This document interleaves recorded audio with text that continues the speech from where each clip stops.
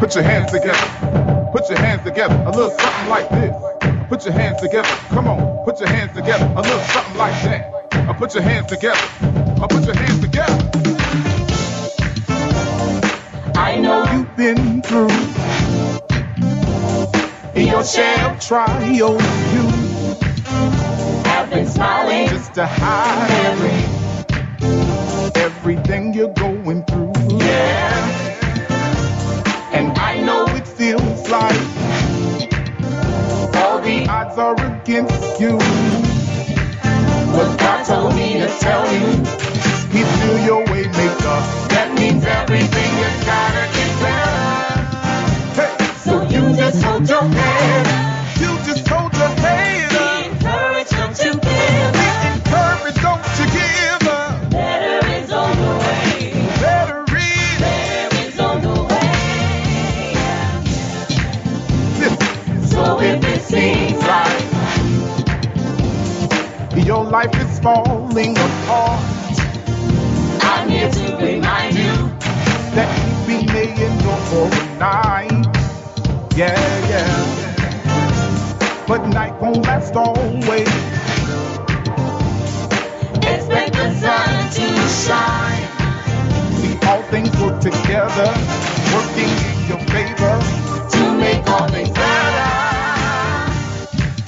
Hey. So you just hold your head. So you just hold your head. Be encouraged, don't you give up. Be encouraged, don't you give up. Better is on the way.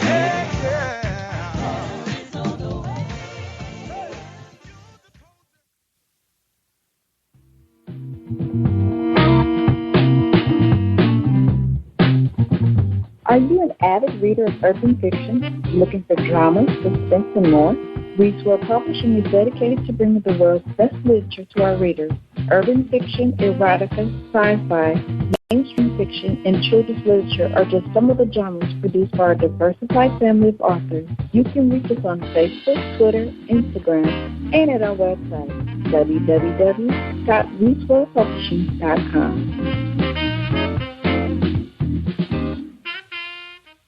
Hey everyone, this is Tanika Gonzalez, spoken word poet. Whenever I'm online, I'm always listening to jerry-royce-live. Hey, this is James Patterson with my hit song Better Is on the Way, and I'm on jerry-royce-live worldwide. You are listening to PositivePower21.org with Jerry Royce.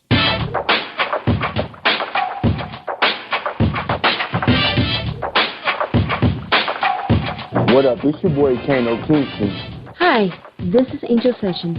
Hey, this is Pat. Hi, I'm Teresa Powell. Hi, Jerry. This is Ira Stanbro Carter. Hi, this is Phil Powers. Hello, this is Teresa Bobby with Jerry Royce Live. Hi, I'm Philip Barron. I'm live on the Jerry Royce Show. Hey, what it do? It's your boy Houston Saint.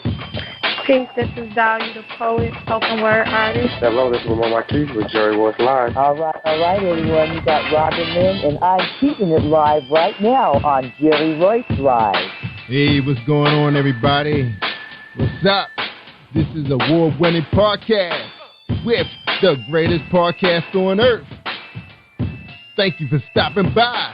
I'm your host, Jerry Royce Live Worldwide on Internet Radio, where you get your positive on. So when it's all positive, it's all power. That's positive power. This is a worldwide podcast for growth, wealth, and success. Thank you.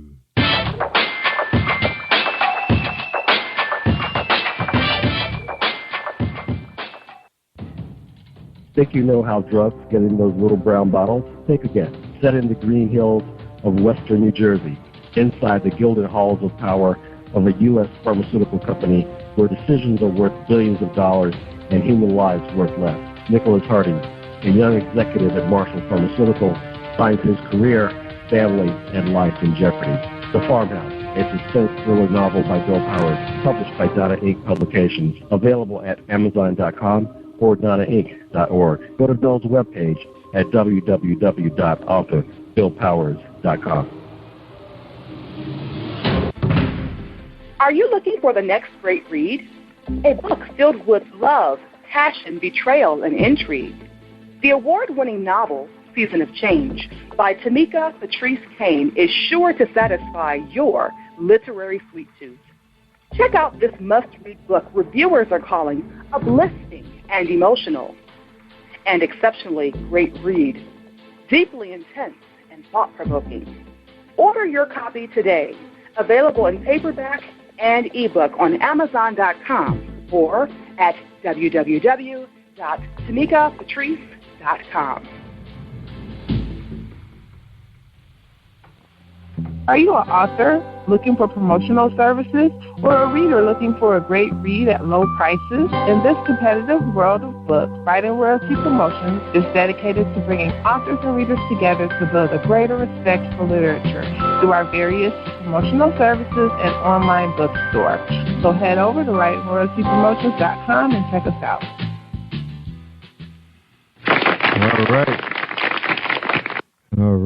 All right, everybody. Thank you for joining us. Thank you, and welcome to Positive Power 21.org. I am Jerry Royce Live Worldwide, and tonight we got a big book sponsor, my very good friend, Darlene Rucker-Williams. So stay tuned for her presentation and support this sister. It's Black History Month, y'all. What do you give to a person who has everything? Hi, I'm Darlene Rucker-Williams, and I am the owner of Stylish and Stellar Gifts by Dar. I get this question all of the time. At Stylish and Stellar Gifts by Dar, we specialize in customizing gifts for people and pets too. Our gifts are original and one of a kind. Not only do we deliver, we ship as well. We work according to your budget and your theme. We have gifts for all things, including baby showers, sports teams, get well, bridal, birthdays, pets, just because, and that's just to name a few. So let Stylish and Stellar Gifts by Dar take the worry out of your gift giving today and also for the holidays. Our website is www.stylishandstellar.com, and our phone number is 443-682-5664.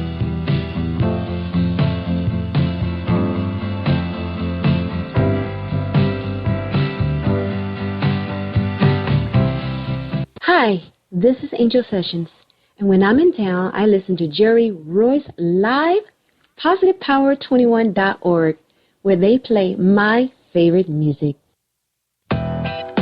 James Patterson, Better is on the way. James Patterson has music ministry running through his veins. The Orangeburg, South Carolina native is devoted to applying his God-given gift into every facet of his life to include his career. His accolades include a bachelor's degree in music education from South Carolina State University. He is currently a music teacher and band director at Cross Elementary and Cross High School. This role allows him to have a huge impact in inspiring the youth. His greatest achievement is, as a music educator, was celebrating the win of his pupil, Joshua Rogers, the Season 5 winner of BET Sunday's Best. In 2011, Patterson nearly lost his life. Almost 150 pounds overweight, he was hospitalized due to complications of diabetes. Realizing he was called by God, he knew there was greater work to do. With the support and encouragement of his family, his artistry was birthed. God's prophecies have been fulfilled in James' life. As 2014 has proven to be a year of blessing, South Carolina has embraced the ministry of Patterson. He received 109,637 votes, winning the WJNJNI Local Artist Competition to open up for Ricky Dillard at the 2014 Black Expo in Charleston, South Carolina. He has also had the opportunity to share the stage with such artists as Pastor H.E. Dixon, Lucille Pope, and the Pearly Gates, Paul Porter, and many more. His debut single, Better, is scheduled to release the fall of 2014. It's undeniably certain that this is only the beginning for James Patterson. James' prayer is for his music to speak to the nations, letting them know that God is still able. His goal is to continue to convey the message of the song to his life living. Through it all, Patterson remains humble and committed to all that lies ahead of him, with God as his strength and guide. Ladies and gentlemen, I hope you enjoyed this presentation of James Patterson on Jerry Royce Live Worldwide. All right. Thank you, everybody. Thank you, Mr. James Patterson. He's on the show. What's going on, James? How you doing, sir? What's going on, Jerry? I'm good, man. Glad to have you on the show. We're so excited, man, to get to know you tonight, because I tell you, my people, they like to get to know you, man. They want to know you. That's all right. All right, y'all. So for the next 15 minutes, y'all, and I'm talking all big countries, UK, Canada, Spain, and Italy, you get to know Mr. James L. Patterson tonight from South Carolina. All right, Woo! man. That's right. Woo! Excited, man. And James, the first question is, brother, on the Black History Month of February, who is James Patterson? Wow. James Patterson is, you all heard my bio. Music is my life. I'm music. I am currently a music artist. I started doing that in 2014. I'm a music teacher. I teach 5th through 12th grade. I've been teaching for over five years now. And I am just I'm a musician at my church, musical director at the church, and music is just me. So anything music you can think of, that's James. That's it. Oh, man. Why don't you just call yourself James Music? James is music. James Music. James Music Patterson. That's man, right. So you're 24/7 music. 24/7. And I got my own radio show too, so with music. So music is everything. Oh man, that is powerful, man. God is good. God is good, yes, man. How many people can say that they can do their talent, their living craft 24/7, man? That's good. I never work a day in my life, man. I know. All this for free, man. Your hobby. You're just having a ball, amazing. Man. That's just like a guy who likes to build model airplane. He just get a chance to just build them all day, build them at home, build them at work, and get paid. Smiling get paid to do what you love. I know, man. Woo. All right, man. You gotta tell us a little bit more about yourself, man. Tell us about the things that's non-music, like a little bit about your family background. How you grew up? I grew up in the rural town of Orangeburg, South Carolina, and I have 3 other siblings, 2 older sisters, a younger brother, and I am named after my father, so I'm really a junior. I don't ever put that on my name, but that's what I am. And I grew up in not a always good situation. We didn't have a lot, and we didn't have the best. We wasn't the worst, but we didn't have the best. But it taught me a lot of work ethic. It taught me. I went and got a job at age 15. I think all of my older siblings as well got a job at 15, and we just learned to work and grind and put in time. And if you want anything, you got to work. That's right. And so that's how we grew up. We grew up in the rural area of Orangeburg, South Carolina, but I love my hometown. I don't live there anymore, but I do have a radio show in the town, so I'm excited about that.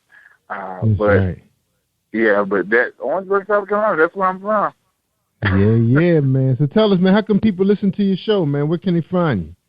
You can find me you can just go online to www.wocs937.com, and it live streams there, and you can hear it on every Thursday and Friday from 6 to 9 a.m. It's on a terrestrial station, so if you're in South Carolina and you're in the Columbia-Orangeburg area, you can hear it on 93.7 FM, 69 every morning, every Thursday and Friday, and on Sundays from 2 to 4. 2 to 4. Man, you are working, man. God. All right, with all that working, James, you got time to date, man? Are you married? Seeing somebody? What's going on in the single area? Well, your status, your marital status. I'm looking. My mom like to say, you ain't looking too hard. You're working too hard. But I'm looking. I'm single right now. I'm working, But it's always time for you gotta make time for that. So that's right. Yeah, I am single, not married yet, no kids yet. I'm 29, but I'm knocking on the door. But I'm still young. That's right, man. That's the age I got married, was 29. I was kind of through, man. I was throwing in the towel. I said I surrender. 29. Yeah, man. Gave up the sports talk and all. Yeah, that's right, man. Now you said you do some church directing the music choir? Yeah, I am. Well, I do. I'm a musician also. That's why I'm a band director as well. So I play trombone, play a little piano, and so I'm actually the minister of music at a church in Orangeburg, Macedonia AME Church. And so I've been there for years, probably over 6 years now. So, all right, that's not very long. That's still young time. That's like, see, hump is considered 7 years. Once you get to the top of the hump, that's when things start turning on you. So, but I got a big question for you. Look, don't say that. I know, but look, I got a big question for you, man. All right, yes, sir. Now, what would be the perfect woman for you, man? Since you really in the music, engaged in music, would she need to come from the industry, or or she just need to have a love for the type of music that you love? Tell us about your perfect woman.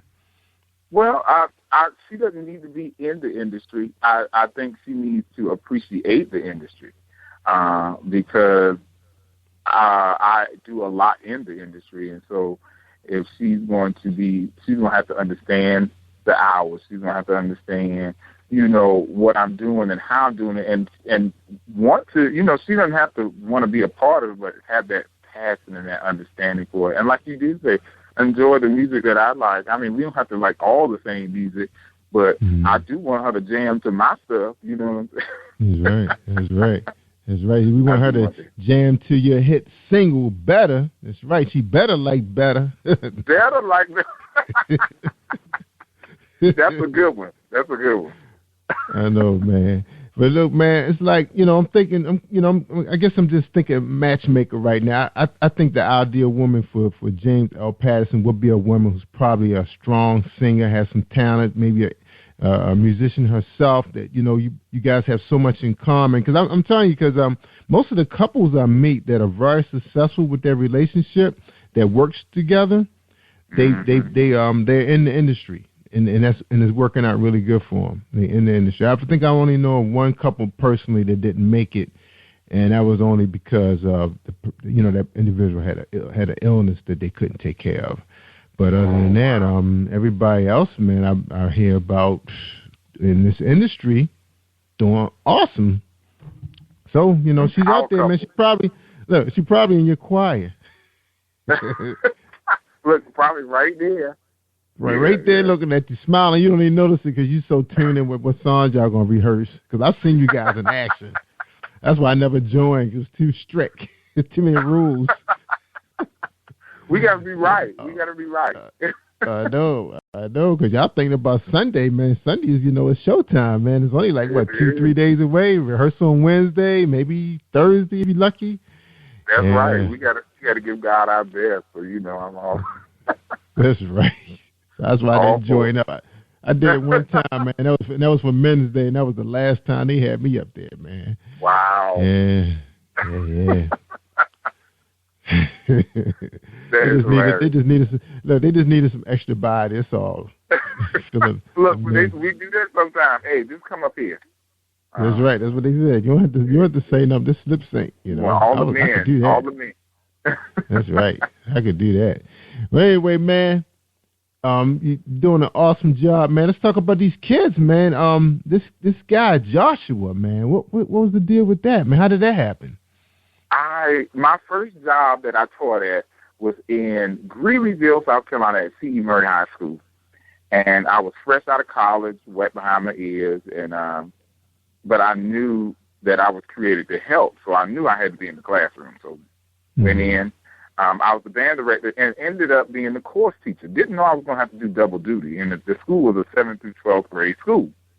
Josh happened to be in my chorus class, and he was in, I think, 11th grade. And I said, you know what, that boy has some talent. Me just observing. And so he was in my chorus class. I gave him a lot of solos, gave all my students solos, and he just stood out. Well, he said, I asked him what did he want to be in life, and he said, well, I want to be a gospel artist. I said, what else do you want to be? He said, nothing. That's what I want to do. Like, I was like, you don't no other plans? Nope, that's what I want to do. So I told him, I said, well, you got to get a game plan. You got to figure out what you want to do, how you going to do it, and make it happen. So he auditioned for the same competition that I did later on, which was the Black Expo. He did that, and he won his second year. That senior year, he won the Black Expo. Well, Kim Burrell was the host, and so she recommended that he audition for Sunday Best. Wow. And long story short, he won. And so there you go with that. And so, I mean. Season 5. Wow. Season 5. Winner. Joshua Rogers. Wow. Yes. You're a student. That is awesome, man. I'm a student. Yeah. All right, man. That's a small world. Now, this kind of dear to my heart, man, because I went through the same thing. Found out, man, late in the summer, man, that, after sitting out there watching my son play football practice 6-7 days a week, I thought something was wrong, man. My energy was depleting, tired all the time, thinking about sleep, eating always hungry, always thirsty. Knew something was wrong. Definitely thirsty. When I came back from Florida, and I was still tired, Wow. And getting tired of running to the bathroom every 5 minutes. Finally went to go see the doctor after, returning to work and just couldn't go on. Found out that I was borderline diabetic, and I was, had high numbers like 499. So, dude, you almost lost your life, man. What happened? Oh my goodness. What's going on? That was a very tragic time in my life, Jerry. I mean, honestly, during the same time where Josh was doing all this stuff, and I was trying to, I literally was doing as much as I could as a teacher to assist, and I'm helping my students, and I'm putting in late nights. And actually, he was, we set it up where he was doing lessons during my planning period and, little stuff like that. And I was staying late nights with the band and working and not thinking about myself, but thinking about everybody else. Right. And eating late and not understanding what was going on with me. But what happened was I just started to lose my thought process. I lost my mind, actually. I would come in class and not even know what I was teaching. And that's when I knew it was an issue. I would ask my students, what are we doing today? They're looking at me crazy. Mr. Patterson, what you talking about? You don't know what we doing? Your body was going out of whack. Yeah, man. It was right. Your organs and your brain was shutting down. Yeah, it causes you to it throws you off where you can't think clearly. You can't focus. You don't have a good memory. And there's so many symptoms. So I literally drove to Orangeburg, and I asked my mom to check my blood sugar. She checked it. Her meter wouldn't read it. It just said high. So she rushed me to the emergency room. Went to the emergency room. My blood sugar was 900. Wow. 900. And the doctor panicked because they were saying that I had walked around like that for a while. Yeah, they can tell when they take that test. Right, and said that I could have died. I could have died. I could have had a stroke. My father had just had a diabetic stroke. Coma, exactly. My dad's my dad's diabetes, blood sugar was not even that high, and he had a stroke. And I didn't have a stroke. When they got finished doing all the tests, my organs were fine and all this, and they were like, "Wow, that's a miracle," Yeah. It changed my whole mindset. I said, my goodness, if God kept me here, then there's a reason why I'm still here. Man, dude, that's the highest I've ever heard. Listen, ever. It blew my mind. I didn't know. At the time, it didn't blow my mind because I didn't understand. I didn't know what blood sugar was supposed to be. I wasn't educated with it. And so I just was sitting here like, why is everybody panicking? I don't know what's wrong with y'all. But my mom was so sad, and she knew because she had diabetes. It's in my family. And so it was just really bad. So I ended up being on insulin for 4 times a day, 10, 10, 10, and 20 at night, and needles. And so went from nothing to something, to all of that. And I looked to God, and I said, God, I can't live like this. And so I ended up doing this. I said, you know what? I asked the doctor, what can I do to lose the weight? And he said, you're going to have to lose it, because if you don't lose it, by the time you become 29, I'm 29. By the time you become 29, you're not going to be alive. And if I need to get my black suit for your funeral, let me know. Wow. And I told him, no, sir, that's not going to happen. So I lost the weight. I did exactly what he asked me to do. So what were you weighing at the time? I was weighing nearly almost 400 pounds. Wow, 400. See, I wasn't that, man. I was just 208. But I was putting in a lot of super sweet tea. Oh yeah, those large sweet teas. Oh no, you can't. Yeah, and bread, a lot of bread. Oh yeah. Coffee with tons of sugar and creamer. That was me. Oh my goodness. Yeah, powered by sugar and caffeine. Oh, man, 400, man. No wonder he was 900. Okay, so you lost 150 according to this bio. So where you sitting at right now? Well, right now, and that since that bio, I've lost some, but I'm around about 215, 220. Okay, that's good because I'm 190. I'm 190 now. 190. Okay. Yeah, I came there from 208 to 190. But my dad was kind of borderline, but he was just on the meds. But I was like you. I just had to do the insulin 2 times a day. But that stuff expensive, man. That's what made me determined to get off of it. I just didn't want to do it. I would have to stop class and go take a needle, and I didn't want to have to stop my life. Yeah. And I didn't know what was going to be next. And if I would have knew that I was going to be an artist, because I wasn't an artist then. If I knew I was going to be an artist, I wouldn't even be able to function like that. Oh heck no! With the condition, with the kind of artistry that I portray, I wouldn't have been able to do it because I wouldn't have been in good enough health to do that. Yeah, I mean, and so you see some big boys out there, doing their thing out there in the gospel circuit, though. I don't know how they do it, but Right. And then I'm just real energetic, so I'm like real live, and I just knew if I would have tried that then, it probably would have been a whole nother type of situation. And I'm 6'3", but I was 6'3", I'm 25, so. Yeah, you pretty tall. I'm 6'1", so that was, my mom was always concerned about thinking I was overweight because we got small frames, everybody's really skinny, when we was growing up. But then, you get married, you get comfortable, Yes, sir. You don't worry about it no more, You drink some protein shakes, not to.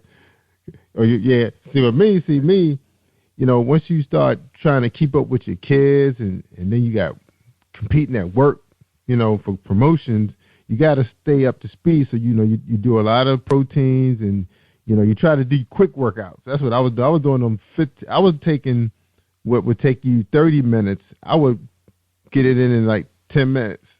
Wow. Speed. Yeah. So I had muscle tone and everything, but I just had that spare tire, man.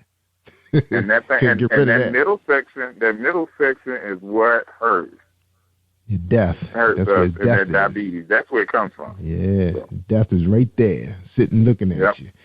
All right, man, we're going to take a quick break, man. We come back, we're going to talk about your hit single, Better, which was released this fall 2014.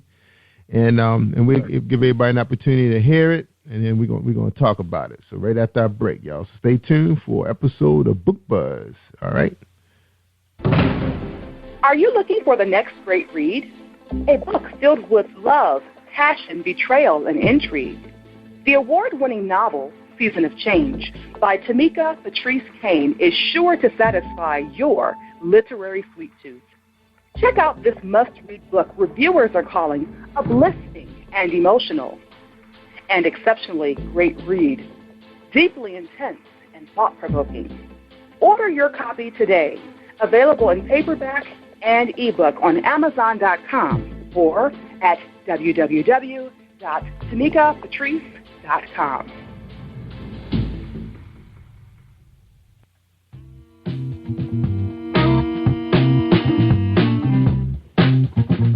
Are you an avid reader of urban fiction, looking for drama, suspense, and more?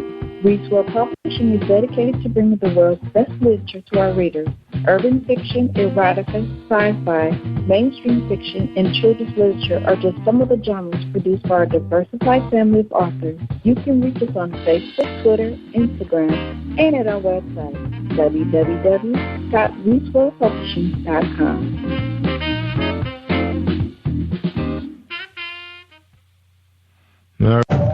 Put your hands together. Put your hands together. A little something like this. Put your hands together. Come on. Put your hands together. A little something like that. Put your hands together. Put your hands together. I know you've been through your share of trials.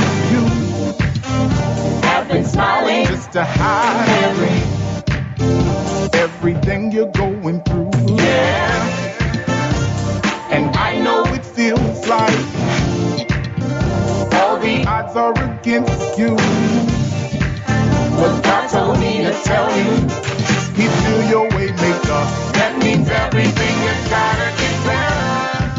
Hey. So you just hold your head. You just hold your head up. Be encouraged, don't you give up. Be encouraged, don't you give up. Better is on the way. Better is on the way.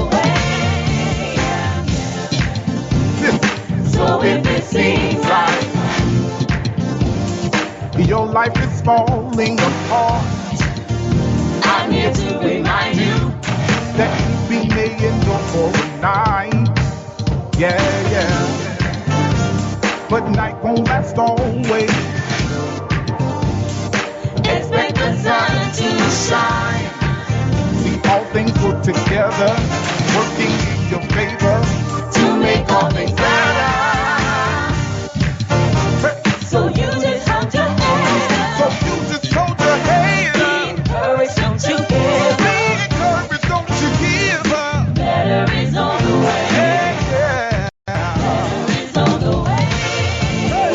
You just hold your head up. So you just hold your head. Be encouraged, don't you give up. Be encouraged, don't you give up. Better is on the way for you. Better is on the way. Yeah, yeah. Better is on the way. But we came to encourage you today. The Bible says, speak those things as if they are. So we came to let you know, and we declare today, that your battle is on the way. Help us say it tonight. Hey, tell somebody it's going to get better. I know you've been stressing and you've been hurting, but it's better. I know it seems like you can't make it, but I know you feel pain in your body, but it's getting better.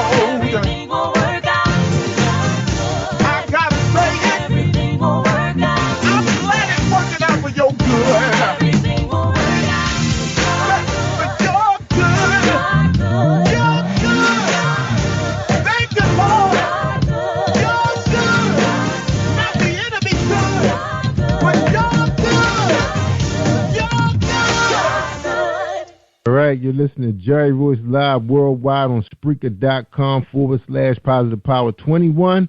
And we got James L. Patterson in Studio 21, virtual studio in high definition, talking to us now. And tell us about that hit, man, that big hit, man, Better, man. Tell us about it. Oh, my goodness. Better is on the way. I'm excited about that song, y'all. The song came from me, and a guy named Thomas E. Bell wrote it, and we kind of sat down, and I wanted my first song to be encouraging to people better, coming out of a bad situation like I had. And like I said, I had didn't have a real bad upbringing, but it was, we didn't have, a lot. And so coming from that, coming from a small town, coming from where people said I wasn't going to be anything, and then almost dying. I wanted people to have a song that said, listen, we're going to have fun and we're going to celebrate getting better. We're going to celebrate your better is on the way. And once we say that, we can actually start. And people always say my better is here. And I agree with that too. But why I said it, why we wanted to say better is on the way is because we can always grow. We can always get better. Like, better is here, but what about we going to stay there? Are we stagnant? Okay, we better now, so we ain't going to do no more. No, you can get even better. You can get even higher. You can get even more. It can be greater. So better is on the way. Every day better is on the way. And I'm glad you put it like that, because I was just talking to my boy Dawood out in California. He's a public relations person, and we was talking about marketing, promotion, African Americans in business on social media, and that was one of the biggest words that came out.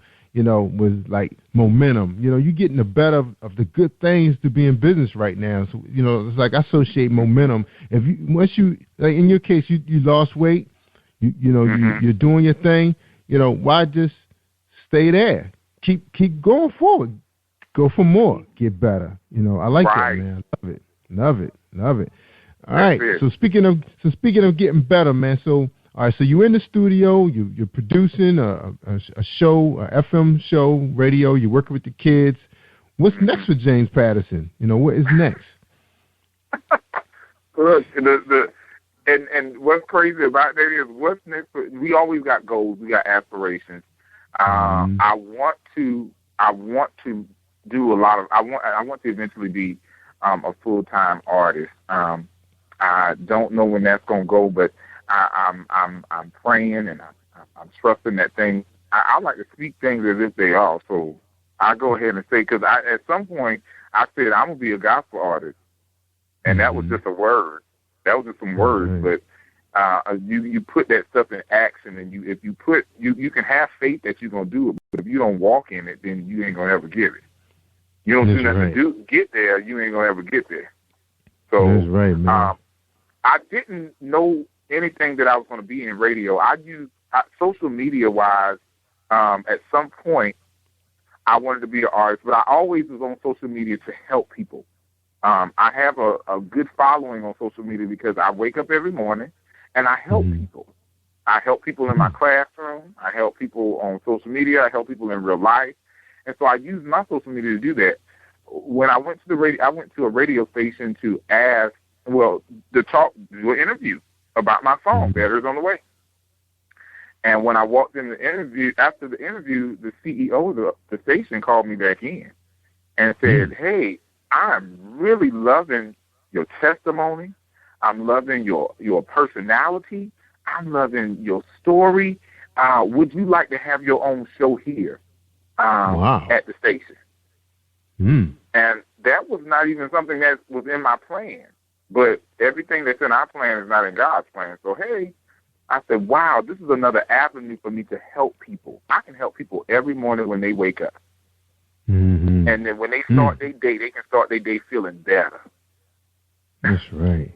So that was amazing, man, that God had something in there like that I didn't even know. So you treat the radio show like you do social media? You on it, people call in and tell you their problems, or what's your format? Just music rotation? It's no, I have a full-fledged show. It's a 3-hour show. And I'm not live. I record it like I'm live. I'm actually in the studio now, but I record it like I'm live, but I have people call in on Sundays, but I can't do it during the week because I'm a teacher and I gotta be at school at 7 a.m.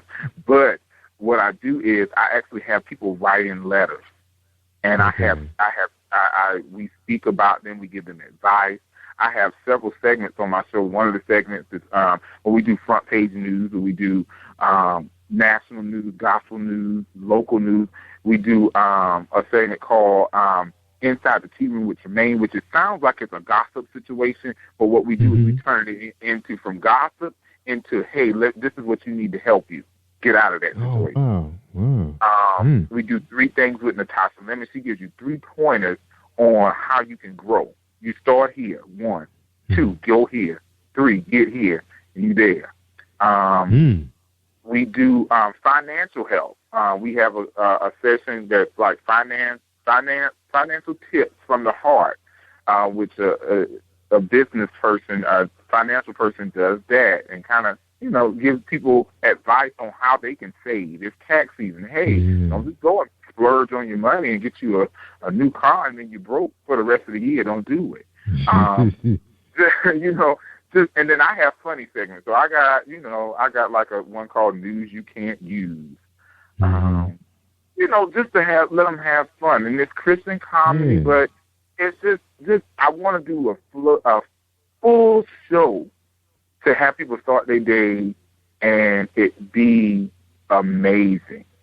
Yeah, when they come out feeling good. So you said they can listen. Now, how about the people that's outside of your listening area? Can they access you on the internet? 'Cause I think you did mention that earlier in the show. What's the website they can get to you? They can listen.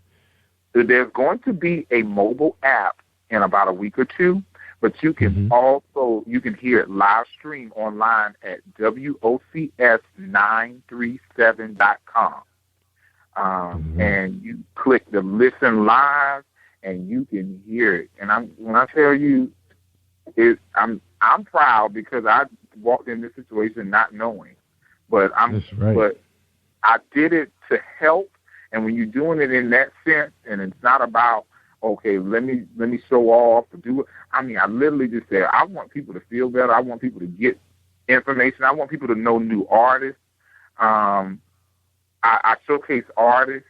I showcase national artists. Interview them. A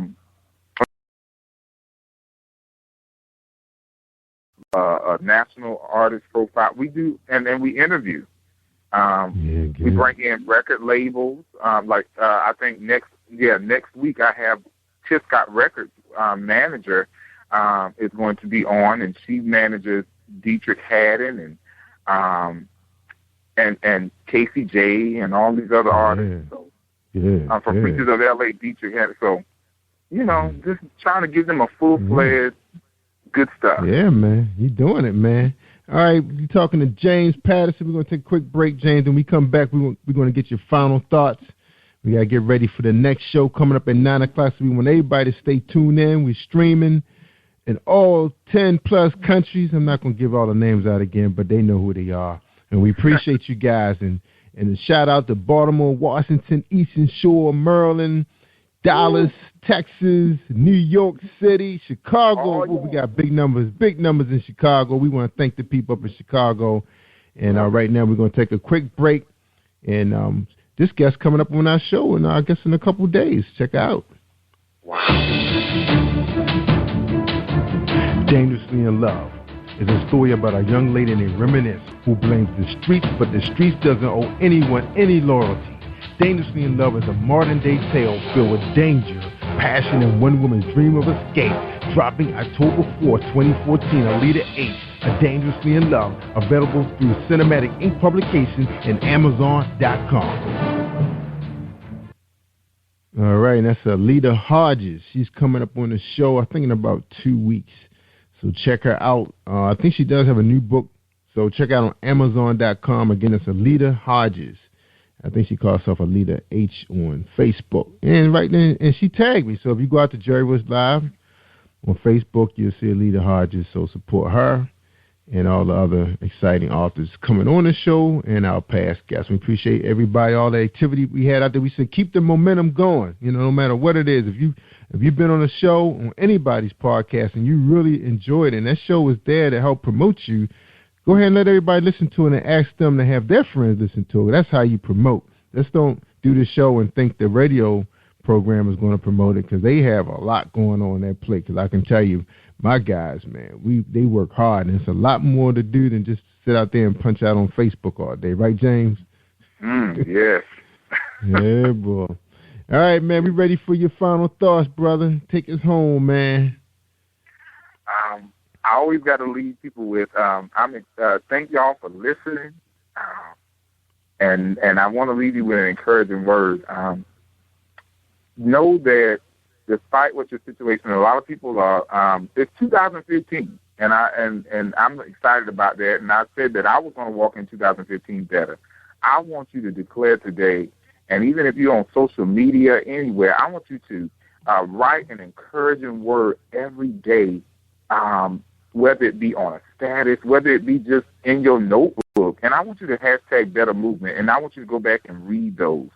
Or I want you to encourage somebody else with those and let them know that even though it may not look good now, or even if it looks good, it even gets better. It gets better every day. You got to start speaking that. You got to start saying it. We can kill ourselves with our tongue, so we got to start speaking positive things, and we declare today that better is going to be really on the way. That's right, man. I say, and y'all, go get my song. Go get my song on iTunes. Yeah, Better is on the way. Got to plug that. That's right, on iTunes. Now, do you have it loaded on CD Baby and all those places too? All of that, all digital networks. You can get it on Amazon, Google Play, or it's on Spotify. If you want to listen, you can go. Yeah. Awesome. All right, everybody. That is James L. Patterson. His debut song, Better, is on the way. Things will get better. It will. He told you that, right? You just like God told us. God told us things will get better. You put him first, and you have nowhere to go but forwards. Like I said, build that momentum, y'all. Starting right now, right, James? Listening to this show, and my man. All right. So we're gonna get your streaming website from you. So if you can inbox me, man, I'll make sure people get that so they can check you out, man, the days that you're on, okay? Because no matter where they are, James L. Patterson is streaming. All right. All right, y'all. I appreciate everybody. Look, James, I tell them all the time, man, they want to hear the good stuff, man. I mean the real good stuff, like James L. Patterson and his debut song, Better, which is on Jerry Royce Live Worldwide. You got to listen to Jerry Royce Live Worldwide on Spreaker.com/Positive Power 21 and my website, where you get to see me and my staff working hard, is at positivepower21.org. Take care, everybody, and stay awesome all week long. And keep streaming with me. Thank you for tuning in to Jerry Royce Live on PositivePower21.org and Spreaker.com/PositivePower21. This is a Voice Enterprises production. And don't forget about replay on Facebook.com/Jerry Royce Live.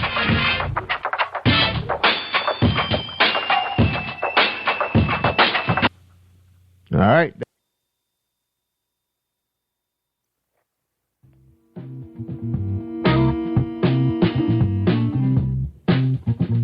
Are you an avid reader of urban fiction, looking for drama, suspense, and more? Reads World Publishing is dedicated to bringing the world's best literature to our readers.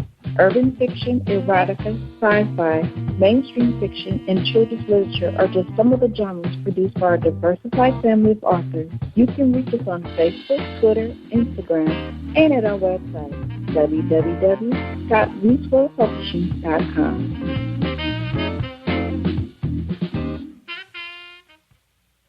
Hey everyone, this is Tanika Gonzalez, spoken word poet. Whenever I'm online, I'm always listening to Jerry Royce Live. Hi, this is author Janice Mavis, the author of Feelings Inside of Me, a collection of inspirational poetry to touch the heart and open the soul. I am on the Jerry Royce Live Worldwide. You are listening to PositivePower21.org with Jerry Royce.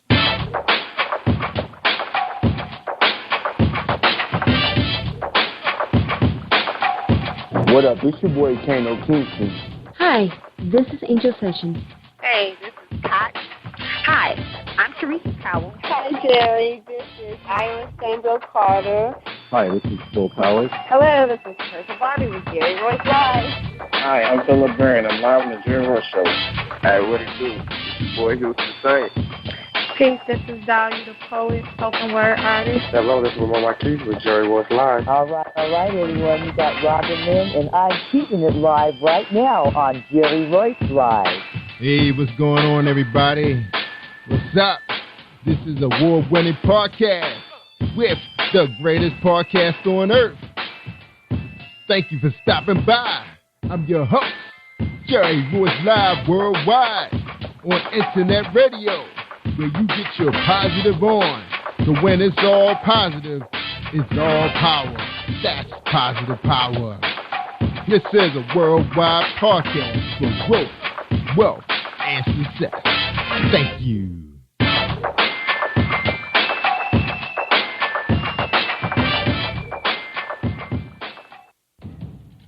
Think you know how drugs get in those little brown bottles? Think again. Set in the green hills of western New Jersey, inside the gilded halls of power of a U.S. pharmaceutical company where decisions are worth billions of dollars and human lives worth less. Nicholas Harding, a young executive at Marshall Pharmaceutical, finds his career, family, and life in jeopardy. The Farmhouse, a suspense thriller novel by Bill Powers, published by Donna Inc. Publications, available at Amazon.com or DonnaInc.org. Go to Bill's webpage at www.author.BillPowers.com. Are you looking for the next great read? A book filled with love, passion, betrayal, and intrigue. The award-winning novel, Season of Change, by Tamika Patrice Kane, is sure to satisfy your literary sweet tooth. Check out this must-read book reviewers are calling uplifting and emotional, and exceptionally great read, deeply intense and thought-provoking. Order your copy today, available in paperback and ebook on Amazon.com or at www.tamikapatrice.com. Are you an author looking for promotional services or a reader looking for a great read at low prices? In this competitive world of books, Writing Royalty Promotions is dedicated to bringing authors and readers together to build a greater respect for literature through our various promotional services and online bookstore. So head over to WritingRoyaltyPromotions.com and check us out.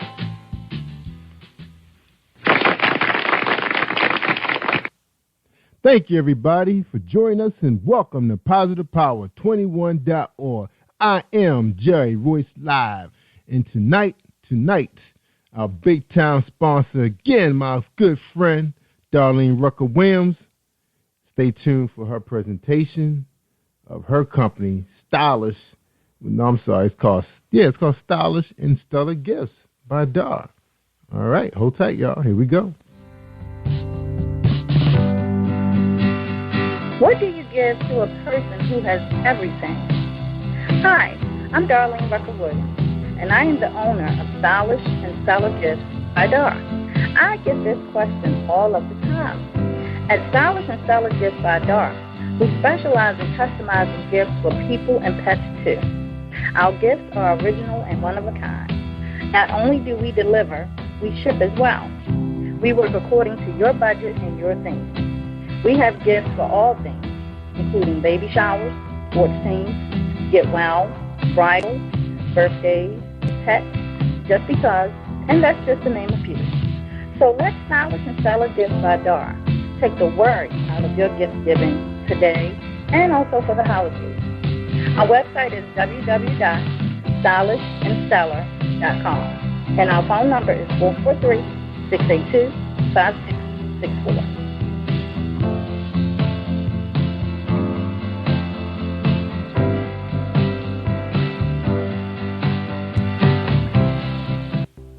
Hi, this is Angel Sessions, and when I'm in town, I listen to Jerry Royce Live, PositivePower21.org, where they play my favorite music. That's right. We play your favorite music, Angel. Thank you, Angel.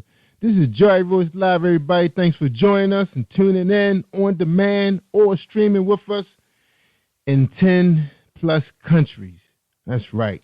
We streaming, y'all. All right. Tonight on the show, we got a poet. That's right. We got a poetress. I guess that's the terminology used now. I'm going to ask her, too, what they call themselves these days. But anyway, tonight on the show, we got author Janice Mavis. She has a book out called Feelings Inside of Me, a collection of inspirational poetry, test the heart and open the soul. It was released in September back in 2008. But this year, 2015, this spring, she's releasing a new book called Emotionally Within My Soul. And we're so excited for her, and that's why we asked her to come on our show and share her heart with us.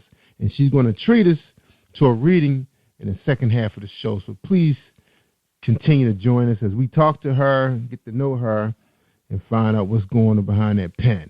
So ladies and gentlemen, let me read her bio first, and we're going to introduce her. And her slogan is, love yourself, express yourself, and motivate yourself. Move forward with your dreams as I am. And that's her slogan that she lives by. And her bio reads, I am a self-published author of Feelings Inside of Me, a collection of inspirational poetry that touch the heart and open the soul. I am a native Washingtonian. My expertise is the following: creative writer, entrepreneur, motivational speaker. After graduation, I attended Strayer Business College, where I majored in computer information systems. I worked for various private sector businesses and federal and government agencies. Through the years, I developed a home-based business called V&J Graphic Designs, where I offer services such as creative writing, graphic design, and programs for all events and special occasions. I created my first book, Feelings Inside Me, and provided several creative workshops for youth in the metropolitan area. I attended a CCTV, Channel 15 television production program, graduated in the year 2012 as a technical support specialist in Prince George's Community College. I had one daughter and 3 grandchildren, all who reside in North Carolina, and other families who are well located in other metropolitan areas. In 2014, she sponsored a book signing in Myrtle Beach, South Carolina, and a 4-star resort in Harrisburg, Virginia. Opened in January 2015. She interviewed with Blog Talk Radio, and she's here to talk to us, Jerry Royce Live. So we salute her. Oh, she mentioned 2015 for February, National Black Book Festival salutes authors for Black History Month, including author Janice Mavis. On February 3rd, she will interview with Jerry Royce Live, and here she is right now. Ladies and gentlemen, I bring you Janice Mavis. How are you doing tonight? I'm doing fine. How are you, Jerry? I'm awesome. Thank you so much for joining us. We're so glad to have you. And congratulations on your poetry, on all your poetry. Thank you. And all your endeavors. You got a lot of endeavors. You stay busy, don't you? Yes, I do. I'm a very versatile person, very visionary, a dreamer. I like to excel myself. Yeah, I know how you feel. That's why I'm behind this mic right now. My creative juices just be going crazy. Having fun with all these toys. Yeah, my kids said, Daddy, no, not another video. No, we busy. We want to do homework. Anyway, I'm going to put them to work tonight when we promote your show. So anyway, the first question is, who is Janice Mavis? Well, Janice Mavis is just what you said, Janice Mavis. She is a person that's just a dreamer. She's just a visionary person, just a creative person. But Janice Mavis just have, I'm a character. I'm into character playing. What you see is what you get. You might see Janice one day. You might see Helen the next day. It depends. But overall, I'm Janice Mavis. All right. Janice Mavis, the poet. All right. So how do you identify yourself when you wear so many hats? I always hear successful people say you should always identify yourself with maybe like just one, your passion. But you do so many things, it's kind of hard. Which one do you wear? What's the main hat that you wear? I guess I should say. Well, the main hat I wear is I'm a poet, a creative writer, I would say. That's the main hat I wear because I'm a passionate person, and I am an expressive person. So my main head is I'm a poet. I'm a creative writer. I love to teach. I love to work with the youth. I love to work with adults. I love to assist people with their awareness, what they're feeling, what they're going through, what they've been through. Yeah, that is nice. That is something. That's the driving force for wanting to exist, when you want to help God's people. That's awesome. All right. Good. All right, well, one of the things I always find fascinating, because I know how much of a struggle it was when I was going to college and, major in corporate communications. It was like a double major, triple major, because we had to major in marketing, creative writing, and graphic design. And a lot of the people who are really, really good writers struggle with graphic design. They just don't see the colors the way we see it, and bringing all the images together. And then on the outside of it, the graphic designers, it take us forever to write something. We can, on the marketing side, we can sit there and think of something fancy and something, look good on paper, but, writing like a few paragraphs or whatever is a struggle for us. How were you able to grasp both of those skill sets so easy?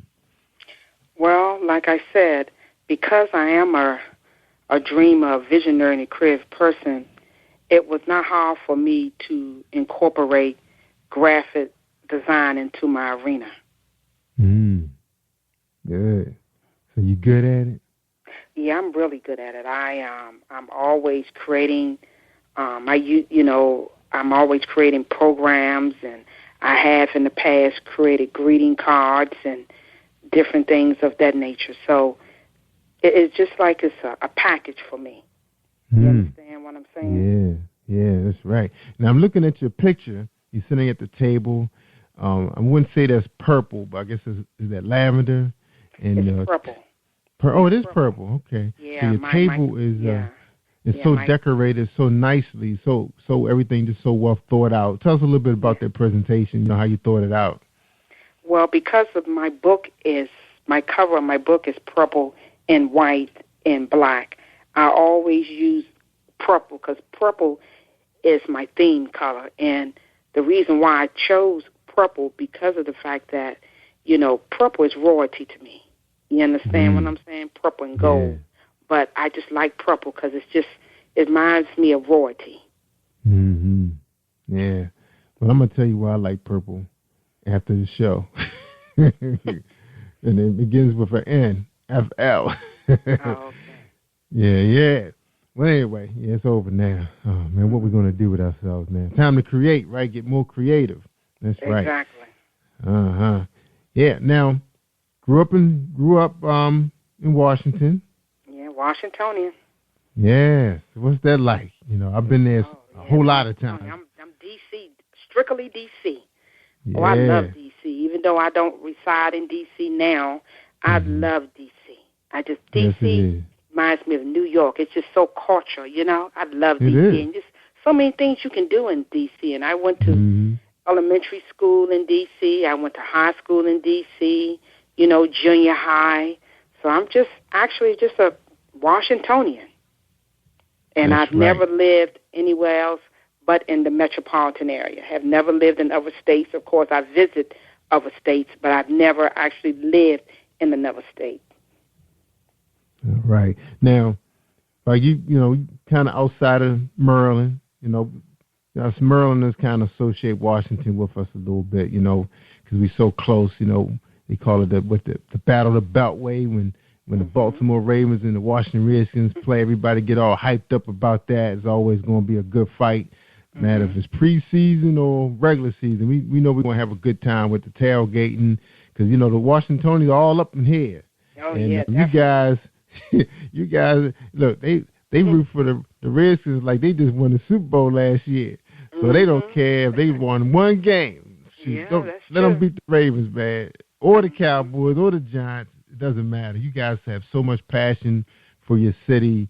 It's just remarkable. Now, exactly. You guys have been blessed with all of the beautiful monuments, that represent this great country. Tourism is high every day.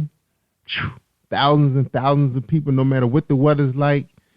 You guys got special events going on all the time.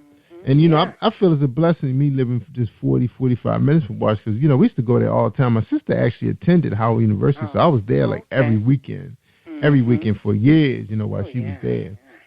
And at the same time, the party, and, you know, my friends, we would, you know, load up in the rides, head on down to Haynes Point, make a whole day out of it.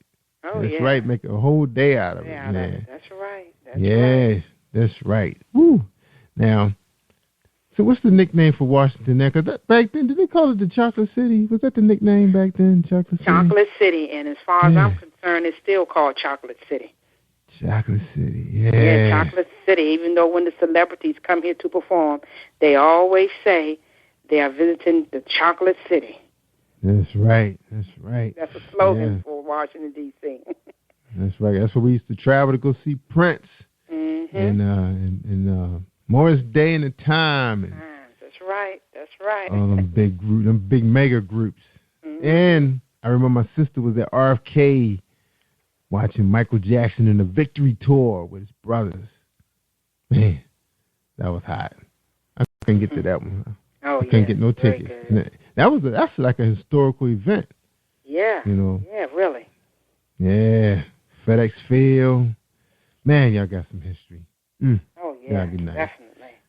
All right. So what type of student were you growing up in school? Were you quiet? Were you ambitious then? Focused? What was the deal? Well, I actually started off, I was attending Catholic school. I went to Catholic school in Washington, D.C., elementary from the 1st to the 7th grade. And I would say I was actually, sometimes I was an honor roll student, but I would say as far as grades is concerned, I was a B student, you know. I was always into wanting to complete my assignments and, you know, wanted to excel. And, you know, I was very expressive child as growing up. Good. Now tell us about your family. You know, were they really supportive? Were you the only one with all the talent, or the talent was among your siblings and your parents? Well, you know? As far as my family, my mother passed at a very young age. And so my aunt that resides in Washington, D.C. right now, my aunt, her name is Tony Young, she assisted in my raising. And I have other great aunts that assisted in my you know, as far as raising me also. But now, as far as my family is concerned, I have a pretty much large family in this metropolitan area, and we have a lot of talent in our family, from people who are local authors. We have some people that are into acting, very creative people we have, and also entrepreneurs as well. Yeah. And also we have people that are into I have cousins that specialize into IT, information technology. Yeah. So you guys are smart. I have a smart family. We have strong genes.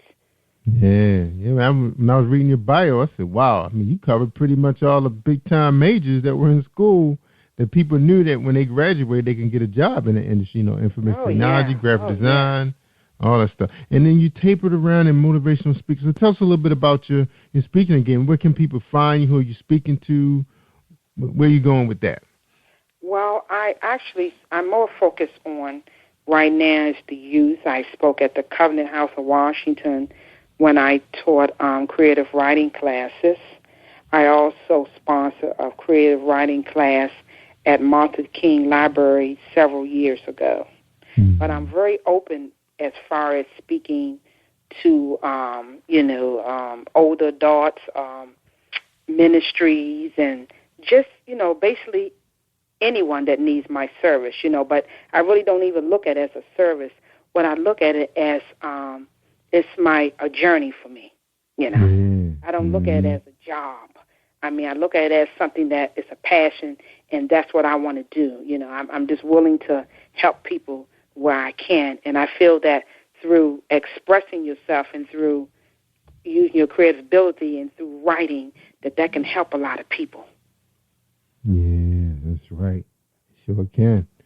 People need. I mean, they talk about that all the time in the federal government. They had to, bring it down a notch. All they talk about now is plain language. Make it so that everybody can understand, no matter who's writing that memo or releasing that press release. Everybody can read it. Who can read? All right. Now you attended CCTV, Channel 15 television production program. So have you tapped it around in that a little bit? Produce some videos. Online no, I haven't. Stuff? Well, I use little small applications as far as for videos is concerned, but I haven't really tapped into that like I used to. But I loved that when I was in that arena. I loved setting up, as far as the prompts, the stage, and setting stage for different shows, and learning how to use different cameras, learning how to zoom in on a guest. And it was just fantastic. I really loved that course. It was a mini course that I did take. It was for 6 months, but we had a lot of fun with that. Yeah, I love those kind of classes. I took a lot of fun. So they are. I mean, you'd be surprised what comes out. Oh yeah, we had a lot of fun with that. Yeah, now especially with digital technology, it's so easy to use. It's way easier now to edit than it was back then. Yeah, it is. It's much easier now. Yeah, back then that was more of on the side of analog. Mm-hmm. I mean, even though they were still, of course, doing voiceovers and all that. Mm-hmm. And even now, with some of the better software going to cost you a little bit of money, but not what they used to cost you.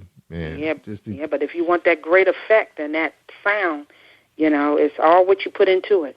Yeah, and that's one of the things that I hear most experts talk about when they're talking about doing video. They said, sometimes the video itself could be crap, but the sound quality is what the audience is really interested in, Yeah, they definitely into that. Yeah, the sound. Yeah, they got to hear you. That's right. They may not be able to see, but they should be able to hear you. Yeah, that's okay. Yeah. And the digital devices are so nice. Sometimes you can even go without external mics with some of these products that's out. Because, we always doing, shoots with our tablet. Our phones shoot really well.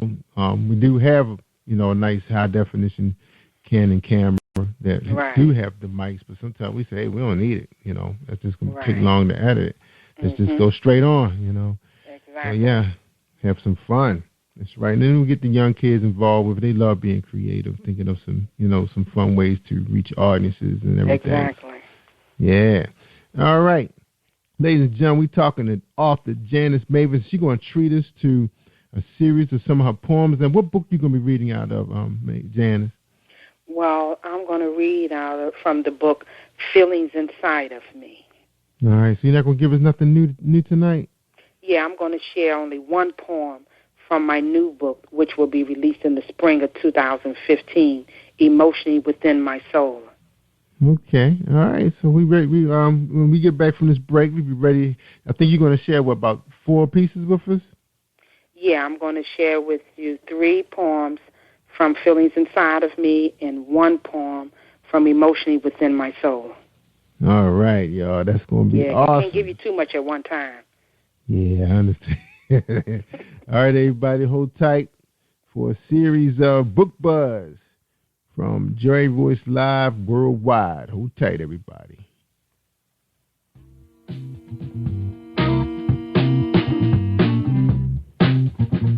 Are you an avid reader of urban fiction, looking for drama, suspense, and more?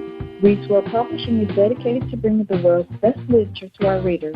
Urban fiction, erotica, sci-fi, mainstream fiction, and children's literature are just some of the genres produced by our diversified family of authors. You can reach us on Facebook, Twitter, Instagram, and at our website, www.readswellpublishing.com. Are you looking for the next great read? A book filled with love, passion, betrayal, and intrigue. The award-winning novel, Season of Change, by Tamika Patrice Kane, is sure to satisfy your literary sweet tooth. Check out this must-read book reviewers are calling uplifting and emotional, and exceptionally great read, deeply intense and thought-provoking. Order your copy today, available in paperback and ebook on Amazon.com or at www.tamikapatrice.com. Think you know how drugs get in those little brown bottles? Think again. Set in the green hills of western New Jersey, inside the gilded halls of power of a U.S. pharmaceutical company where decisions are worth billions of dollars and human lives worth less. Nicholas Harding, a young executive at Marshall Pharmaceutical, finds his career, family, and life in jeopardy.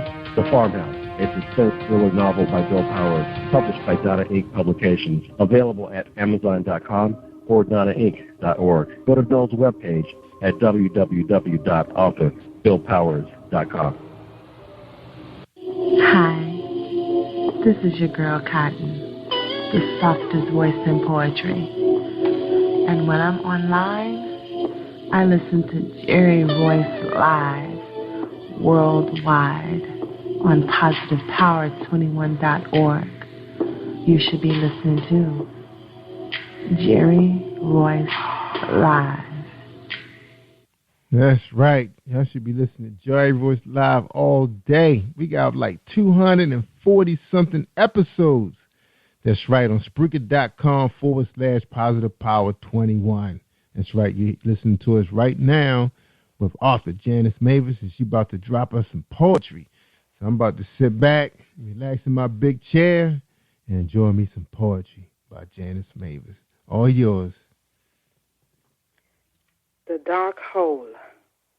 You have finally made it through that dark hole, craving and searching for your inner soul, daydreaming and disappointed what happened along the way, confused and do not know what to say, trying to go back where you once was, only just because, feeling, knowing that you will reach that certain place again. Remember, we all have sinned. Tired of the world expectations, beginning to feel that peaceful sensation, the dark hole. Come to me. Walk slowly. Take one step at a time. I am looking. I am feeling you. Are you appearing mysteriously fine? Think and focus before you come to me. I will never let you down, you see. Look over your shoulders. Are you by yourself? Just make sure you are not left. Come in my arms. I promise you, you will not be harmed. I just want you as much as you want me. Just remember, I can see a clear vision of our future in the sea.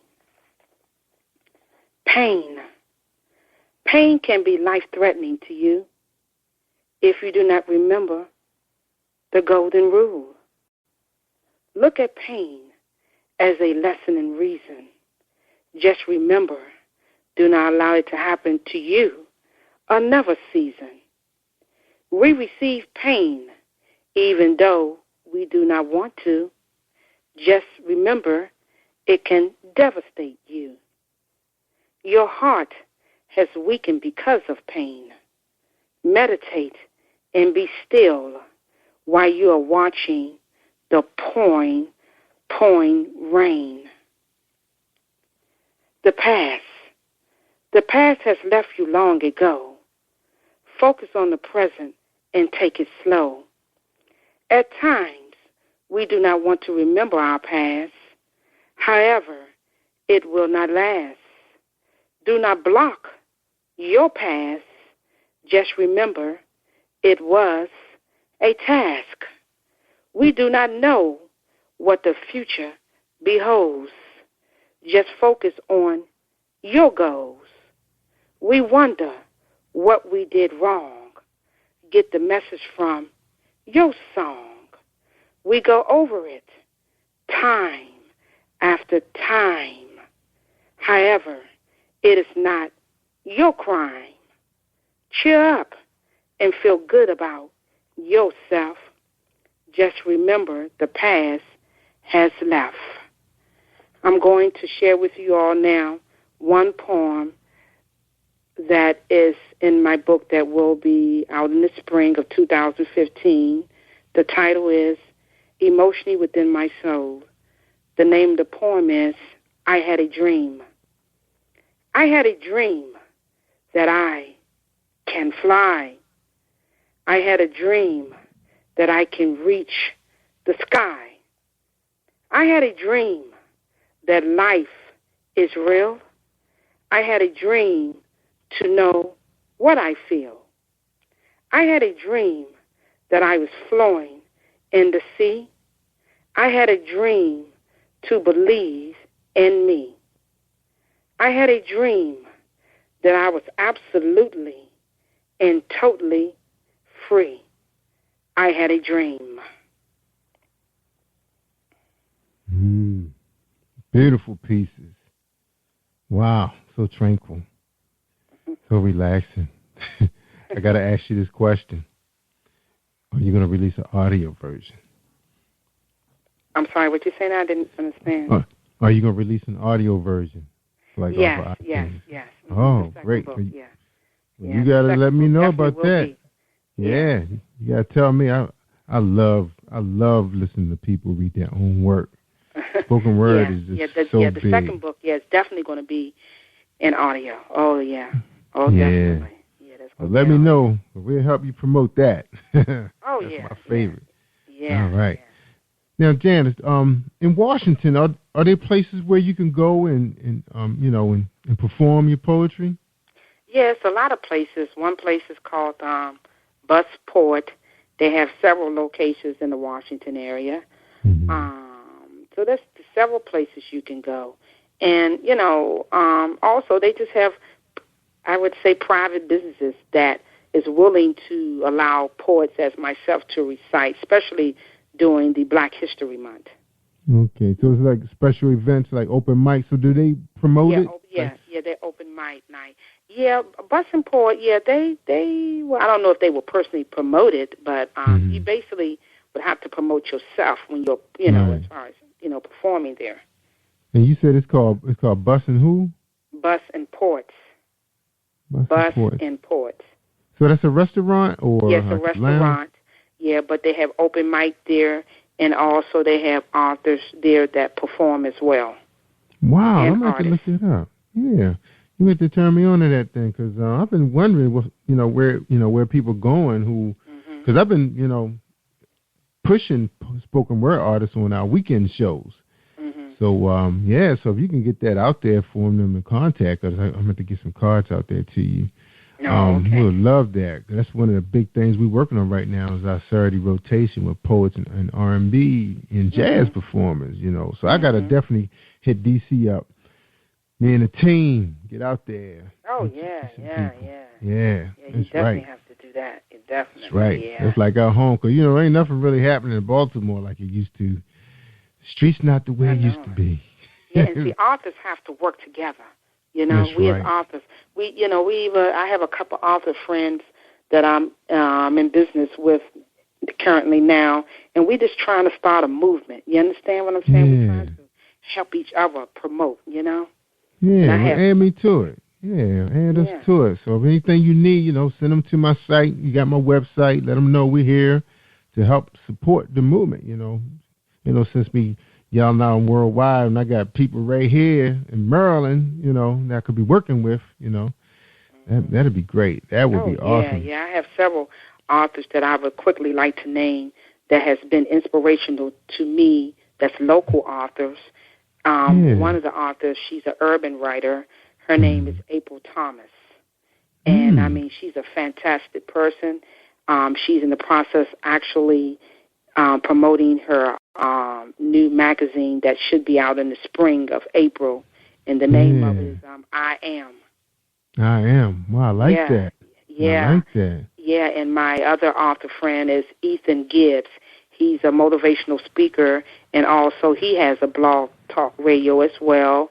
And also my artist friend name is Donovan. He's from Alabama, and he's a great artist, and he's into music and production as well. Yeah, why these names sound so familiar to me? He's one of my artist friends on the Facebook network. Oh, okay. That's probably what it is. I guess when we were checking out your page, we probably seen you guys going back and forth. Dialogue. Those people that I mentioned, they really touched me in my life, and we just always, help each other and, lift each other up and just keep it going, Yeah. Well, I'm glad you reached out to us. I guess you reached out to Brandon, or he reached out to you.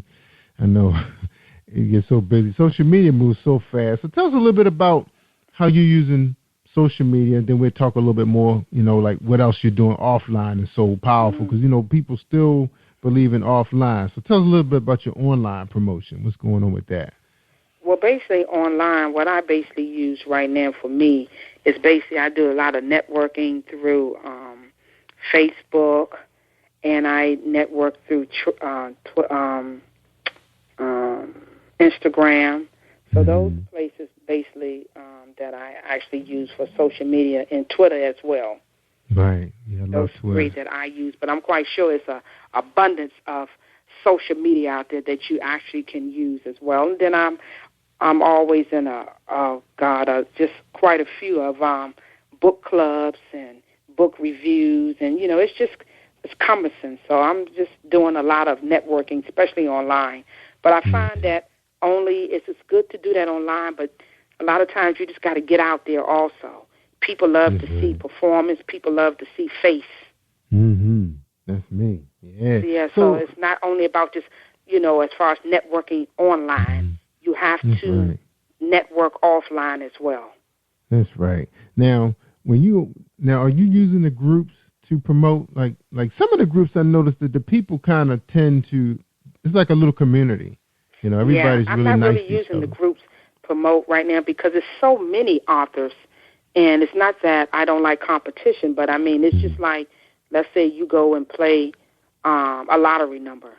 You understand what I'm saying? So some of the groups just have like 12,000 authors.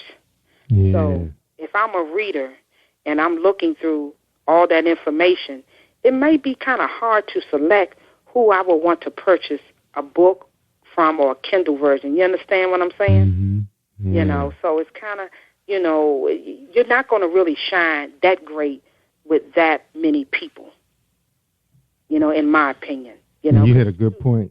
And guess what point you hit? That's why I be telling them all the time that, if you have an opportunity to get on one of these talk shows, one of these podcasts, you have to really take advantage by promoting. I'm gonna tell you, Janice, and I'm gonna do a show on this one day too. Just me and you talking, but not you, but them. Right. I noticed that some of the authors have put out that they're going to be interviewed. I see it floating all through Facebook. I'm going to be interviewed. Then the interview come and gone, and I don't see no link like to get to the blog because I want to hear it. It's like it's so many times I told Brad, I said, man, I want to, because I have a day job, and sometimes the day is not that busy, and I want to sit down and listen to some good juicy talk. Not necessarily the adult talk all the time, but I want to hear some about the books, and maybe I can invite them to come on my show. I cannot find them. I'll be like, where are they? And Blog Talk. I don't know what is the deal with that thing, but it seems like the on-demand features don't work that well. Oh, at least for me, it's not. I don't know what the deal is. So, but like I said, with the groups, it's good. You can, I think actually for me personally, as far as the book clubs on Facebook or whatever, I can say you can learn from that. Yeah, you can. You can use that information to your advantage. But as far as expecting to get a lot of, like I said, publicity and sales among 14,000 people, I think it would be quite challenging if you want to know the truth. Yeah, it is. I mean, I know that some of the authors are quite known in some of the groups because, they've been around for a while. And some people have become writers because of some of those writers. Yeah, so they have a following. A lot of them do have a following, so they know when they drop a book, they're going to sell a couple thousand, ebooks because of their popularity. But I think, too, the writers that luck up and get on really good quality podcasts and they have a chance to really express themselves and talk about themselves, I think the audience is going to be, those are the ones they're going to target and purchase their book. And especially now you have some of these public relation firms are putting out book trailers that are really, really good and intriguing. And, you know, like I said, back to the talk shows. If you do a talk show, make sure you be popping that link out there so people can hear your show. Don't just do the show and think that the talk show host is going to be promoting the show, because they don't have time. They're still trying to round up guests and research the guests. I mean, a lot of times we don't just want to just bring anybody to the show. We want to try to bring quality guests that you can learn from, just like with you, you know. So just my advice is, if you do get on a show and it's a really good interview, you know, your public relations person worked really hard to get you on, promote that show. Ask your friends to share the file. And I think that will bring you more sales than you just popping out your book cover every day. I mean, that's my opinion, you know. Right. Especially like you just said, everybody's doing the same thing, right? Right, exactly. All right. Okay, well, let's talk about your offline promotion. You know, what's going on offline? I know you love it. That's your thing. Well, offline, basically, I do a lot of, quite a few book signings. I do some vending as well for my book. Possibly I would have should in the next 2 weeks do something at one of the military base, Andrews Air Force Base, but that wouldn't be open to the public, of course. And hopefully after I get confirmation, I will do a book signing there. Good. All right, military. That's right. Now, you're not that far from Virginia. What's going on in Virginia these days besides amusement parks? You know, anything going on with the book clubs? Well, I'm not a person that, I don't go to Virginia that often, you know. But if I do go there, it's basically the Crystal City area or the Pentagon City area. But I don't really go to Virginia that often. Okay. Well, I don't have no choice. But I like Virginia though. I like the metropolitan area, period. You know. Yeah. But it just sometimes, to be honest, there's so much traffic. It is. You know, that's the only problem I have with Virginia.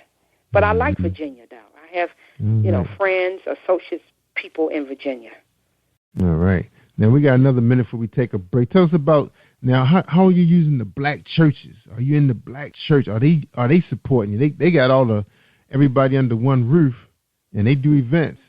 Are you getting I haven't actually reached out to the black churches, but that's one of my future plans, to reach out to the black churches in the area, you know, to reach out to the outreach programs as far as youth, to reach out to the battered women programs. You know, so that's some of my objectives and goals, to reach out. All right.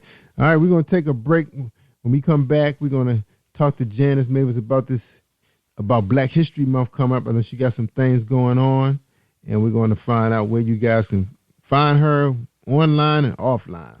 All right, 2015, the poet, Janice Mavis. Hold tight, everybody, for an episode of Book Buzz with Dominique Wilkins and Lisa Sadler. Are you experiencing a stage of life trauma? An everyday life experience that may distract you or shake your faith? My good books are short stories written on everyday topics like jealous friends or an abusive parent, written with an underlying message directing your thoughts to a positive and spiritual place. My good book strives to provide a positive influence for real people with real life struggles seeking hope, inspiration, and a perspective that will change how you handle your own life's journey.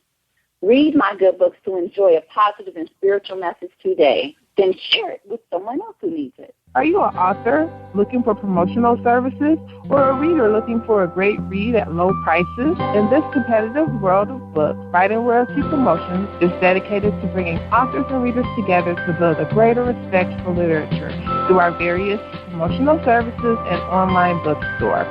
So head over to WritingRoyaltyPromotions.com and check us out. All right. Thank you, Lisa Sadler. She's a public relations firm, always looking for clients, and she's a good one, too. Always there to communicate with you. All right? You can ask Dominique Wilkins that. All right, ladies and gentlemen, we're talking to the poet, Janice Mavis. She has Feelings Inside of Me, a collection of inspirational poetry to test the heart and open the soul. That was released in 2008. She's still pushing that, still reading it, and her new release due this spring, Emotionally Within My Soul. It's coming out, and she's talking about an audio version. All right, let's ask you about that before we let you go. What made you decide there was time to do an audio version? Well, because of the fact that I feel strongly that, of course, people like to read too, but when you hear that voice in conjunction with the poem, it's just something that it's just, I feel that was needed, and I just feel this time I wanted to actually people to hear my voice even if they couldn't actually see me. Mm-hmm. So I said that my second book is going to be totally different than my first collection of poetry. Yeah, that's and audio awesome. Is just, just someone hearing your voice and nice music to hear while you're, reciting your poem and reading. Mm-hmm. It's just a special, it's just a gift. It's a special effect to that. You understand what I'm saying? It is. Yeah. So, I mean, life is just so stressful during the day. You just have to find a way to get in your little hole at lunchtime and get your own me time. And when you get home, sometimes, drop that bottle of wine, little small glass, and just listen to something relaxing, not just news, and hard beats, So tell us about your music. Tell us about that. Well, I use all type of, I'm a very cultural person, so I like all different forms of music. I like inspirational music. I like R&B music. I like country western. I like contemporary jazz. So when I'm actually doing book signings and when I'm actually performing or reciting poetry, I basically use instrumental music, meditation music, to set the tone for the audience. That's right. Wow. So where can we find you this month? Black History Month. That's right. Well, you can find me on my website, which is www.feelingsinsideofjmavis.com. I got that. Say that one more time. www.feelings with an S inside of jmavis.com. Or you can email me at feelingsinsideofmejmavis.com.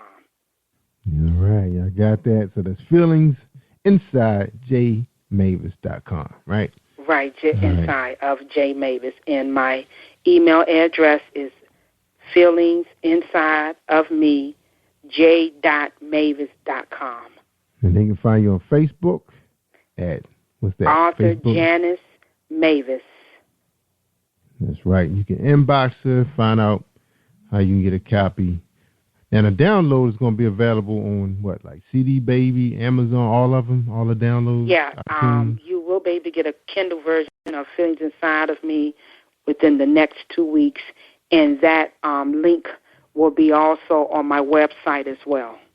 All right. So you're doing all the reading? No guest appearances? No. Yeah, I'm basically doing all the reading myself. Yes. So you're not going to throw no male voice in there real quick just to, throw them off balance. I may do that in the future. I may do That's right. Yeah, produce. Yeah, you be producing then, bring other.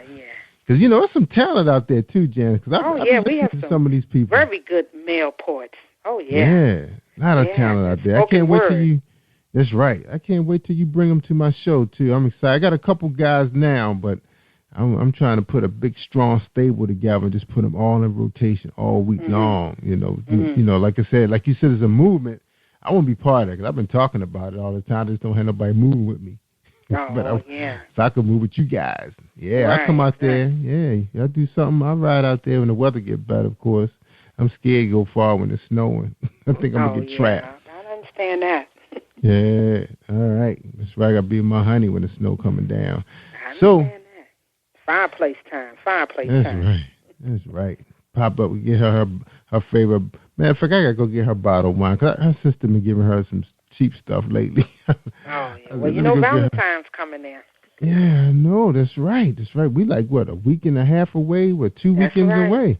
That's right. Yeah. Oh, man, I'm glad you said so. I forgot to book that reservation. I forgot again. You better get on that. I've been sending myself emails, and I still forget. You know, you just get so busy at work. Exactly. Man, I'm going to make it happen. Man, I can call them tonight. This should be still open. Oh, yeah. Yeah, I'm glad you remind me. Janice, it's been a pleasure having you on the show. Yeah, it's been a pleasure talking to you. Yeah. I'm just so glad. I didn't realize that you was from the Washington area. I think they did mention it, but, you know, of course, we got a whole lineup of people this week. Oh, yeah, you know, people from all over the place. That's D.C. right. native, Chocolate City. Yeah, that is I'm proud awesome. to say that I'm from Washington. That's right. And I'll say I'm proud that I hung out there and still hanging out there. Yeah. All right, we want to get your final thoughts. So we're going to do that right after this presentation, okay? So hold tight. All right, y'all, another episode of Book Buzz, and this author right here, she made the top 5. She was number 4, beat out Zane last month. That's right, Cynthia Blue, with her book, The Marshal, is out now.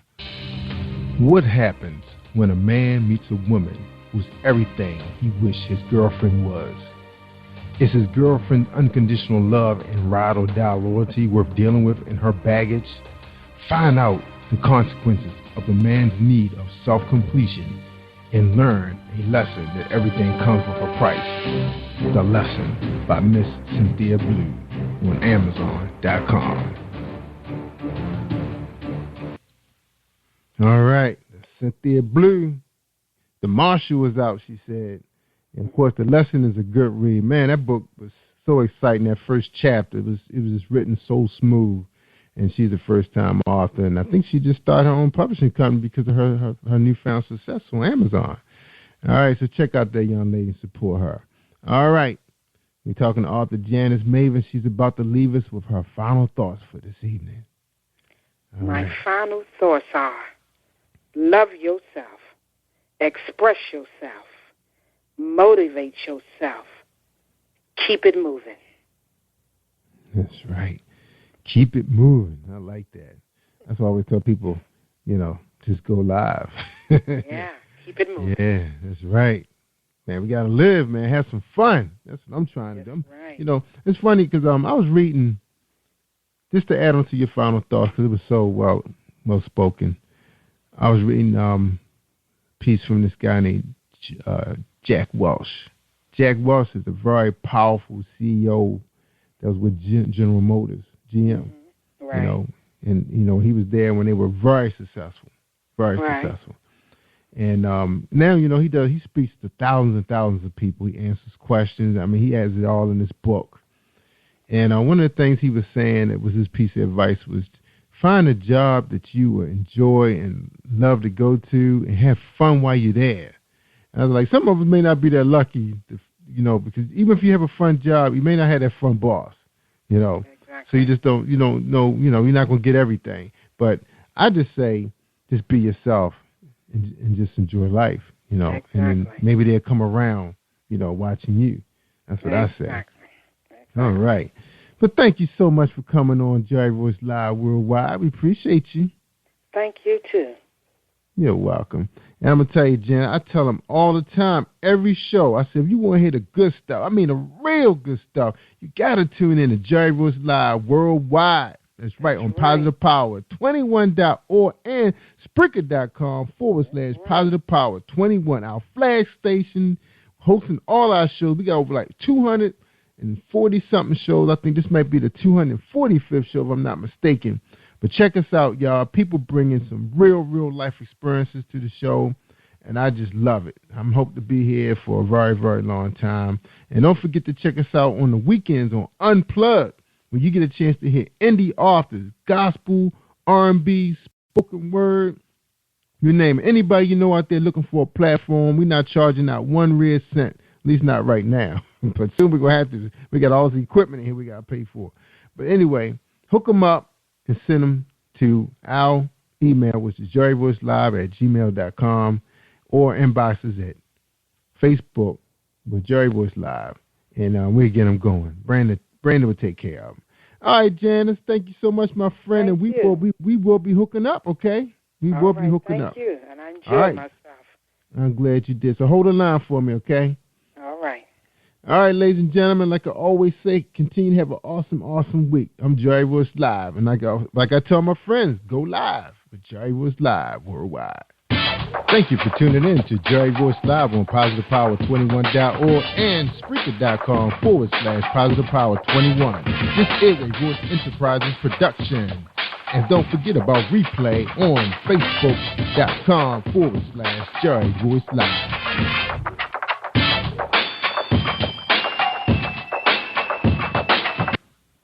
All right, y'all, and I forgot to tell you, my alter ego said, don't forget to come stream with me, y'all. So stream with me now. All right, take care.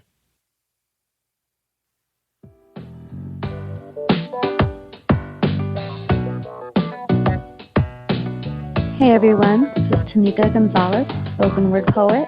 Whenever I'm online, I'm always listening to Jerry Royce Live. You can find Jerry on www.spreaker.com. Positive Power 21. Hey everybody, this is Ramon Marquis. I am the author of District 69, the Clean Edition, and District 69, the Colorhead, and I'm on Jerry Royce Live worldwide. You are listening to PositivePower21.org with Jerry Royce.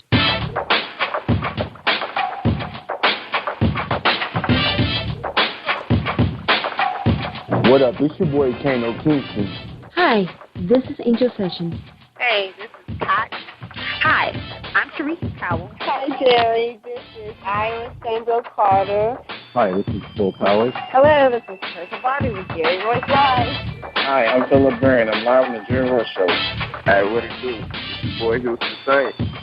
Peace, this is Dahlia the poet, spoken word artist. Hello, this is Ramon Marquis with Jerry Royce Live. All right, everyone. You got Robin Lynn, and I'm keeping it live right now on Jerry Royce Live. Hey, what's going on, everybody? What's up? This is award-winning podcast with the greatest podcast on earth. Thank you for stopping by. I'm your host, Jerry Royce Live worldwide on internet radio, where you get your positive on. So when it's all positive, it's all power. That's positive power. This is a worldwide podcast for growth, wealth, and success. Thank you.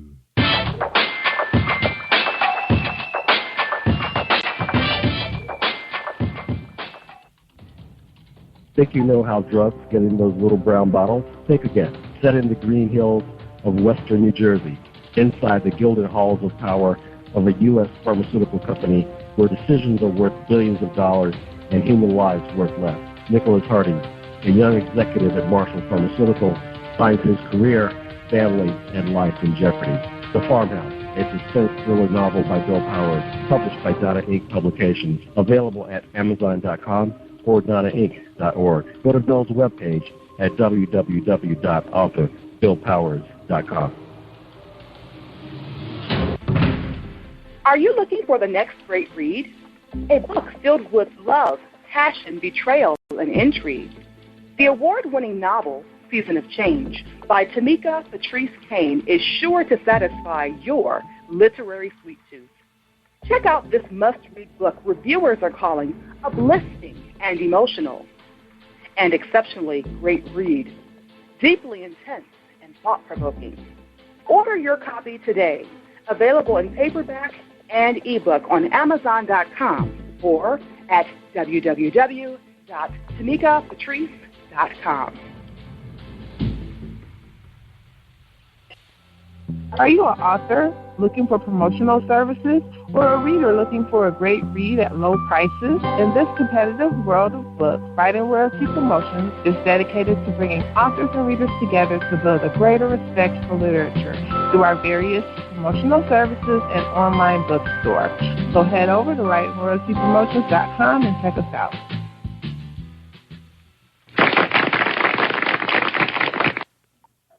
Thank you, everybody, and welcome to PositivePower21.org. I am Jerry Royce Live, and my book buzz sponsor tonight, my good friend Darlene Rucker-Williams from Baltimore, Maryland, featuring her business, Stylish and Stellar Gifts by Dar. Stay tuned for her presentation. What do you give to a person who has everything? Hi, I'm Darlene Rucker-Wood, and I am the owner of Stylish and Stellar Gifts by Dar. I get this question all of the time. At Stylish and Stellar Gifts by Dar, we specialize in customizing gifts for people and pets too. Our gifts are original and one of a kind. Not only do we deliver, we ship as well. We work according to your budget and your theme. We have gifts for all things, including baby showers, sports teams, get well, bridal, birthdays, pets, just because, and that's just to name a few. So let Stylish and Stellar Gifts by Dar take the worry out of your gift giving today and also for the holidays. Our website is www.stylishandstellar.com, and our phone number is 443-682-5664.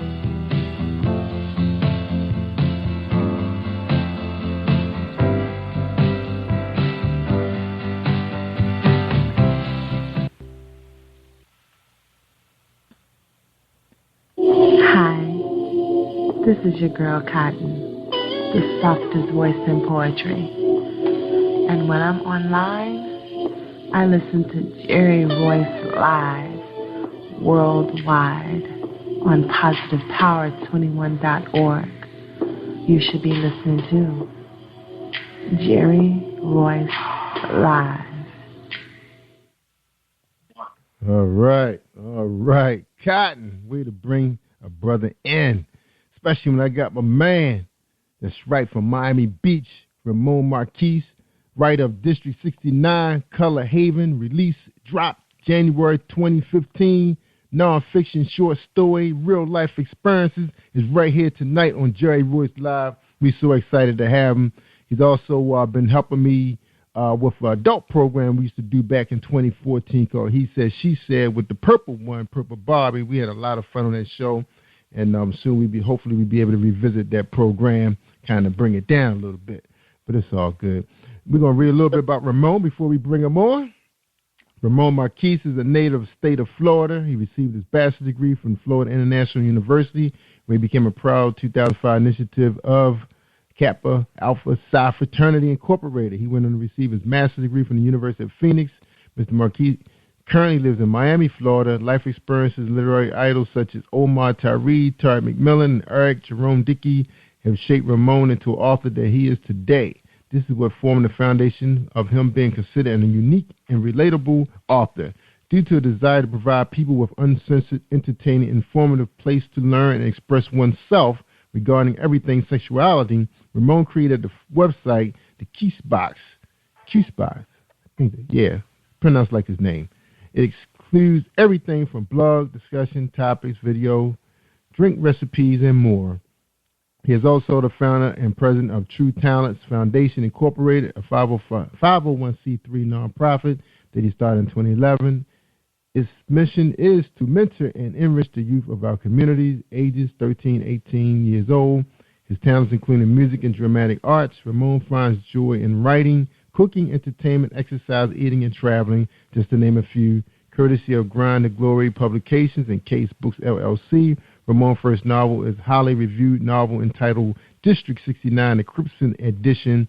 His second novel is District 69, The Color Haven, and its unpredictable follow-up. Ladies and gentlemen, welcome to the show. My man, Ramon Marquise from Miami Beach. What's going on, man? Not much. How are you? I'm good, bro. Welcome to Jerry Royce Live worldwide, Thank man. You. 2015, man. How you doing, man? I'm great. Can't complain. I hear you, bro. Glad to have you, man. And the first question, like always, because you've been here before several times, but it's the second time about your book. First question is, who is Ramon Marquise? Ramon Marquise is someone who is a simple guy with big dreams. I'm also someone who is very diverse and multifaceted. I have a lot of hobbies, a lot of endeavors. I'm someone who is very relatable. I also am someone who loves to express themselves, and I also love to inspire and be there for others. And I'm just someone who really likes to stay focused on my goals and whatever I have to do to accomplish them. I'm someone who has a personality that is very contagious, and that's something that has really benefited me.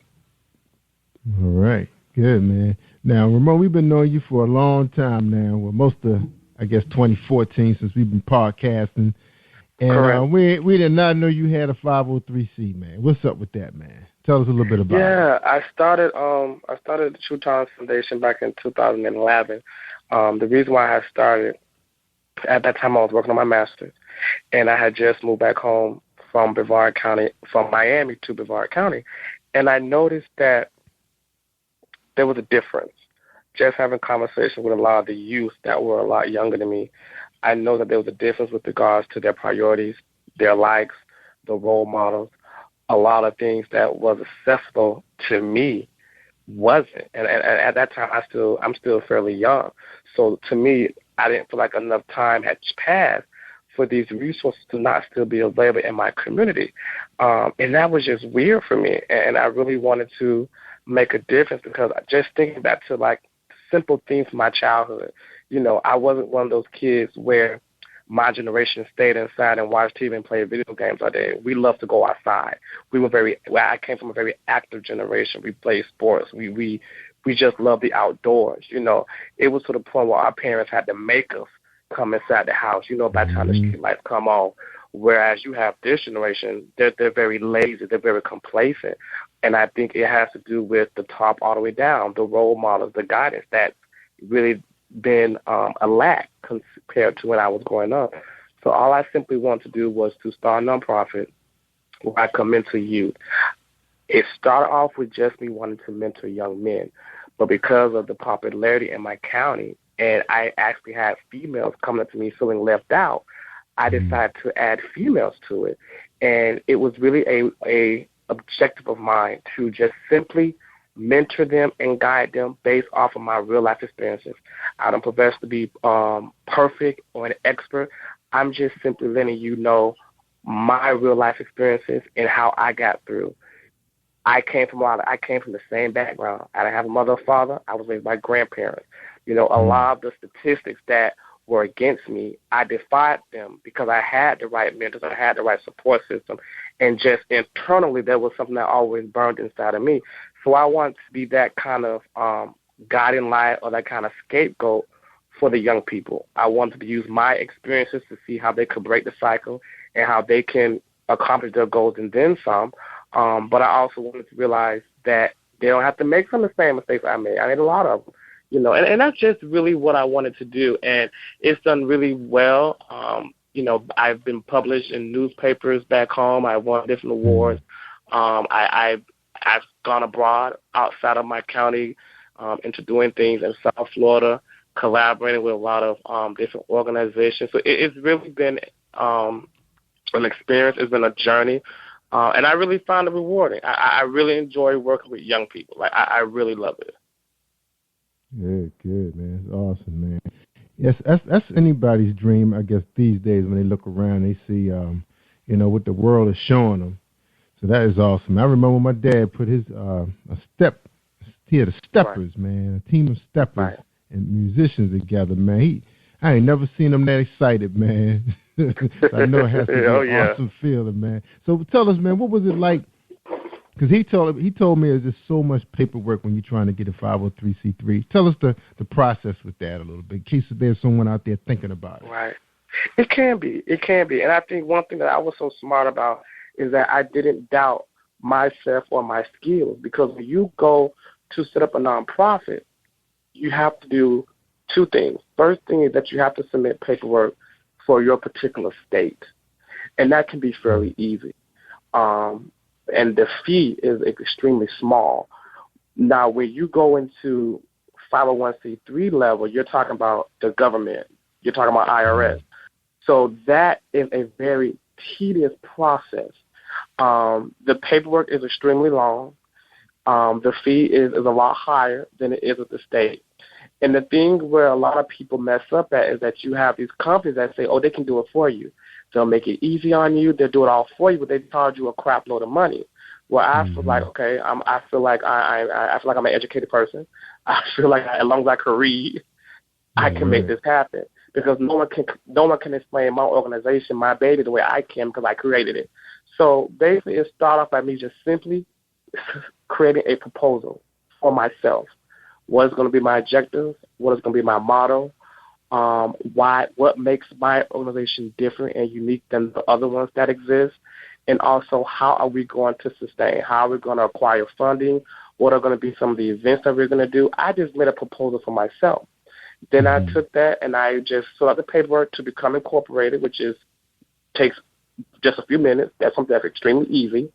You can get your paperwork emailed to you the same day, and then you just fill out the paperwork with your state. You go to whatever particular state you live in. You go to that particular department. You can just Google it to find out the website, because you can submit it online. You don't have to go in person anywhere. And for the paperwork with the IRS, you can also get that online. So it's a lot of paperwork, but it's not hard. It's just time consuming. That's the only thing. And the good thing about once you do the 501c3 paperwork, if they feel like there's any corrections you need to make, they will send it back to you to let you know what you need to correct. And you will have a specific case manager with the IRS that's assigned to you.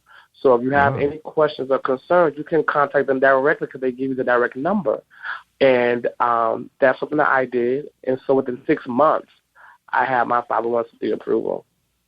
And it was just, as long as you file every year, that annual tax stuff, as long as you file every year, you're good to go. That's right. They want their money. Man. Exactly. Wow. Now, Ramon, do you have a staff working with you? Team talents? And that's been the interesting part, because I'm the kind of person where if my goal fails, it's going to be because of something I did not do. It's not going to fail because of somebody else. So I've been through a series of different people helping me, because if I feel like you're not benefiting me, I definitely let you go in a minute.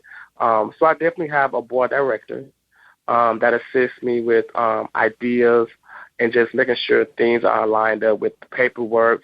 And I made sure that my board directors were very diverse. They come from all walks of life, just because I want that diversity with regards to resources. But when it comes like the day-to-day and the bulk of the events that I do, I pretty much am doing it all by myself. But, I do have individuals that can help me with specific events.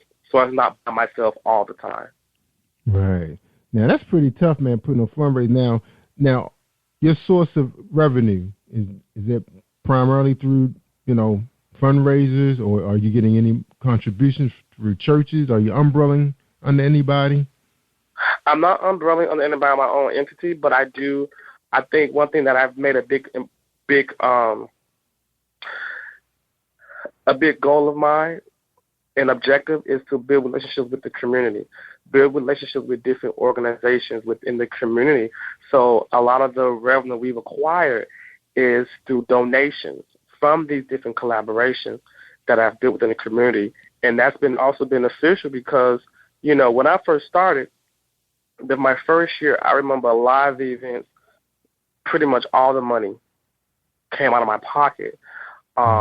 And after that first year, I had worked so hard to build relationships that from then on, most of the funds that was used to put on events came from other entities because I had done built that relationship.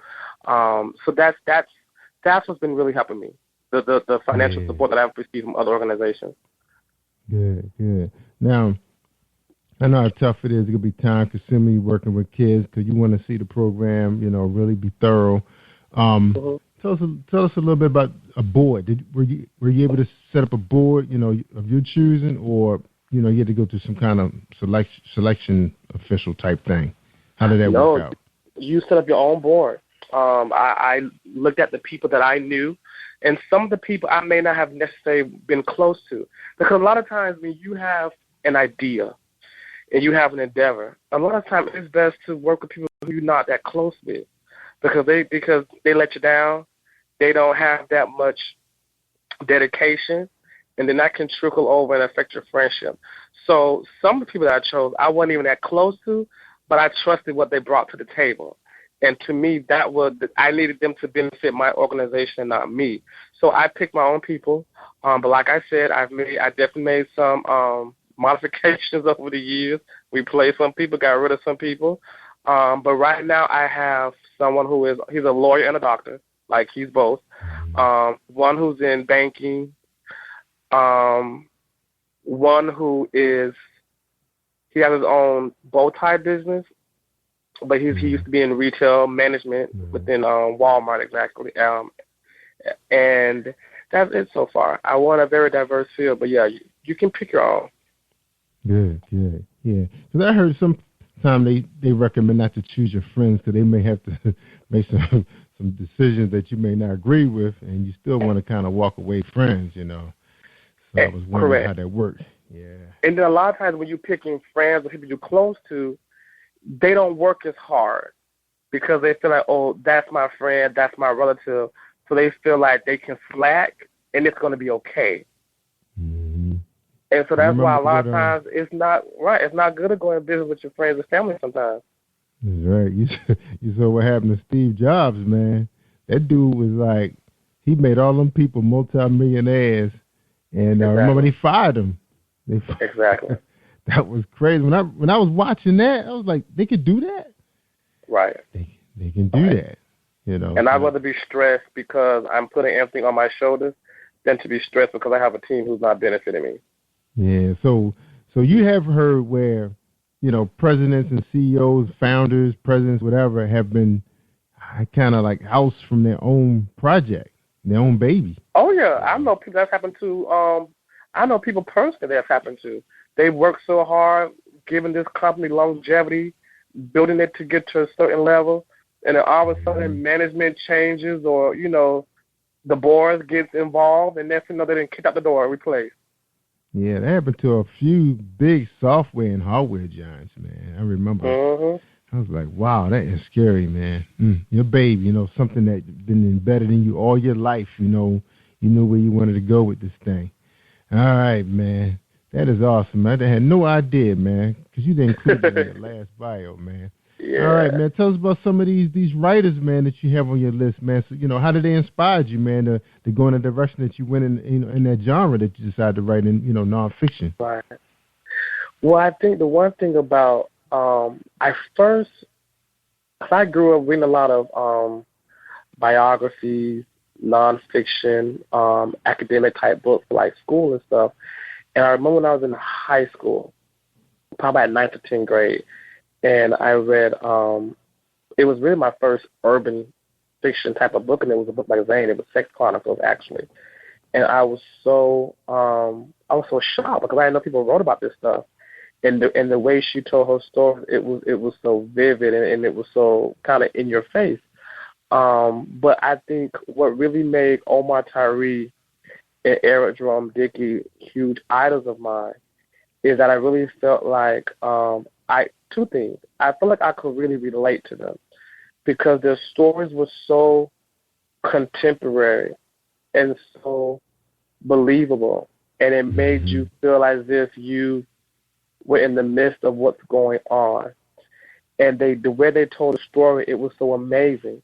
It wasn't just sex in their stories. Their stories had amazing sex scenes, but there was so much more to their stories. Their stories had so many other levels. And I love those two authors so much because their books always gave me what some of my favorite movies gave me, in that sex, drama, and comedy. And they were so diverse. So diverse. The types of storylines they created were just so different all the way around. And that's why I really love Eric Jerome Dickey and Omar Tyree. My favorite book, however, is The Coldest Winter Ever, Sister Soldier. I've read that book God knows how many times. And just the way she told that story was just so, it sent so much adrenaline and so many emotions through you. That book was crazy. Still my favorite book to this day. Yeah, a lot of people say that. Yeah, man. Yeah. Awesome. All right, man, we ready for our first break, man. Ladies and gentlemen, we're talking to Ramon Marquise out of Miami, Florida. I know you're enjoying the good weather. Luckily, we just missed a big snowstorm. It went up there and hit the New England. So they still out there partying the street. I know they are, unfortunately. Good little temperature. But congratulations to them. You know, of course, I always wish it was my team. But, you know, we got next year. We just won one. All right, hold tight, everybody. Episode of Book Buzz, my man Reese Flint and his lovely wife. Hold tight.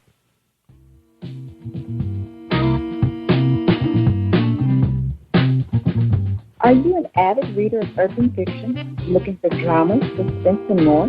Reese World Publishing is dedicated to bringing the world's best literature to our readers. Urban fiction, erotica, sci-fi, mainstream fiction, and children's literature are just some of the genres produced by our diversified family of authors. You can reach us on Facebook, Twitter, Instagram, and at our website, www.reeseworldpublishing.com.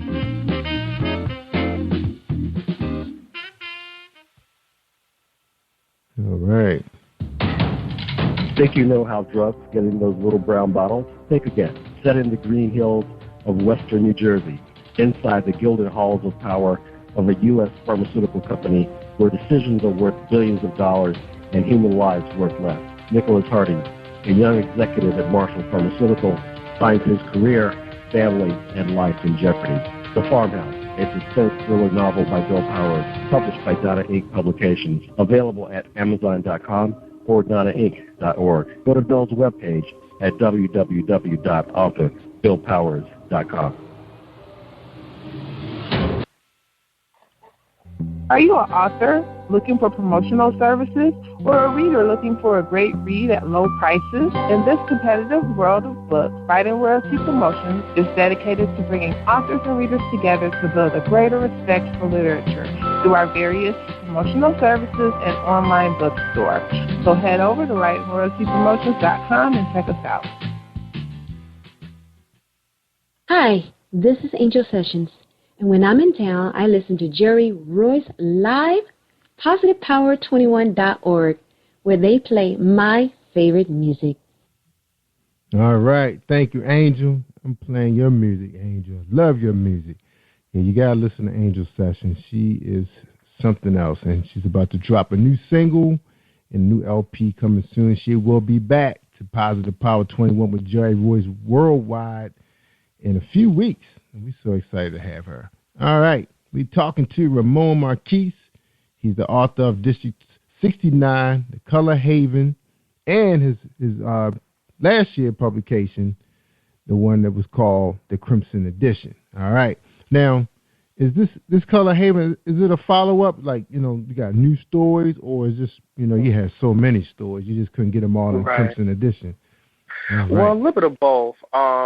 There was two, from the first book, there was two characters that really kind of, well, one that stood out the most, and one I wanted my characters to get to know her a little better. So I brought those two into the second book, and then there's a whole bunch of new characters and new stories. So you get to know those two characters a little bit more, but you get into a lot of new ones.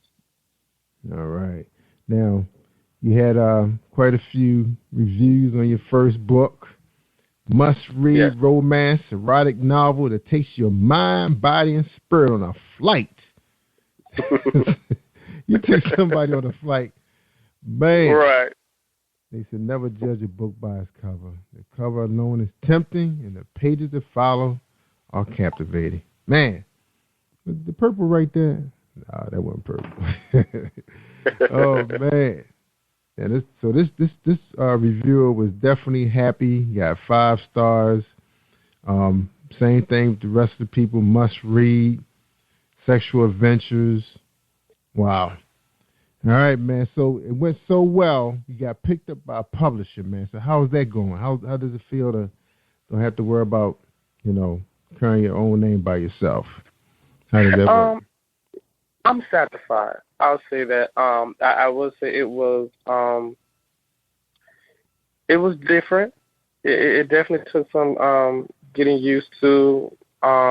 In the beginning, I wouldn't say it was a struggle. The thing is that this is the third publishing company. You know, I've been with other companies that failed me, that did not do what they said they were going to do, which caused me to take the independent route. So with Grind of Glory Publications, I would definitely say it's been a better experience. It's been a learning experience. And no situation is perfect, but I will say I'm very satisfied. They're very encouraging, very supportive, so I'm happy. All right, good. And you said that company is called Grind to Glory Publication. Right, they're part of the True Glory family. Oh, okay. So it's like another what they call them, imprint. Correct. All right, cool. All right, yeah, because I remember True Glory's been around for a while since we came back. Came out there. They were one of the big boy virtual publishing companies. They had a lot of authors under their wing. Popular fictional writers too. A lot of them made the top Amazon bestseller. Right. And they grind, man. They really grind hard, man. So, so now was it because being with a new imprint was kind of a struggle in the beginning because they were going through growing pains, or you was just going through growing pains? I think it was more so the trust part, because I had been so disappointed with past companies, and I'm such a hands-on person. I have to know how every part of the machine is moving at every second. And I'm very big on communication. And so I'm so used to having control over every aspect of my life, my education, my full-time job, my nonprofit. I'm so used to having full control over everything. So now that I'm in a situation where I don't have complete control, and I'm not the only client on their roster, so I can't expect them to kind of jump when I say jump, or what I'm saying. I just had to get used to trusting the process, and letting the complete and sharing the control with somebody else. So that's really why it was kind of tough or kind of slow in the beginning. Yeah, that can happen. Like you said, because you're a president and founder of your own nonprofit, you know what it was like to start at the ground level, and sometimes you think people are not going to treat your product or service the way you're going to treat it, so you kind of want to know you want to peep in on them, see what's going on. That's understandable. All right, man. So I'm still reading your reviews, man. They're saying you won't be disappointed. Couples, I guess they said it won't grow old on you. There's the story. Yeah. And it's funny because we had a couple episodes with He Said, She Said with Purple Bob. We had some other erotica guests on the show, and we all talked about different things that's going on out there in the publishing world. And one of them that sticks out to me the most is, of course, we had like a little question and answer session. We really got down. We pulled a lot of those questions from Oprah's old magazine. Dealing with couples. But one of the things I enjoyed was some of your stories, the way you told the story there. Now, what are readers looking for nowadays when they read a book, especially since your book is not fiction, it's nonfiction, it's a real story. What are they looking for more from you think, than a fictional book? The relatability, the conversation. When you read other books, there's a lot of books out there that are great, very successful, very well written. I think what makes my book unique and what people have learned to expect and enjoy and love is that when you read in my book, you don't feel like you're actually reading a book. You feel like you're having a one-on-one conversation with me. And that's not common. A lot of books aren't written from that perspective or to that level of quality. You don't feel like you're reading. You get lost in it. I've had people tell me that they read my book and feel like I was talking inside it, like I was talking to them, but they could hear my voice. And then the good thing about it is that the way that I talk in person has always been something that gravitated people. People love how I tell a story. So I made sure I wrote the way I talk. And I just think that relatability and the way my stories kind of consume you, I think that's what people have grown to respect from me. Yeah. And it's worked. Yeah, you gave a lot in this book, man, because a lot of them are saying, they couldn't put it down. It was the fastest they ever completed a book. They loved it, and they're looking for more from you.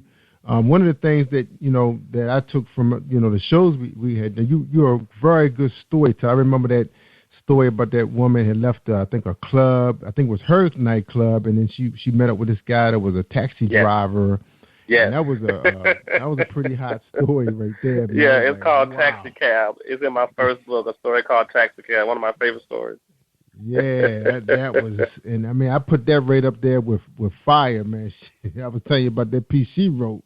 Right. Oh man, between those two, man, you guys are really, really hot writers. Thank you. Yeah, and I think people looking for something where they can pretty much envision them being right there and hear you reading the pages right to them. This is the book form, and I know that Color Haven is probably even hotter. Now, did you take Color Haven to the next level?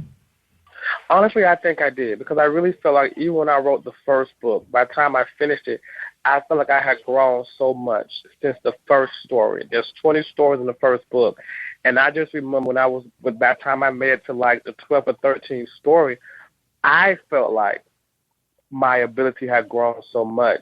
And I think with this book, I really think like I took it to another level. I think like I've shown how wide my vocabulary is. I've used different words to get the same point across. I feel like my ability to tell stories has evolved even more. And I just think it's really enhanced me. This whole process has really enhanced me. Living life more, and having that insight into other people's experiences has really helped me to grow. And I mean, I've already submitted and written my third one. It's just not out yet, and I know that one's crazy. Heck yeah, man. Now, any chance? Well, I'll tell you what. Let me hold on to this question. We're gonna take a quick commercial real quick. Okay. And then we're gonna come back. And ladies and gentlemen, we talking to my man Marquise from Miami Beach.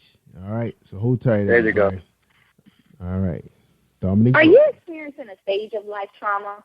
An everyday life experience that may distract you or shake your faith? My good books are short stories written on everyday topics like jealous friends or an abusive parent, written with an underlying message directing your thoughts to a positive and spiritual place. My good book strives to provide a positive influence for real people with real life struggles seeking hope, inspiration, and a perspective that will change how you handle your own life's journey. Read my good books to enjoy a positive and spiritual message today. Then share it with someone else who needs it. Everyone loves a good journey, whether by boat, car, or plane. But have you ever been on a journey that was highly enjoyable and you never had to go anywhere? Well, this 69, the Crimson Edition, does just that. 20 scintillating real-life escapades that will take you to places you had no idea you could go. www.thekeysbox.com is where you can enjoy this journey. That's www.thekeysbox.com. All right.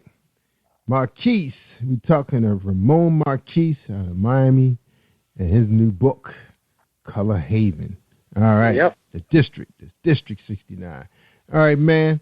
I was going to ask you, any chance in the future, under your company, your publishing company, Case Books, right? It's Case Books, LLC. Correct. You doing audio for the ladies, man. They want to hear you tell them stories. Right.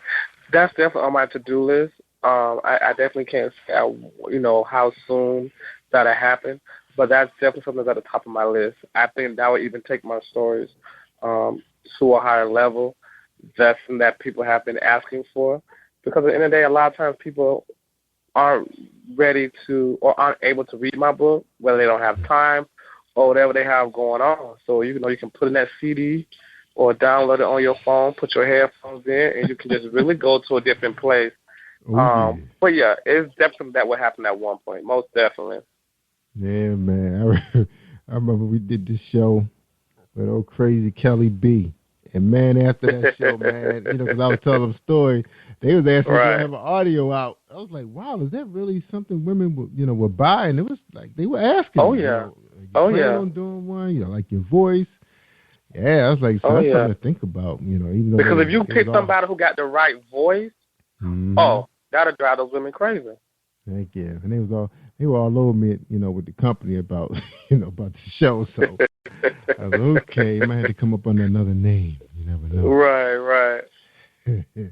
All right, man. Let's talk a little bit about marketing and promotion, man. you're on your well, this is pretty much really like your third book, because I know Crimson was done a couple of times. Right. What you doing differently? Did you learn anything? How to make money? Yeah, I definitely have. Social media has definitely benefited me a lot more. My presence on social media has grown just because of rebranding. Whether it's the more likes I get, the more comments, the more shares. I've definitely seen my presence grow on Instagram and Facebook. But also one thing I've learned is how beneficial it is to really get out there and touch the people, meet the people, let them know the person, the man behind the book, the person behind the story that they're reading.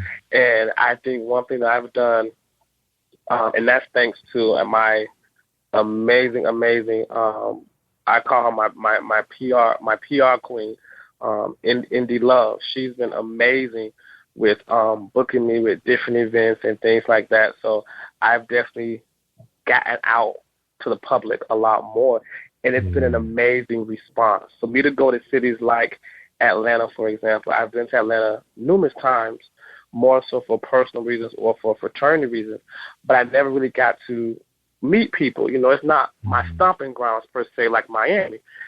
So me going to Atlanta and having a book signing and pretty much selling all my books except for one and having such a positive impact, that was crazy for me.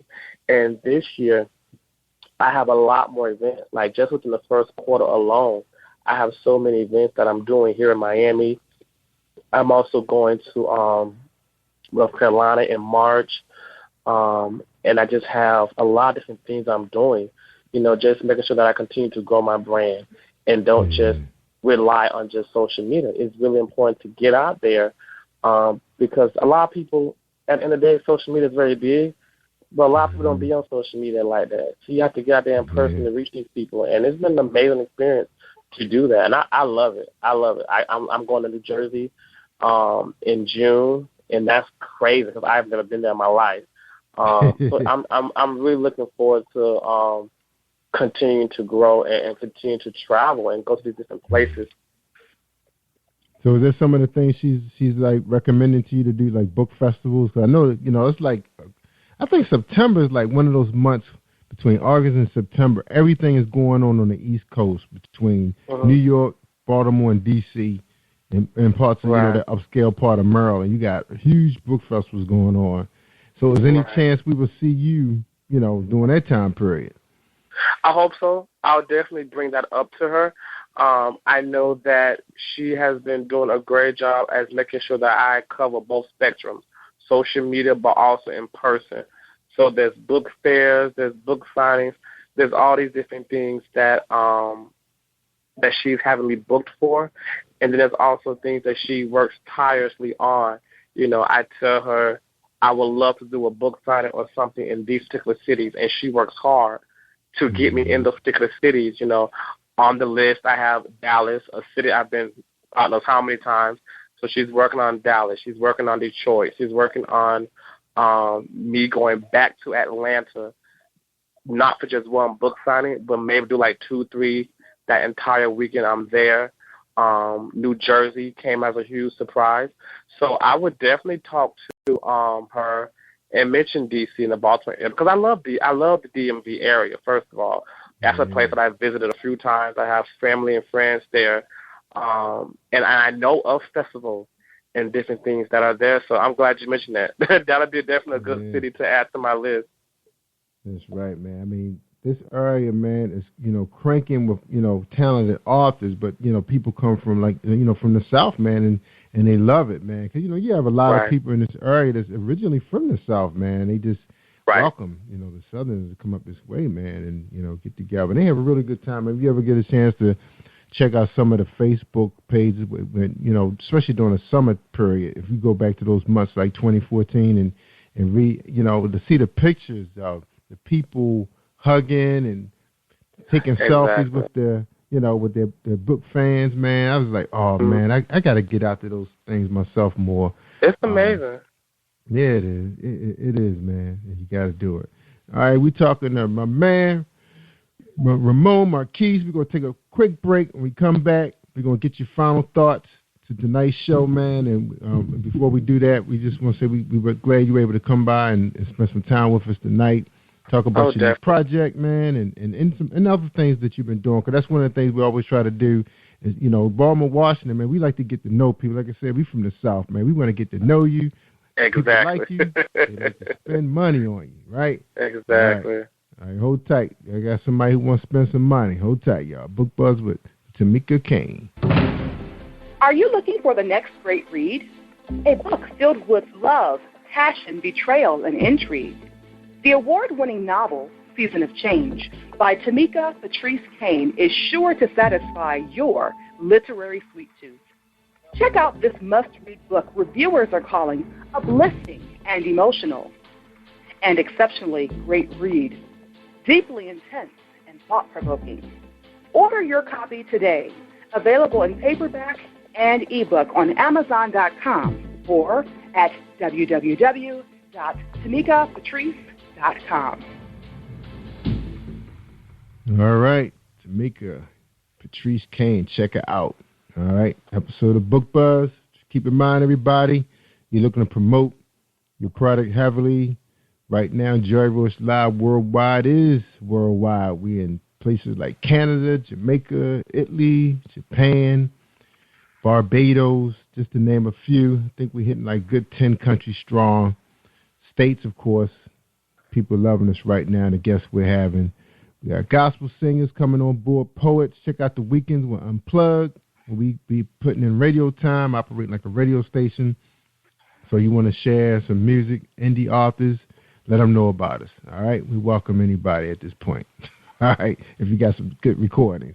All right. We're talking to Ramon Marquise, and he's the author of District 69, The Color Haven.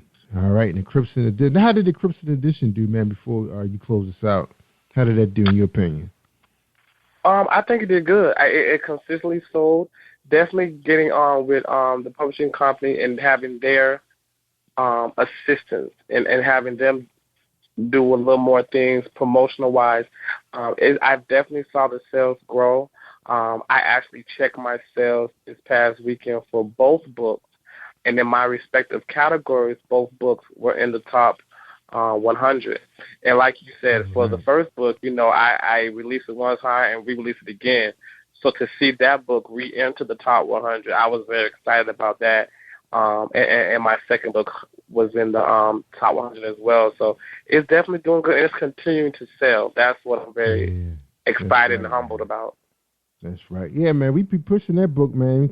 Any chance we get, man, we rocking your show, your piece that you did with us, I man. appreciate it. You coming on board, helping us out, because I think that's when we first got started, man. With right. You and MF Crips and Purple helped us out with our first commercial plugs.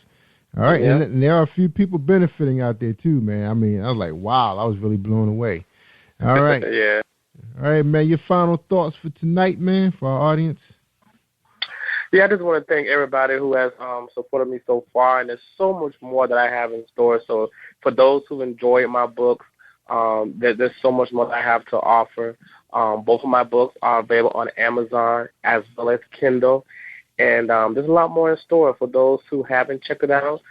Check it out. Go to Amazon and check out the reviews.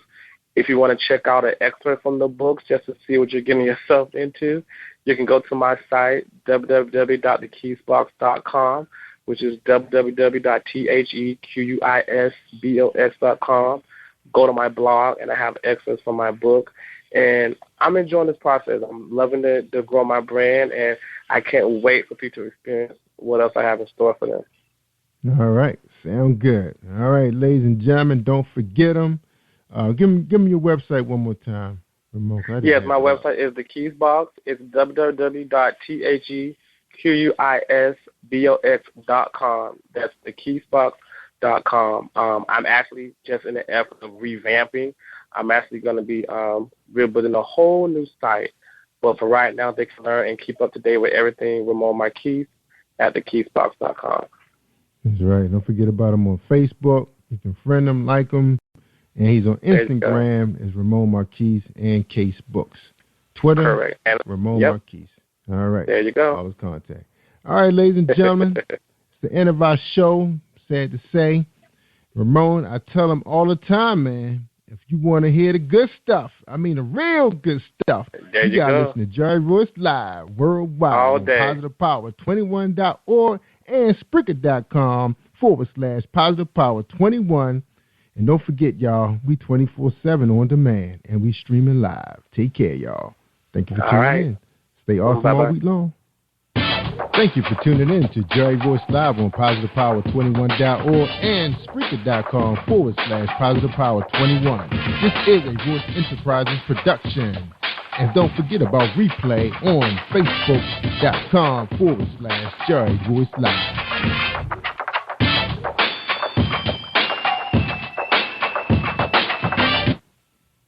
All right. Take care, everybody. Thanks, Ramon.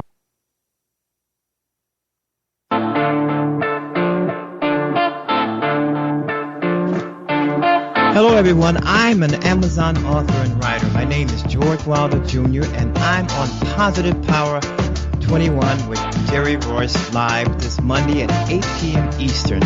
And when I'm online, I listen to Jerry Royce Live. Always listen to Jerry Royce Live on www.positivepower21.org. How cool is that, huh? Hi, I'm Teresa Powell. I'm the co-owner of Igara, and I am on Jerry Royce Live. And I'm Keith Powell, also co-owner of Igara, the Independent Gospel Artists Radio Alliance, and I'm on Jerry Royce Live.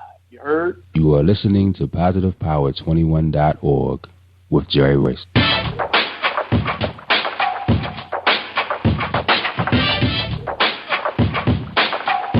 What up? It's your boy Kano Kingston. Hi, this is Angel Sessions. Hey, this is Pat. Hi, I'm Teresa Powell. Hi, Jerry. This is Ira Stanbro Carter. Hi, this is Phil Powers. Hello, this is Teresa Bobby with Jerry Royce Live. Hi, I'm Philip Barron. I'm live on the Jerry Royce Show. Hey, what it do? It's your boy Houston Saint. Peace, this is Dahlia the poet, spoken word artist. Hello, this is Ramon Marquis with Jerry Royce Live. All right, everyone. You got Robin Lynn, and I'm keeping it live right now on Jerry Royce Live. Hey, what's going on, everybody? What's up? This is award-winning podcast with the greatest podcast on earth. Thank you for stopping by. I'm your host, Jerry Royce Live worldwide on internet radio, where you get your positive on. So when it's all positive, it's all power. That's positive power. This is a worldwide podcast for growth, wealth, and success. Thank you.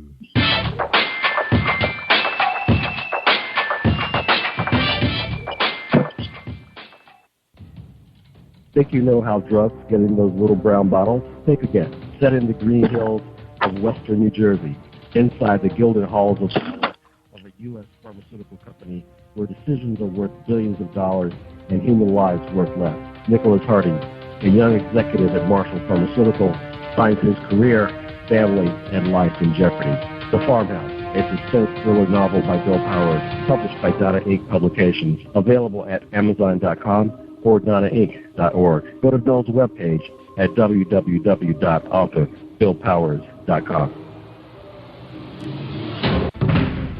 Are you looking for the next great read? A book filled with love, passion, betrayal, and intrigue.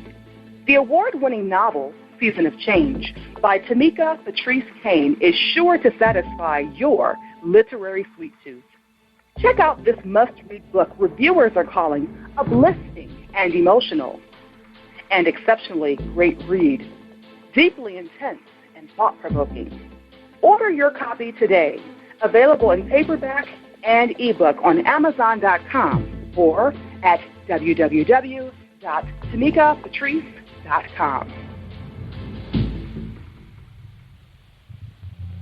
Are you an author looking for promotional services or a reader looking for a great read at low prices? In this competitive world of books, Writing Royalty Promotions is dedicated to bringing authors and readers together to build a greater respect for literature through our various promotional services and online bookstore. So head over to WritingRoyaltyPromotions.com and check us out.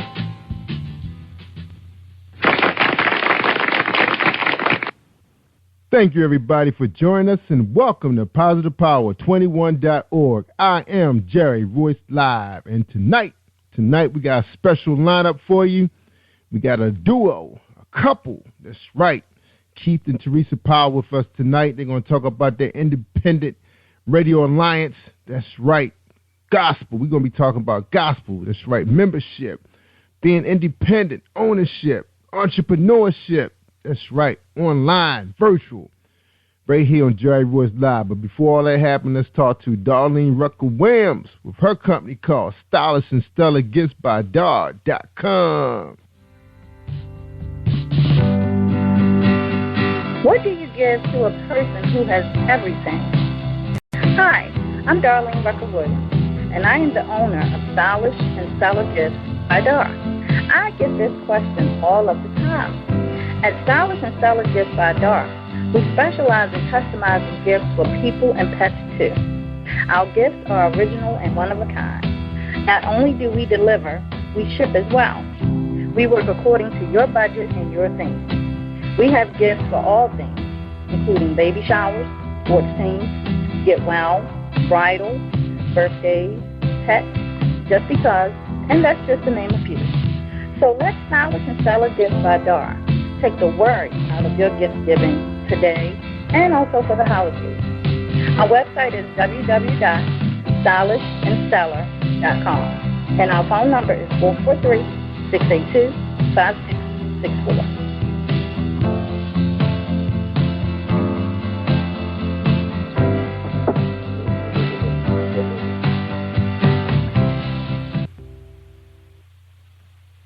Hi, this is Angel Sessions, and when I'm in town, I listen to Jerry Royce Live, PositivePower21.org, where they play my favorite music.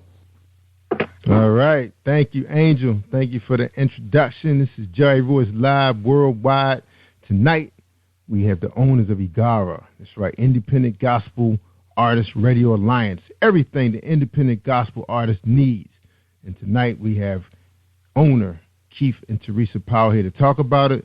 Teresa is a singer, songwriter, and musician who ministers music, workshops, seminars, and conferences, and various events worldwide.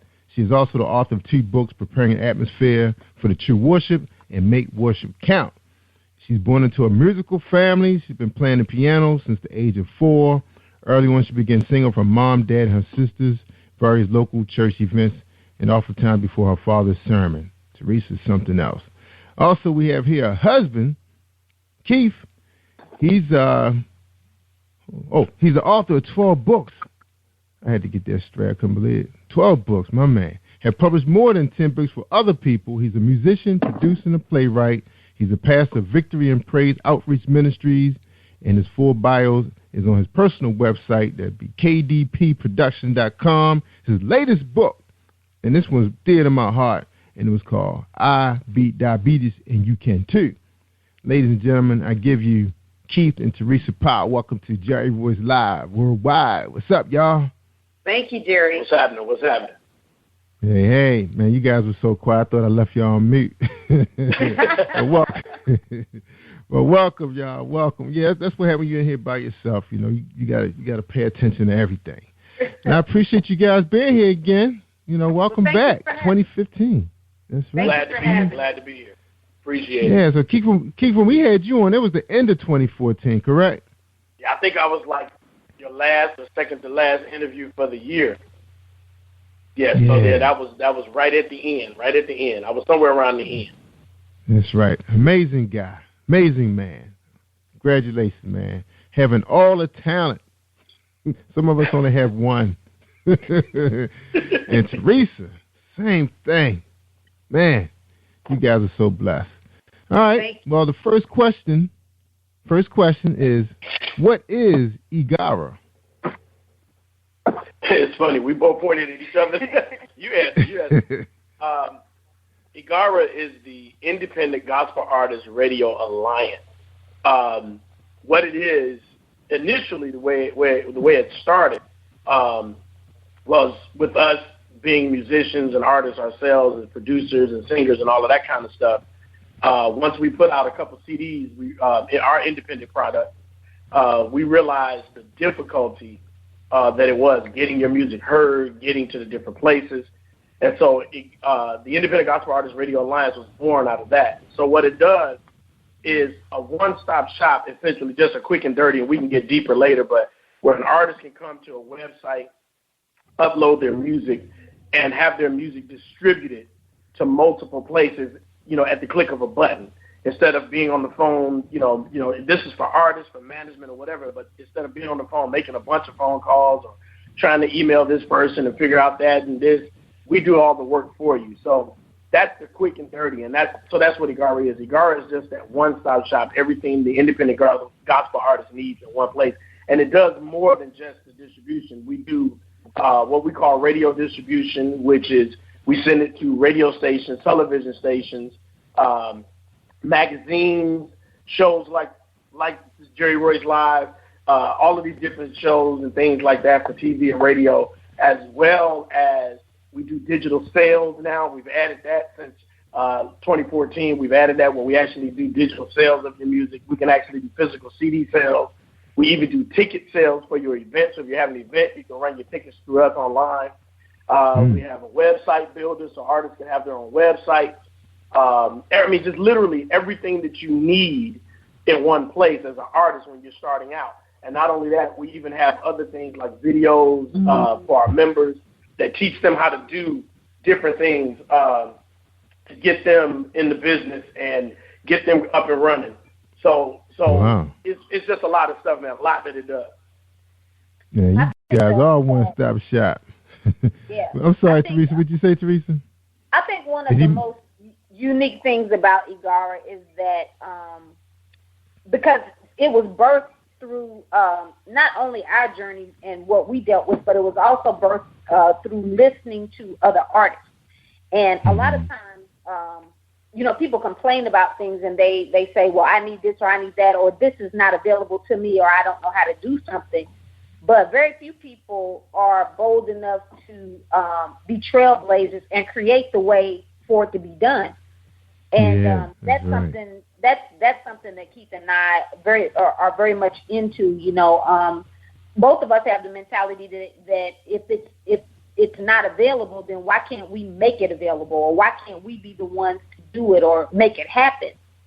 Mm-hmm. And so we were actually coming back from an event that we had did a lot. We were broadcasting live from this huge award show in Birmingham, Alabama, and on the way back, we started talking about all the things we saw and all the people that we met and their complaints and things of that nature.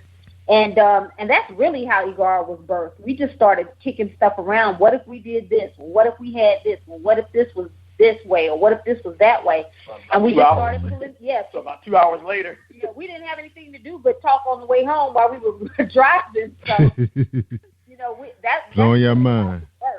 Yeah, that's really that's Igara. Igara is it's born out of necessity. Necessity, they say, is the mother of invention. And so, like she said, I believe that if you see a problem, most people see a problem, they complain about it. But we believers in if you see a problem and you think you can fix it, go for it. Try to fix that problem, and that's what Igara is about. Absolutely. Solving, throwing up a hole that's in the industry as it relates to gospel music, and filling in that gap. That's what it's all about. That's right. I'm impressed with you guys, man. I mean, when I ran across that, and I guess when I was researching you guys, I was like, kind of reminded me of some of the big boys that keep us from wanting to play with them. That's what it reminded me of, when it comes to the other mainstream guys. But this is awesome because this looks like a big toy that now. Is it controllable right now? Because this thing looks huge. It looks scary. Right now. It's just you too. Right now, it is controllable. What's fun to see is once we launched the website, because we launched it, we started it, that was in October when we started playing with you, September of 2014. And we kind of launched it, soft launched it in November, December. And then in January, we just went full-fledged. And so what you see is what's happening, and it is starting to pick up steam. Right now, it's still, people are looking at it. We're getting a lot of hits to our website, and people are looking at it. Lots of questions. And it's hard to get people to. I should say hard. It's difficult to get people to see this, and people look at it and go, really? It's like, really, this is here. I mean, this wasn't here yesterday. I made a hat when it wasn't a hat, and so they're looking at it, and it's almost unbelievable. So, is it manageable now? Yes, but we both believe that in the coming months, it may get. I'm hoping it gets unmanageable. Yeah, I think it's going to morph into something great and take on a life of its own. Yeah, we're hoping. It's funny, the people that have signed up with the business and allowed us to do what we do for them, we're getting testimonies back from places that we send their music, from interviews. I think my favorite one, the biggest testimony that I like to talk about all the time is a lady by the name of Terry Remsen, who signed up. She was one of the first people to sign up with us, and as soon as we did what we did from her, outside of the multitude of interviews that she did, the big thing came out was what we sent her music videos to a television network, and in her dealings with them and they ended up contacting her, and in contacting her, she now has a reality show that airs on their station. So she ended up, through us, getting a reality show. So she's kind of like, our big success. And then behind that, she also ended up in a magazine. She and another young lady. These are the two people that I heard that it was 4 that were chosen, but I've only heard back from 2 thus far. They were in a magazine that has over 21,000 subscribers. So we've seen this work tremendously for artists, and it's been a blessing. It's a blessing to see it work on our end for what we're doing for them, but I think it's a blessing. They say it's a blessing just to have something that they can be a part of that's actually not a rip-off, and, it actually functions and works for them. So, yeah, it's just been cool. That is awesome, man. It is. Yeah, one of the greatest things with Igara, too, is that doing the beta testing, because when what Keith was referring to when there were 4 people involved, was we did a beta testing of this just to actually see that it would work. And Terry was one of the people that we chose, and we didn't tell them. So we didn't realize that they were going to get contacted. We were hoping that it would work, but we were kind of just feeling our way around it. And some of the affiliates, as we called them, they contacted them, and they were like, well, where did you get my information from? And we had to say, ooh, what is this Igara? Yeah, what is Igara? We had to say, ooh, we used you for a beta testing, and it's working. So, it was great to do that and find out that people are interested on both sides. They're interested on the side, on the artist side, but they're also interested on the business side. And they want the music. They want to hear from the independent gospel artists. And I think that's great, because oftentimes, as I always say, that even though we are independent artists, we act as if we're the minority, because we don't have the backing of the big boys, and the big boys don't want us to come over and play with them, so to speak. But we're the majority, because there is more of us than there are signed artists. That's and right. You're right. I feel that if we join together and we help each other, then we can become the minority in our own right. The majority in our own right, mentally as well as, in population, in size. And I think that that's very much needed. I think that when people find out, well, yeah, I did record my CD. I want to get my music out there. Now I have a place to get my music out there, and I am going to hear it on the radio. I am going to get responses about TV stations or radio stations, or maybe even be asked to do a spread in a magazine or something. That's very encouraging for an independent artist, it is. When you have not received any kind of recognition for your music at all. That's right. You're right. Another thing to add to that, because you mentioned the big boys won't let us play. That's, I think, where Igara comes in, because what Teresa said as far as us mobilizing, Igara, the Independent Gospel Artists Radio Alliance, gives artists a chance, without even doing a lot, we can come together, and the more artists that we have on the roster, we're not managing, we don't control, we don't have any control over your music, we own nothing. But as a group, we carry weight as we go out and do what we do. And what's so funny is we kind of compare ourselves to CD Baby, and if anybody that's listening has ever put a CD out, they probably have heard of CD Baby. And what people are discovering is that CD Baby, and I'm not bashing them, but this company, they do a great job at what they do, but for the independent gospel artists, they actually do much of nothing. And they only put their music on different digital stores. We take it to the next level and bring to the table what the artists actually need by researching and talking about what was missing, what was, as artists, what would we like to see being done, and that's what we created. And so we feel that gap. We feel that void. It's easy to put your music on CD Baby and end up on iTunes and Amazon and all of that kind of stuff and Google Play. But once it gets there, what happens? How do people know that it's there?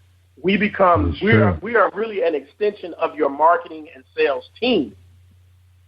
And we do the work behind the scenes. And what we do is in a one button click, the artist begins to see things happening sometimes faster than their own managers can make them happen. And that's right. That's right. So you guys don't have no problem dealing with managers and promoters and all that kind of stuff? No, we're not. We are an asset to a manager. Any manager that's managing an artist knows that they gotta put these emails together, they gotta make these phone calls and all of this stuff. But what we've done is said, you don't even have to do that. We already have the relationship with all of these different businesses and companies, and they like to see what we're bringing and here's the reason why. What we're doing is this. With all of these radio stations, we have radio stations in Africa, we have radio stations in the UK, we have radio stations in Canada that we're dealing with. Of course, we have radio stations in the United States. What we're doing is bringing music that they wouldn't normally hear. We've made those connections. We've reached out to stations that you wouldn't normally find. And these are stations, our people that we get into want to play your music. They're looking for that music. So we're an asset to what the management is. Not that we take the manager's place. No, we make it easier because now the manager's phone is ringing as a result of what we're doing, and we're helping the manager do what they do, and we're doing it for a little bit of nothing. I mean, it's not expensive to get it done. And we're getting this music out there, and we're not discriminating. It's going out to, we have 80, we started with 50, about 90. It's almost 90 now affiliates that we have that we ship to. It'll be over 100 in February. It'll definitely jump up over 100.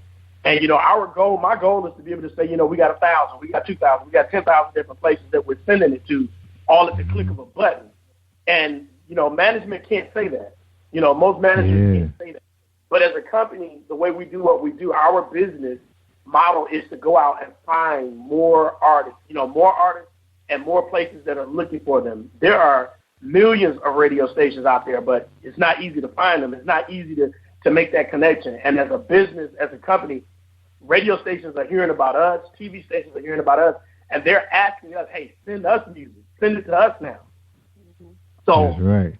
We're becoming, as we get more artists on the roster, the more power we get, the more the radio station, and we even have added terrestrial radio stations. For those that don't know, that means, your normal AM, FM in your local community, in your city or whatever. We've even added those, and we even have a store, a brick and mortar store that's a part of our organization that is looking for people with CDs to put in his store, to make deals to sell your music in his store, and we're looking for those. So we're adding brick and mortar stores. We're adding, of course, internet radio stations, and we're adding terrestrial radio stations that are looking to play music. And that's what this is all about. This is a tool that every artist needs to use. And man, don't forget about y'all adding cruises too, man. They get to go on a cruise and sing together at least once a year. Now, all right, we're talking to Keith. Hold on, y'all. We're talking to Keith and Teresa Powell. We're going to take a quick break, Teresa. We're going to come right back at you, okay? Awesome. We got a sponsor for Book Buzz. Don't forget, y'all, we do have Music Buzz and Book Buzz now being featured on Jerry Royce Live. So if you're looking for extra additional promotion along with Igara, because you want my people that's in Canada, the United Kingdom, Australia, Japan, India, Mexico, Barbados, and Italy and Jamaica to hear you, then you tune in to Jerry Royce Live worldwide. Are you experiencing a stage of life trauma? An everyday life experience that may distract you or shake your faith? My good books are short stories written on everyday topics like jealous friends or an abusive parent, written with an underlying message directing your thoughts to a positive and spiritual place. My good book strives to provide a positive influence for real people with real life struggles seeking hope, inspiration, and a perspective that will change how you handle your own life's journey. Read my good books to enjoy a positive and spiritual message today. Then share it with someone else who needs it. Are you an author looking for promotional services or a reader looking for a great read at low prices? In this competitive world of books, Writing Royalty Promotions is dedicated to bringing authors and readers together to build a greater respect for literature through our various promotional services and online bookstore. So head over to WritingRoyaltyPromotions.com and check us out. What happens when a man meets a woman who's everything he wished his girlfriend was? Is his girlfriend's unconditional love and ride-or-die loyalty worth dealing with in her baggage? Find out the consequences of a man's need of self-completion and learn a lesson that everything comes with a price. The Lesson by Miss Cynthia Blue on Amazon.com. All right. Cynthia Blue, man, she made the top 4, number 4 on Amazon.com, right in front of another well-known mainstream author. And this young lady just started writing in 2014. She's on her second, I believe, third book, The Marshal, and she's already turning it up and just started her own publishing company because of her newfound fortune. Bless her. Things looking good for our people. I'm just so happy.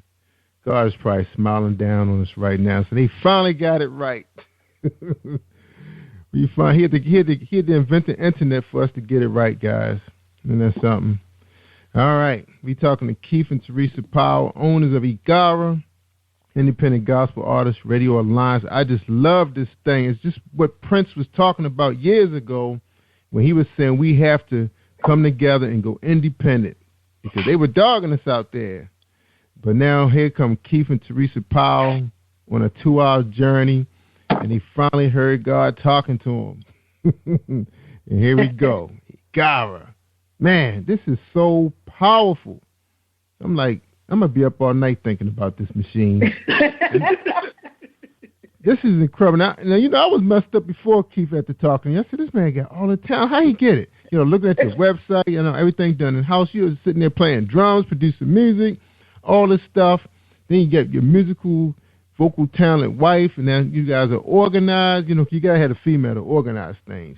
And then you guys have come up with this independent machine that people can jump on board, and there's no fist fights. It's no, I want to be right here. You guys are organized.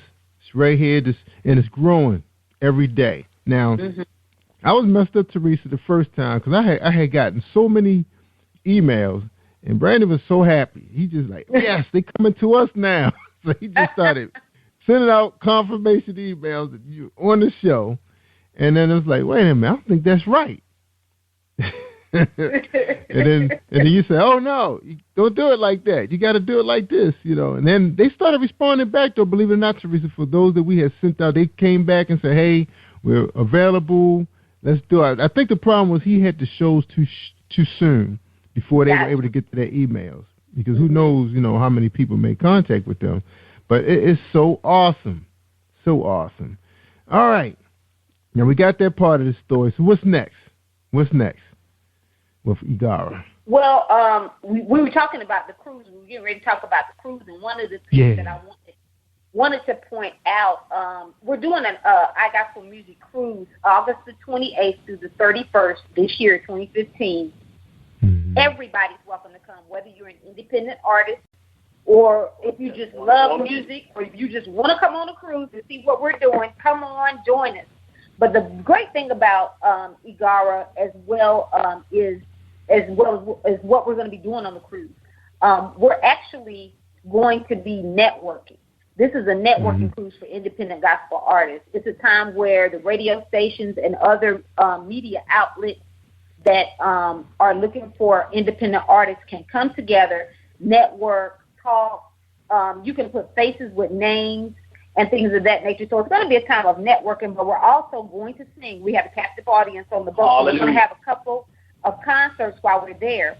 But when you're an independent artist, in order for you to be successful in what you're doing, you have to have knowledge. And a lot of independent artists do not have the knowledge that they need in order to be successful. And what I mean by that is, for instance, a lot of them don't copyright their music.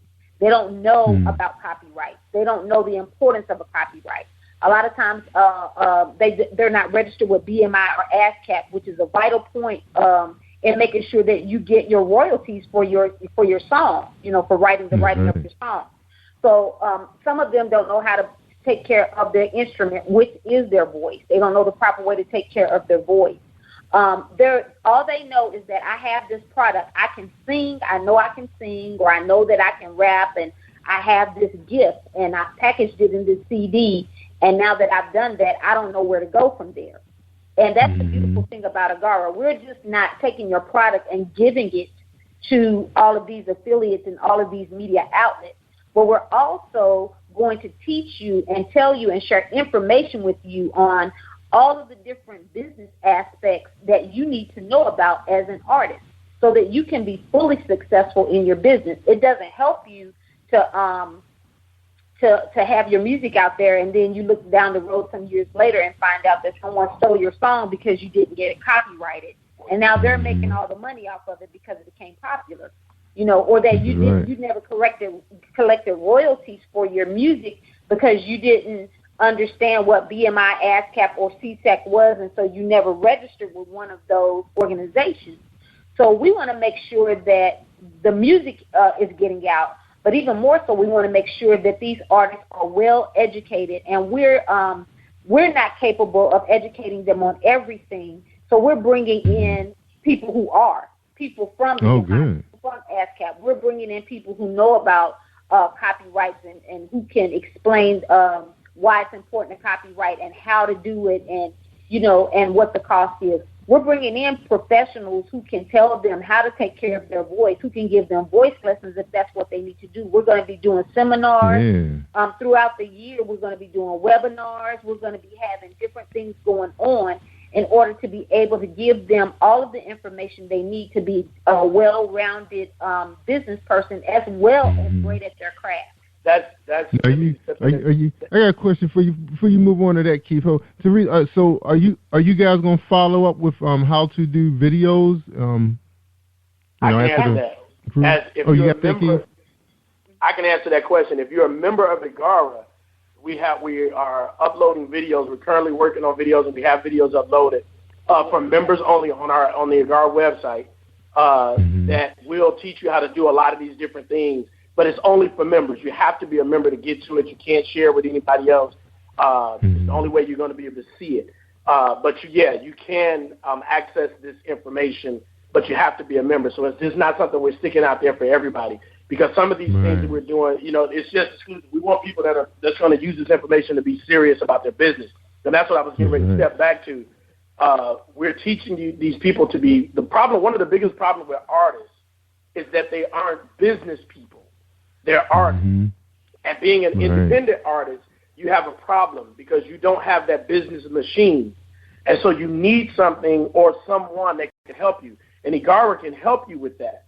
We can be that machine that you need that can help the independent artist. Because most artists want to go sing, they want to go do their craft. But if you don't handle the business, you're going to have a problem. You're going to have a problem. So we take care of that stuff for you. We can handle all some of that stuff for you, and as the months progress, we'll add other services to really help the artists out, so that when you come to Agara, it really is a one-stop shop. So there's a lot of different things getting ready to come down the pipe. But back to the cruise, because that's what we're talking about. We're also going to have Myron Butler on the cruise. Yeah, he'll be on the cruise to do. He's going to be doing seminars with the artists. He's going to do a seminar with the artists to talk to them about the business and answer questions, because he's in the business. He's making the money. He's on the television. He's on the radio. He's doing his thing. So we're going to bring Myron Butler on the cruise to to really talk and help and answer some questions. So that's going to be really, really good. Again, you know, he's not coming to sing. He may sing. We don't know, but we know he's coming to talk and teach and help people out. So for the independent gospel artists, they definitely need to be there for that, plus some of the other information that we're going to give. But also, we're doing the concerts. The independent gospel artists that come are going to be singing. They're going to be the entertainment for the people that come to our concerts on the cruise, which are open to the entire ship. There's over 2,000 people on the boat, and everybody's going to come. So that's going to be not only networking with radio stations, but you're going to have a different audience from around the world going with us to Nassau, Bahamas. And, did I mention we was going to Nassau, Bahamas? You just did. No, you didn't. We're going to be in Nassau, Bahamas for 3 days, 2 nights. We're going to Nassau, Bahamas, and August 28th through the 31st. This cruise is going to be off the hinges. And they can register. You can find out everything about the cruise and about Igara. And I'll just drop the website. We'll drop it again, I know, later. But it's at igara.com. That's IGARAA.com. And you can find out everything. You can, it's 2 A's in it. Yeah, IGARAA.com. You have to put the 3. It's 3 A's in it. If you don't put them 2 A's back to back, you're going to end up somewhere you don't want to be. So it's IGARAA.com. Now, Keith, I'm looking at your website, and the logo just has 2 A's.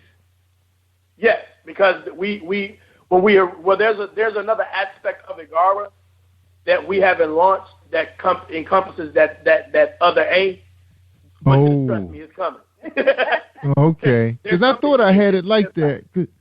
Yeah, because when I wrote it with 3 A's, and then I'm looking. I said, wait a minute, that's not the logo. Yeah, okay. The logo has 2 A's because of the name, is Independent Gospel Artists Radio Alliance. But there's another aspect that's getting ready to launch. We can't say what it is. It's something that's coming. It's going to be a blessing to everybody. You'll hear about it later in the year. And that second A, that third A rather, will make perfect sense once you hear that. You'll go, oh, there it is. I know. Yeah. Something we're hiding. There's clues. Yeah, I probably already know. I think it probably was my next question. I think it's my next question probably too. Now, all of this, you know, and I know you guys just launched this thing just a couple of months ago, but it's like speed forward a little bit. I'm not sure it's going to be a year or 2 years. When, you know, you guys got a house full of artists, you know, doing your thing, everybody's happy, making the audience know about you guys, you know, podcasts, helping you guys out, bringing things, making it happen. When will we see an Angara award ceremony? You know, and I'm handing out a trophy to somebody. See, there you go meddling. There you go meddling. that other A is the award. I knew it. It deals with the award. So what's going to happen is our goal is to next year, sometime around July, to have the Radio Alliance Awards, the Independent Gospel Artists Radio Alliance Awards. So we are in plans on that, but we're trying not to tell nobody. But you done stepped all in Kool-Aid, but asking too many questions. Man. But it's because you guys have so much growth potential. I just saw it coming. You know. I mean, no, it's all good. It's all good. I'm telling you, Keith, this thing is scary, man. I got chills, man, listening to y'all, man, because it's like this is a dream come true for. This would be a dream come true if it was actors involved. You know what I'm saying? Because everybody in every industry is stuck. You know, and it's like you guys, you know, the ones that, you know, our good Lord selected to do this, but it's a lot of areas of business where our people are just stuck. You know, right. I'm not just going to say whether it's black or white or whatever, but just the independent artists. You know what? It's not black or white, because the truth is there are artists all over that are stuck, of every nationality. They're just stuck. We get artists. We have artists from Africa that contact us. England. I get phone calls from the UK. It doesn't matter. Yeah. Artists are stuck, and this is why we did this. There has to be, you know, one thing that we like to do is easy for us to sit around, you know, around the table, a bunch of artists, a bunch of musicians, you know, whatever, a bunch of authors, a bunch of whatever, and complain about what ain't there and how somebody should. Well, we doing it. Right. And so we are that somebody. Let's do it. Let us do it. It's working. And my thing is, I just really pray and hope that independent gospel artists we'll jump on it. I was talking to somebody on the secular side, and they were like, dude, man, if we had this on the secular side, if we had this here, it's so many different things that, like you said, everything, there's so many different ways we're stuck. And it doesn't have to be that way. It doesn't have to be that way. But it takes somebody, first of all, I think, to throw down their ego. It takes somebody to have a true spirit that says, I want to help somebody else. And I say this, I've said it once. If I said it once, I'll say it twice. If you want to see your dreams come true, be a person that makes somebody else's come true. If you make somebody else's dreams come true, eventually watch what's going to happen. People are going to turn around and look back at you and say thank you, and they're going to make certain that you get yours. You reap what you sow. Right, but you got to be a person that says, you know what? Let me set mine down for a minute because I have something let me give you something. And once you start being, the Bible says that it's more blessed to give than it is to receive. But so many of us want to simply get. We don't want to give. And if we ever get that concept down, then it is more blessed to give. If we ever sit down and throw down our rocks and our stones and our sticks and our knives and guns and work together, we can do so much more as a team than we can apart. The Bible talks about a threefold cord is not easily broken. If you by yourself and you fall down, the Bible says, who's going to pick you up? Two are better than one. Two are better than one. You need to listen. You cannot be an island. And that's what the independent gospel artists, the problem with the independent gospel artist music industry is found right in the title, independent. Yeah. That's your problem. You're independent when you don't have to be. Independent should mean a word. That word should be defined to say I'm on a different team. It should simply mean I'm not signed, but I'm not by myself. It should mean I'm on a team of other independent artists, and we're going to work together. Because if you go, I go. If I go, you go. And if I can open up a door because I got this gig, if I'm on the jerry-royce-live show, as a matter of fact, when you interviewed me last year about my book, as soon as we got off the phone, I sent your information to 3 or 4 other authors to say, hey, you need to contact this guy so you can get on his show. And that's what I'm saying. But most authors, most people will come on a show like yours and then brag to everybody if they were on your show, but not tell nobody how to get on your show. We can't survive as Christians. We can't survive. Forget Christians. We can't survive in society as people, whether black, white, brown, green, whatever.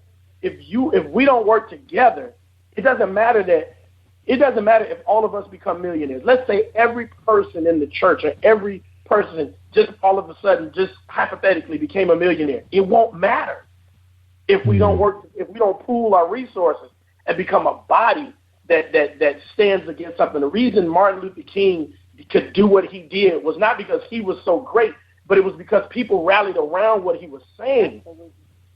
If he had been saying what he was saying but standing there by himself, we'd still have problems. So it's all about the unity. The independent gospel artist industry needs to become an industry instead of being a group of individuals, just struggling and fighting and arguing and with each other and just fussing about stuff. When as a group we can come together, and that's what Igara is all about. The Independent Gospel Artists Radio Alliance is about not only bringing the artists together, but I'm trying to bring the radio stations and the TV. Let's all work together. We can do so much more. We appreciate it. Yeah, I have a radio station. You have a radio show. I'm not intimidated by what you have. My thing is, if I got music and you artists, let me tell them about you. Yeah, I appreciate I'm not intimidated by what you do. There are 7 billion people on the planet. As a preacher, there are 7 billion people on the planet. As a preacher, I cannot reach all 7 billion of them. So why would I be jealous of another preacher because he's reaching 5 more than what I'm reaching? That's right. But the problem is the mentality, whether it be preaching, whether it be just daily in music or in music or whatever, we have this I'm going to get mine mentality. I'm going to shut up now because I'm a preacher. I'll go on forever. So anyway.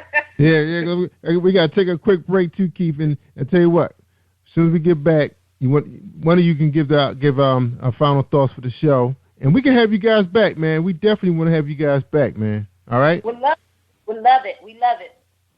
All right. So hold tight. Quick break. And then one of you guys can give us, can bring us home, okay? All right. Hold tight. All right. To Tamika Kane, this is a book buzz. Are you looking for the next great read? A book filled with love, passion, betrayal, and intrigue. The award-winning novel, Season of Change, by Tamika Patrice Kane, is sure to satisfy your literary sweet tooth. Check out this must-read book reviewers are calling uplifting and emotional. And exceptionally great read, deeply intense and thought-provoking. Order your copy today, available in paperback and ebook on Amazon.com or at www.tamikapatrice.com. All right, we're talking to Keith and Teresa Powell, owners of Igara. It's blowing my mind. We definitely got to have you guys back, and you can bring a guest with you the next time because I know you guys are going to have even more information for it. And, you know, I welcome you guys. Teresa, anytime you inbox me, you on the show. All right? Thank you. That's right, because you set this machine in place. The people you've been sending to us. So, you know, I'm appreciative, so you could just, you know, let's tell Brandon you want to be on the show. You on the show. Absolutely. All right. I appreciate it. All right. So who's going to bring us home? Final thoughts for tonight. Well, I just want to say this, first of all, bro. I'm going to let Teresa have it, but I just want to say thank you so much for having us back on your show. And we're going to have to get you on the iGospel Music Show, which is our radio station. Get you on there. We're going to have to do an interview with you, get you on there and let you do your thing, let you talk about your show, let our audience hear you. So we appreciate what you're doing, man, and I'm hoping and believing that God is going to blow your stuff up even more. And I just want to talk to the website out there. I just want to talk to the website out there for any independent gospel artists out there, or if you know of a person that's doing a CD, finishing a CD, or whatever, make sure you send them to www.igaraa.com. And I'm telling you, we have videos, we have all kinds of stuff on there for people to watch that'll be a blessing. Again, www.igaraa.com. And if you missed that and you just couldn't catch it, I'm going to throw my number out there. You can give us a call at 904-866-2762. One more time, 904-866-2762. Now, Jerry, I'm going to turn it over to my wife. All right. Before you go, Keith, you can actually inbox me that, and I'll make sure that your office number is inside the splash page, too. So when they pull up one thing about Spreaker I like, they don't let the audio just play in Facebook. They actually bring you to the page, so all your information will be sitting right there, your bio, everything, okay? No doubt. Teresa, all right, so hold on after we close up the show. I got to ask for a couple things from you, Teresa, okay? Okay. All right, Teresa, your turn to burn. Well, I just want to say again, thank you so much, Jerry, for having us on the show. I really, really enjoy your show. I enjoy talking with you and your staff. You all are so great, and you've been a great blessing to the artists that we've sent you through Igara.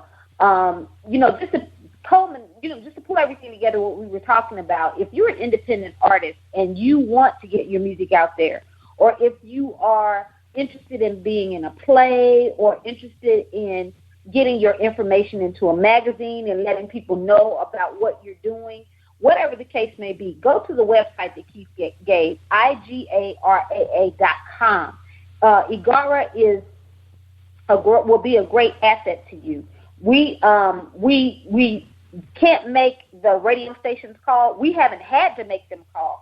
As an artist myself, I have experienced how great Igara is. I get tweets, I get messages on Facebook, whatever the radio station is now playing Teresa Powell's El Shaddai, now playing Teresa Powell Unconditional Love.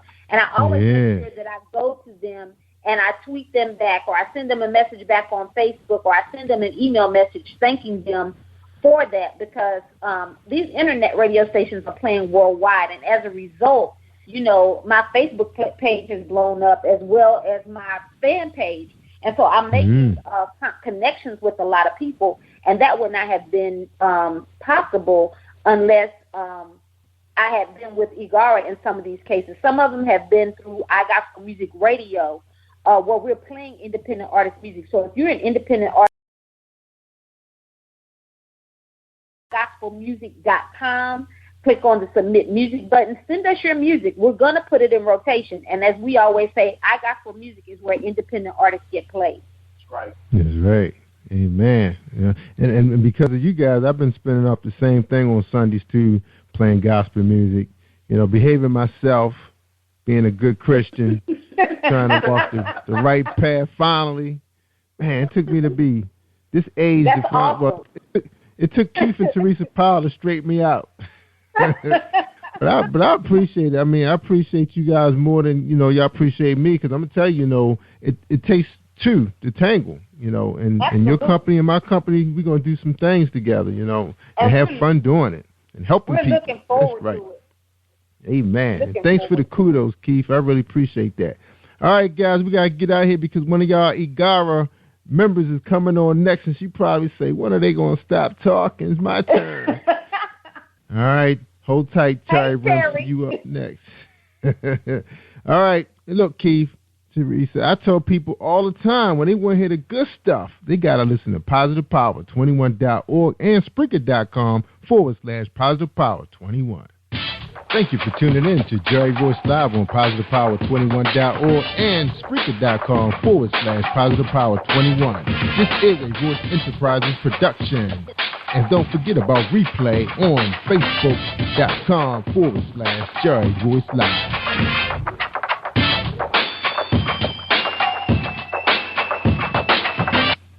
All right, stay awesome, everybody. All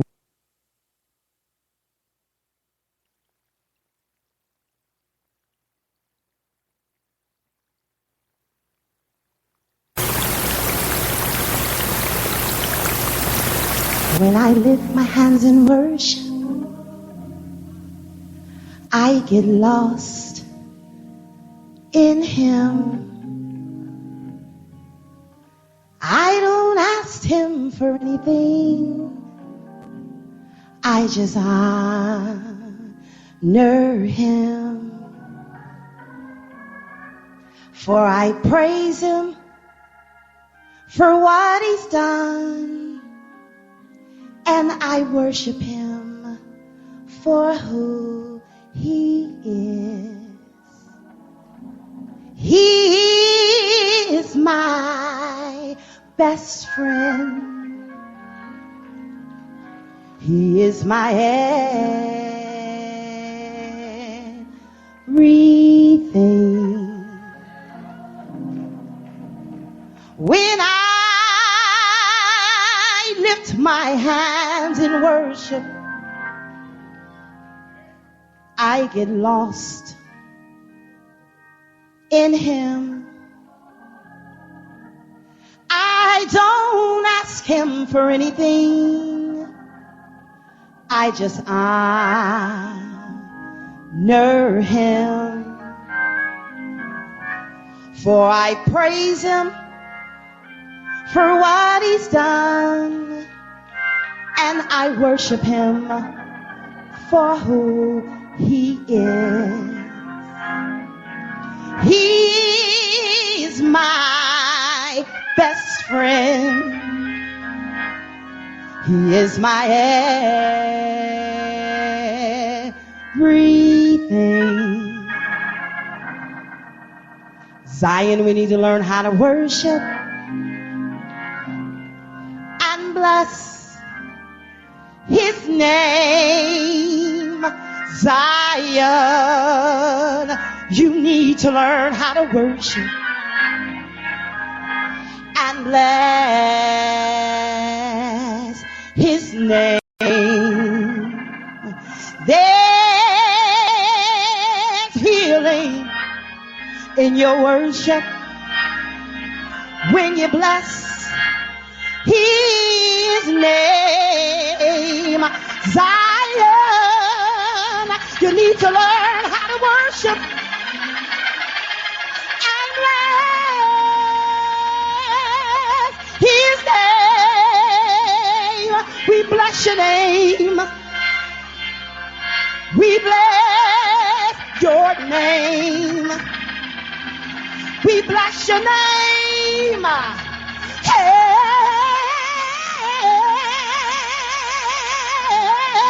We bless your name. We bless your name. Zion, you need to learn how to worship. There's healing in your worship. Hey, everybody, this is Terry Ripson, gospel recording and performing artist, and you are listening to Jerry Royce Live. You are listening to PositivePower21.org with Jerry Royce.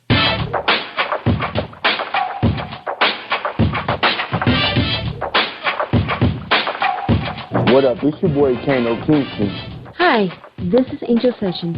Hey, this is Pat. Hi, I'm Teresa Powell. Hi, Jerry. This is Ira Stanbro Carter. Hi, this is Phil Powers. Hello, this is Teresa Bobby with Jerry Royce Live. Hi, I'm Philip Barron. I'm live on the Jerry Royce Show. Hey, what it do? It's your boy Houston Saint. Peace, this is Dahlia the poet, spoken word artist. Hello, this is Lamar Marquise with Jerry Royce Live. All right, everyone. You got Robin Lynn, and I'm keeping it live right now on Jerry Royce Live. Hey, what's going on, everybody? What's up? This is award-winning podcast with the greatest podcast on earth. Thank you for stopping by. I'm your host, Jerry Royce Live Worldwide on Internet Radio, where you get your positive on. So when it's all positive, it's all power. That's positive power. This is a worldwide podcast for growth, wealth, and success. Thank you.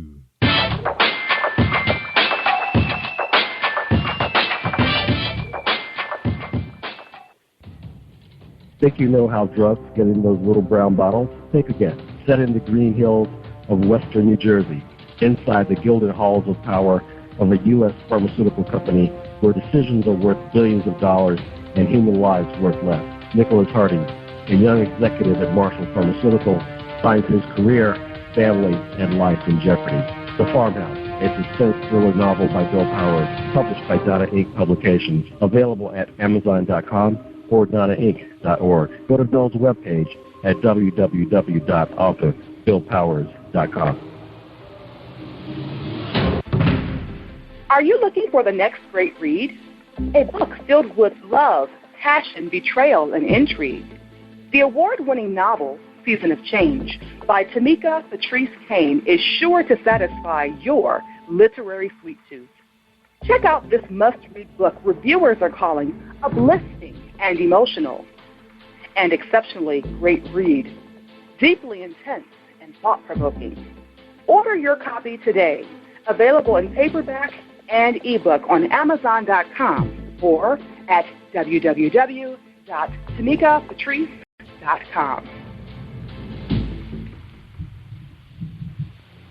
Are you an author looking for promotional services or a reader looking for a great read at low prices? In this competitive world of books, Writing Royalty Promotions is dedicated to bringing authors and readers together to build a greater respect for literature through our various promotional services and online bookstore. So head over to WritingRoyaltyPromotions.com and check us out.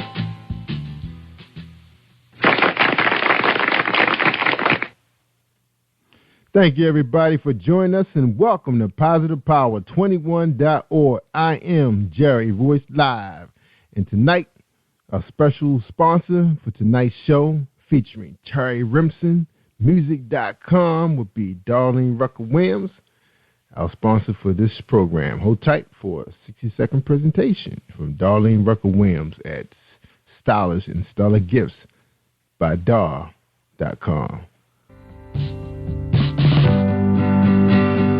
What do you give to a person who has everything? Hi, I'm Darlene Rucker-Williams, and I am the owner of Stylish and Stellar Gifts by Dar. I get this question all of the time. At Stylish and Stellar Gifts by Dar, we specialize in customizing gifts for people and pets too. Our gifts are original and one of a kind. Not only do we deliver, we ship as well. We work according to your budget and your theme. We have gifts for all things, including baby showers, sports teams, get well, bridal, birthdays, pets, just because, and that's just to name a few. So let Stylish and Stellar Gifts by Dar take the worry out of your gift giving today and also for the holidays. Our website is www.stylishandstellar.com. And our phone number is 143-682-5664.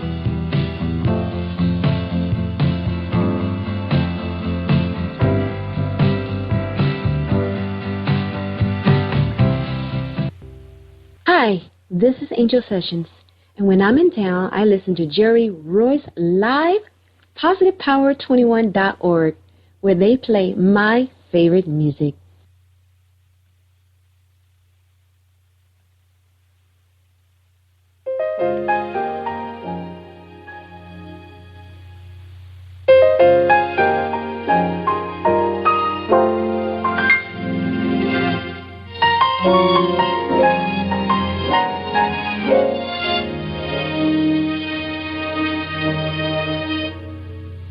When I lift my hands in worship,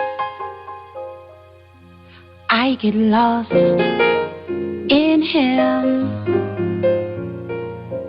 I don't ask Him for anything, I just honor Him.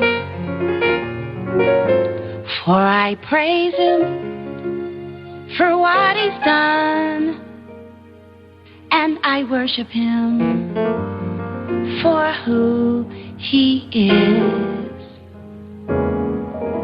He is my best friend. He is my everything. When I lift my hands and worship, I get lost in Him. I don't ask Him for anything, I just honor Him. For I praise Him for what He's done, and I worship Him for who He is. He is my best friend. He is my everything. Zion. Oh, man, I hated to stop there, but we got to do the interview, y'all. We got Terry Remsen on the show. Yes. All right. All right, let's read her bio, then we're going to introduce her, bring her on, let her talk to us. Terry is a gifted and talented vocalist who is no stranger to the spotlight. She has been captivating audiences since the age 5. Her local training began in Philadelphia's Settlement Music School, then continued with gospel greats the late Dr. Mattie Moss Clark, along with Grammy Award-winning Twinkie Clark, and currently with the infamous Brandon Winbush, who's the background vocalist for Patti LaBelle, Justin Bieber, and Kurt Carr Singers. After years of performing in stage plays throughout New York and singing background for gospel music royalties, such as Grammy Award-winning Karen Clark Shearer, Tremaine Hawkins, Daryl Cooley, among many others, Terry comes from behind the scenes to center stage. In 2014, this powerhouse released her first single entitled Zion from her upcoming freshman album. From her first release, Terry received 4 Rhythm Gospel Award nominations and have performed in various nationally acclaimed artists showcase such as Rhythm of Artists Gospel Showcase and John P. Key's VIP Conference. Terry continues to progress and involve herself with such things as her newly released reality docuseries titled All About Terry, which premiered on Wednesday, December 10th, 2014 on Living Witness TV. With every accolade and each big announcement, Terry continues to stay humble, knowing that she has a gift graced by God and she can't do anything without Him. Terry Remsen, welcome to Jerry Royce Live Worldwide. How you doing tonight? I'm doing great. Yeah. Wow. Congratulations. Thank you so much. On everything. But I guess the latest big news was the show. The TV show, the reality show. Wow. Yes. That's awesome. Now we're gonna get into all of that. But first, We talk about all your projects. We want to get to know Terry Remsen. So the first question is, who is Terry Remsen? Who am I? I am the daughter of a national evangelist. My mother has been known in the Church of God in Christ for over 50-something years. So she's very well known, and I am her daughter. I'm also married to a pastor. I am a co-pastor. I am the praise team leader. And then I also do my thing where I sing, and I also have my own TV show that God has blessed me with. So I kind of do it all. I do acting, singing, and modeling. There you go. Wow. So much talent. Ooh. So I didn't know you were a model. I mean, I could see that you are looking at your picture. You're so photogenic. Oh, wow. Thank you. So much talent. Now, where do we start? You want to talk about, well, let's talk about your life growing up. So what was Terry like, growing up, grade school, high school, most popular, shy, basketball, shy. Stuff? Yeah, I was very shy in high school, and I think the only thing that I did open up to do was sing. That was something that was a passion of mine, was singing. So yes, I was very shy. But at a younger age, my mother pushed me to sing. I did cry. But she just stayed behind me, and she kept pushing me. And then Maddie Moss Clark was like a godmother to me. So whenever we would go to Michigan, Maddie Moss Clark would put me on the piano stool, and she would sing, and then Twinkie would play. And when they would come visit, they would do the same thing. Twinkie would put me on the stool as she's playing, and they would have me singing and kind of pushing me. And it kind of helped break me a little bit out of my shyness. But as I got older, I realized that whenever I would get up to sing, the shyness would go away until I finished singing. So, yeah, my mother pushed me, and with the help of the Clark sisters, whom I call affectionately aunties, they really helped my mother to help groom me, to get me to a point where I was able to sing without being shy.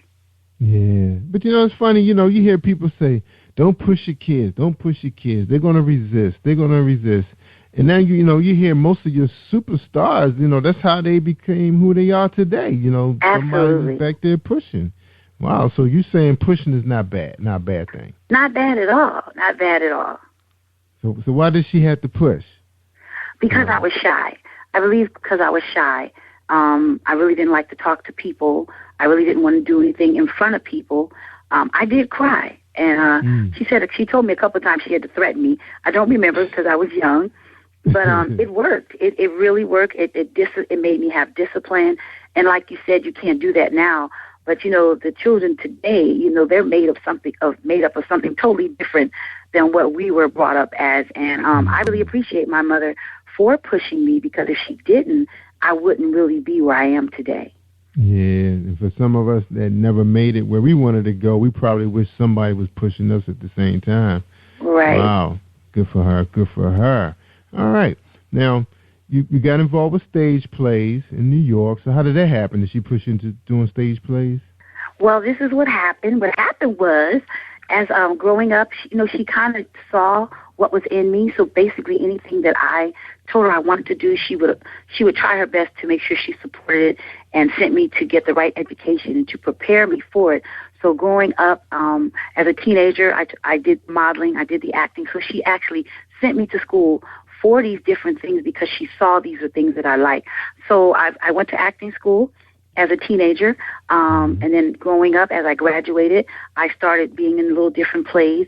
And then when we moved to Philadelphia, because I got married and moved away, but then we came back to take over my mother's church because she got remarried. And what happened was I said, you know what, I'm going to get back into this acting thing because my husband had told me, you need to focus back on what you like to do.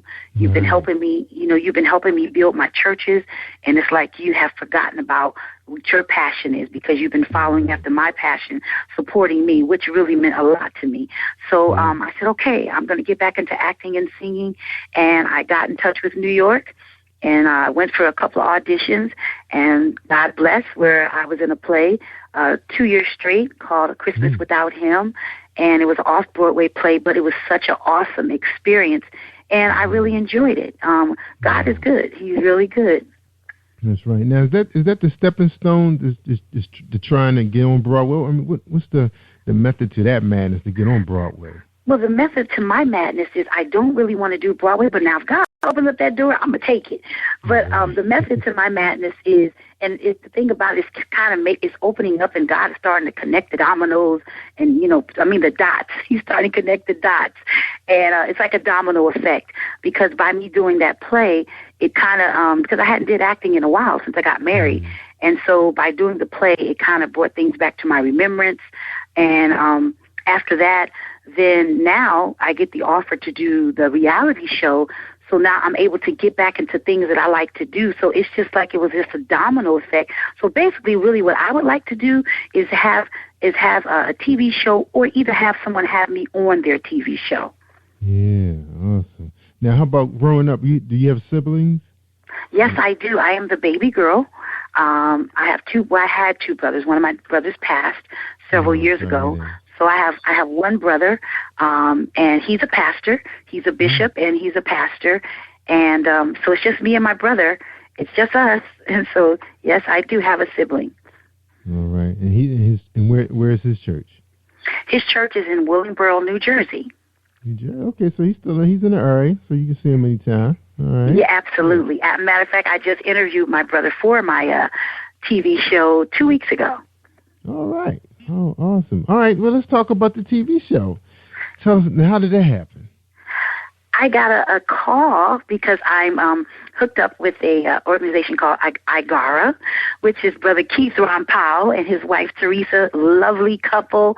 And I'm a part of their organization, which I feel like every independent artist needs to look them up, because they really help out independent artists such as myself to help kind of get our names out there. And someone heard about me that's a part of his organization, and they gave me a call and asked me would I like to do my own show. And I said, sure. But I didn't want to do just a typical ordinary show. And I asked them, would it be okay if I do almost like a docuseries of me being in the studio? And so that's what we did. The first season was the docuseries of me being in the studio preparing for my project. And then the second season, which has started, is me, with the camera going around with me to different events, interviewing different people, so it's coming along really well. Where a lot of people are starting to watch it. The name is getting out there, and I'm excited because each week the show gets better and better. Yeah, well, we want our audience to know where to find it. How can they tune in? They can tune in by going to livingwitnesstv.com, and I come on every Monday at 9 p.m. to 9:30 p.m. And the show is called All About Terry. So is that streaming? No, that's not streaming. It's internet TV. Oh, it's internet. Now, when they go to it, when they go to their website, is it like more shows being featured? They have to look for you. They have to look for All About Terry. Yes, that's what they do. Look for All About Terry, and then hit the tab that says Live TV. Oh, so you can't look at it on demand? You can on Fridays. I'm glad you asked me that. Every Friday you can look at it on demand. Okay, good. All right, so everybody, well, I'm not doing anything on Fridays. So what time on Fridays? We're going to make a note of that. On demand, I think it's any time on Fridays. Oh, any time on Friday. All right, so everybody got to remember that one. Wow, I'm so excited. I can't wait now. Yeah. Right. Then I have a YouTube channel where they can go and look up All About Terry, and they can see the docuseries on there on the YouTube channel for All About Terry. Oh, cool. Yeah, I was going to ask you because we were on your website, and I was going to ask you, can they go there to try to connect with their program? So they can. They can go to my YouTube channel for All About Terry, and they can see the docuseries of me in the studio. All right. Now on Terry's website, she has a YouTube icon that you can click, right? And that'll take you right there. Okay. Yes. Good. Now your website, the official website, because eventually there's going to be some flim-flammers out there. Okay. You're going to be so famous. But right now, your official website is terryremsenmusic.com. You can join her Facebook page. You can be part of her Twitter and Instagram. and YouTube. All is there. Yes. And they can download any of your music. Well, the one that's being released right now. Yes, sir. Zion. Yep, on iTunes, Amazon, and CD Baby. All right. Footage, any concert footage of Terry Remsen? Yes. They can look me up on YouTube under Terry Remsen, and there's a whole lot of footage of me singing.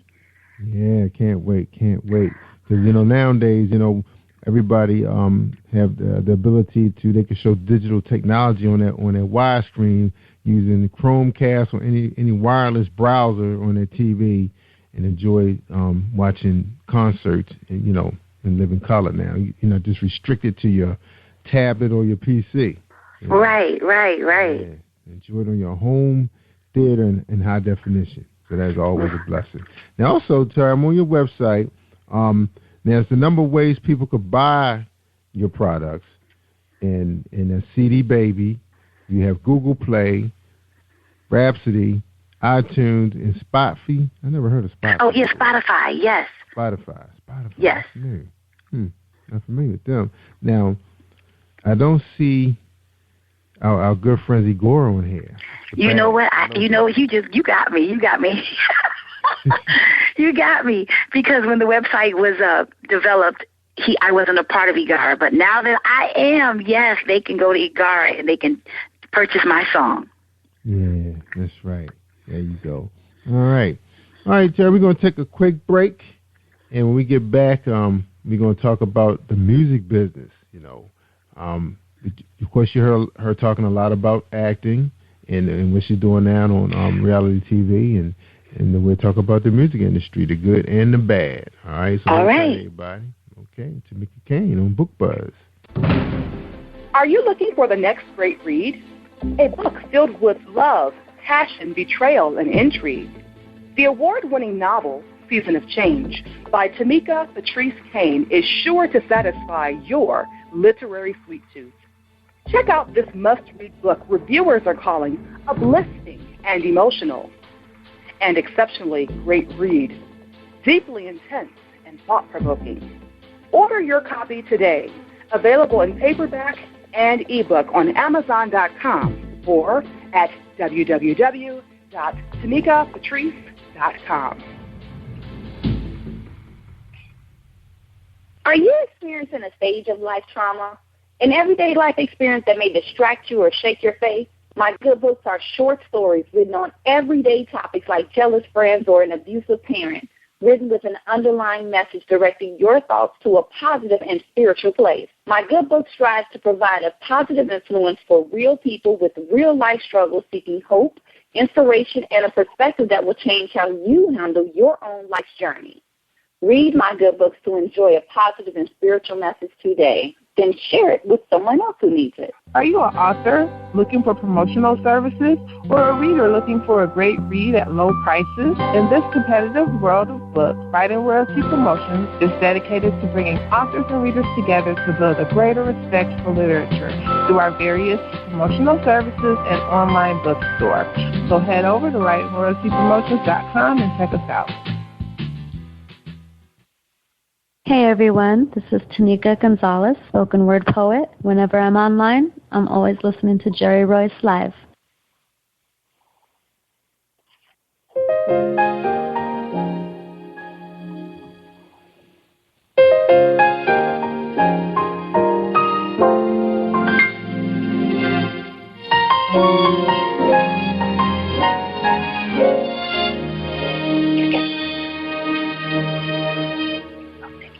When I lift my hands in worship, I get lost in Him. I don't ask Him for anything, I just honor Him. For I praise Him for what He's done, and I worship Him for who He is. He is my best friend. He is my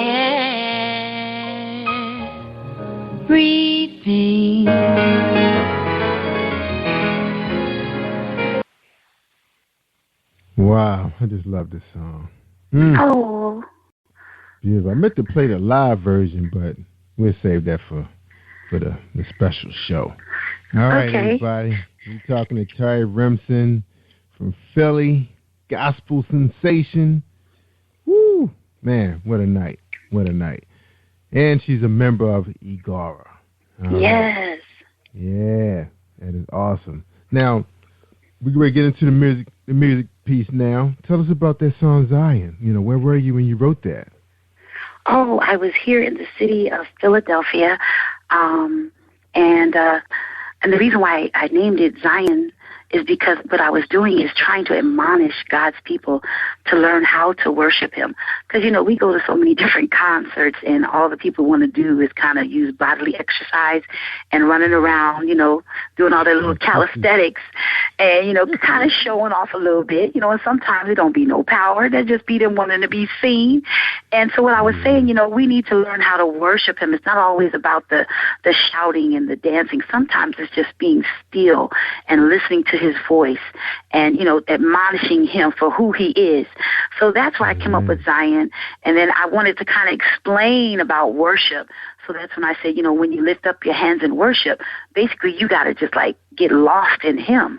And you can't ask Him for anything. You got to think on Him. And so that's how I came up with Zion.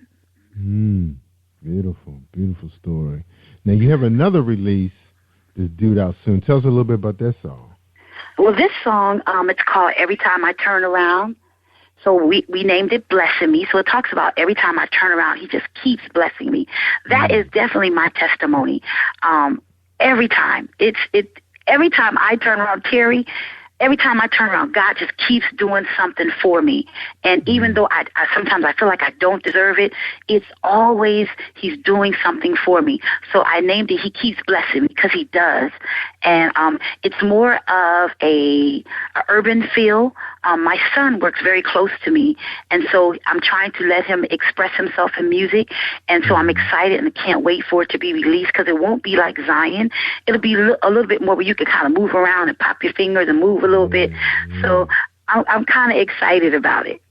Yeah, so I could do my chicken dance with that one. Yes. Wow, I can't wait to hear it. Now tell us about your son. So how's he involved with the music industry? Well, my son, he's 22. He's a student at Berkeley College, and so he's a drummer. But the older he's beginning to produce and write. And so on the project, he's really producing a lot of my songs on the project, and he's writing, and I'm excited. He's a very talented young man, and so he's playing a very major part in the project in its entirety. In Zion, my nephew, who's my assistant, he helped me put the verse to Zion. So I kind of keep using my family because they're my greatest support. And who else would you rather want to use than your family? So yeah, I'm excited. The next generation. Wow, you got the next generation involved. You remind me of all these a family I was reading about. I used to admire back in the day. They have they got nephews and nieces out there on the road singing. So yes, you got to do. That's awesome. Getting them involved early, right? Yes. So how old is your nephew? My nephew is 26 years old. 26. All right.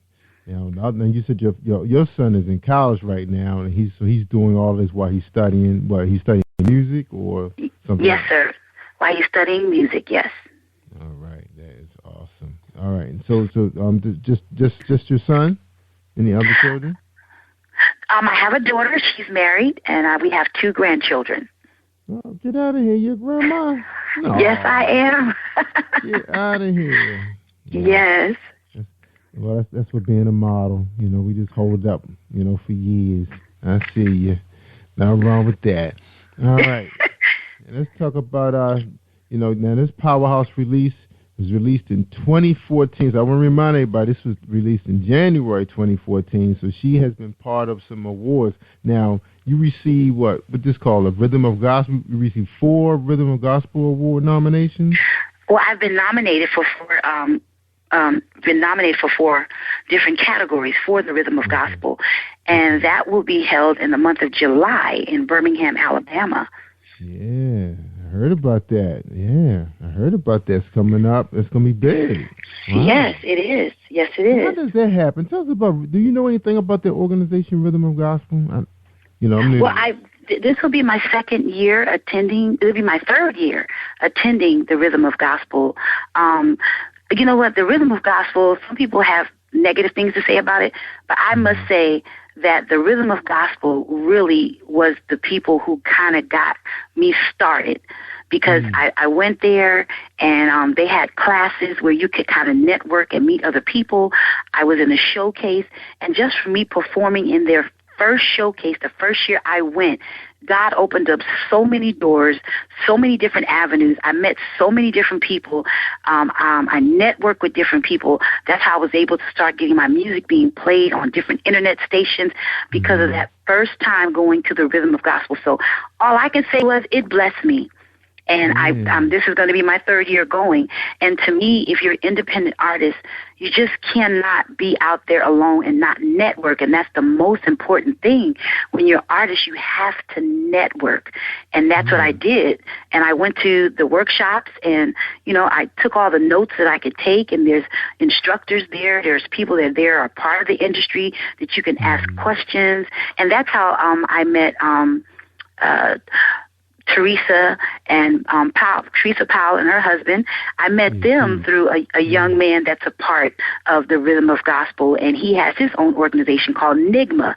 So it was just, again, a domino effect. So the Rhythm of Gospel, it blessed me.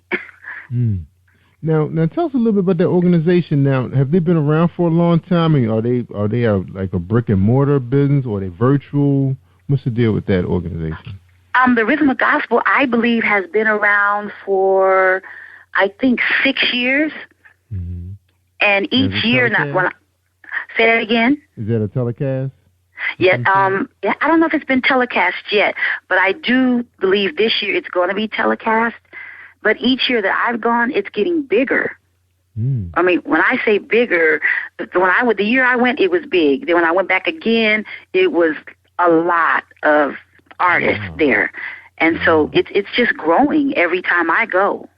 Now, is that an invite? Like, if you want to participate, like just buy a ticket and attend the ceremonies, is that possible for somebody like me? Or yes, it is. I have to pull out my media card on them. Anybody can come, and they would be glad to receive you because of the type of business that you have. Awesome.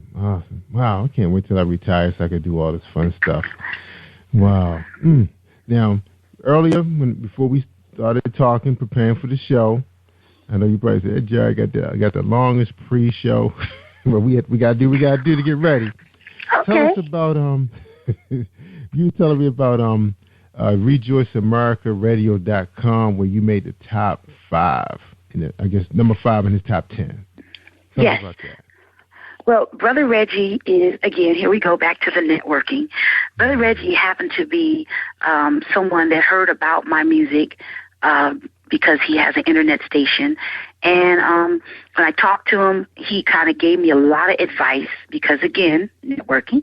And he actually shared different things with me, what I needed to do, how I needed to handle different things. And so Brother Reggie, he really tries to help every independent artist. There is no independent artist that he won't play. If you present it to him, he will play it. And that's what I like about Brother Reggie. There's no discrimination. No matter what it sounds like, he's going to give everybody a chance. And so what he did is he ran it for a couple of weeks, and he told me, he says, we go by how the calls are coming in for requests. And I guess I must have got a lot of requests, and I'm grateful. And I was number 5 in his top 10 chart. Wow, and I learned something from you today talking to you, and you blessed me with an idea to help people, just like our brother Reggie, and I'm definitely going to jump on that idea you gave me. Now, you call him North America Radio Station. What does that mean? He's stationed up north, or? Oh, it's the name of Brother Reggie's radio station is Rejoice America Radio. Okay. Rejoice America Radio. So we're going to check them out. For those, listening, you're looking for, You know, because one thing about internet radio, it's not like it's a directory out there. It may be, but we don't know where it is. Absolutely. To find these resources. So you have to rely on Facebook and Twitter to find out about these people. You know, like even the online magazines. Same. I remember years ago, used to be a guy had a company called Reference.com. Well, actually, he called it Reefer.com. I don't know why he did that, but it was actually supposed to have been called Reference.com. And he had a listing of all the different categories of online publications and podcasts. I'm not even sure if he's still around, but we could use that. But luckily, we have you here to tell us. Oh, yeah. And you know what? There's a magazine that I was in the month of, I'm trying to think what month it was. I believe it was October. It's called Iconic Magazine. And Iconic is an internet magazine. And then I'll be also in February running, you know, my ad of Zion. And then I've also been in Root Magazine. That's another magazine that I've been in. I had my ad ran in twice last year. All right, let's talk about that then.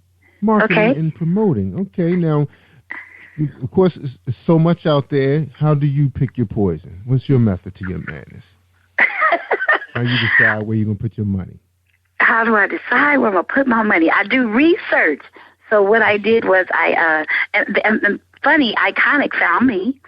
They found me, and matter of fact, I think that may have been through Igara. That's how they see. Everybody needs to get in touch with Pastor Powell and his beautiful wife, Teresa Powell.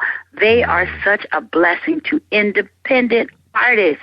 And Root Magazine, they're located here in the city of Philadelphia, and he's a gentleman that goes to Bishop Hezekiah Walker's church, and he has a wonderful magazine, and he just did BMI, and he did the Stellars, he did the Celebration of Gospel, and so certain things like that, you know, I felt like because my name was new, it wouldn't hurt me to invest in my craft, invest in my ministry. And sometimes it is a sacrifice, especially when you're an independent artist.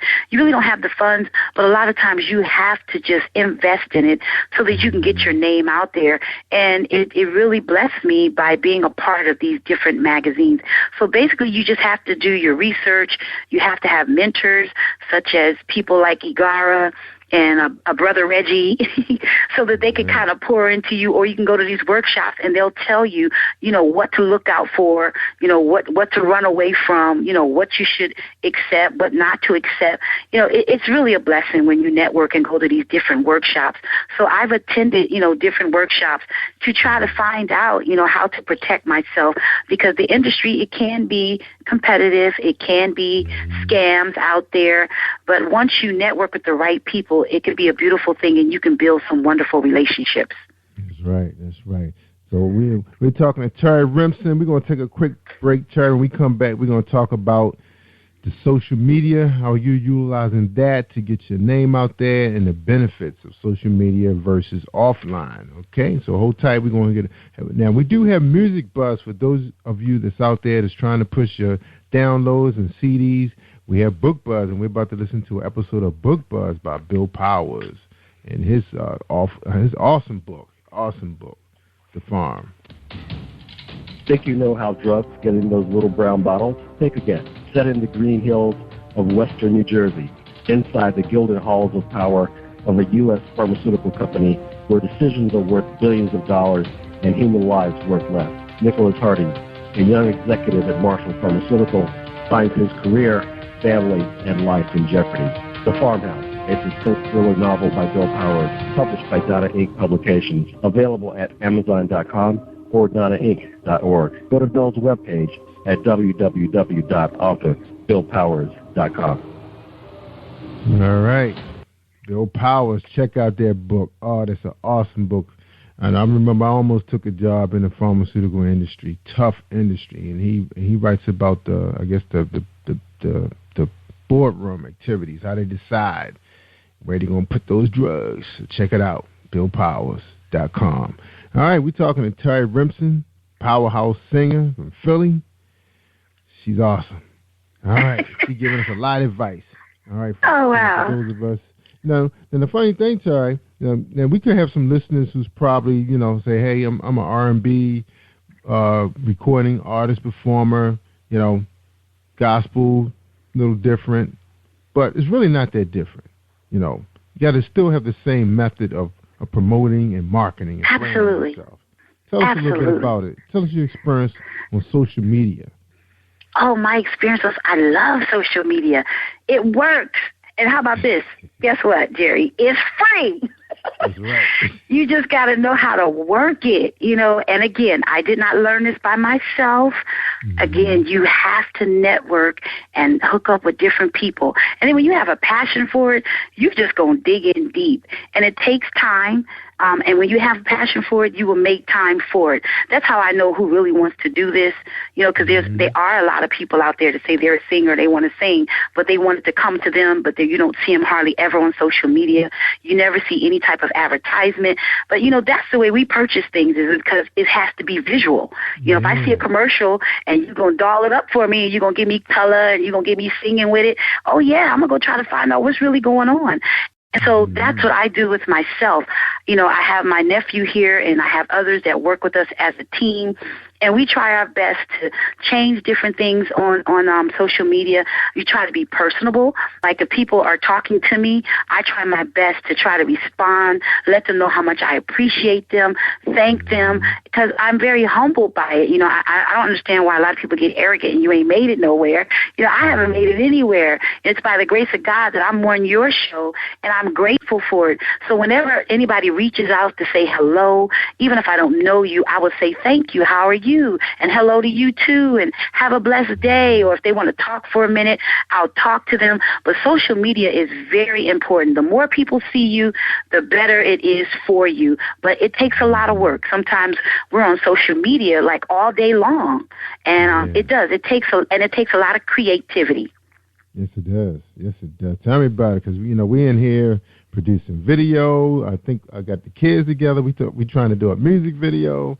You have to engage. You have to put a real spin on things. Not to bore your audience, because they following you all the time. They want to see different stuff. Yeah.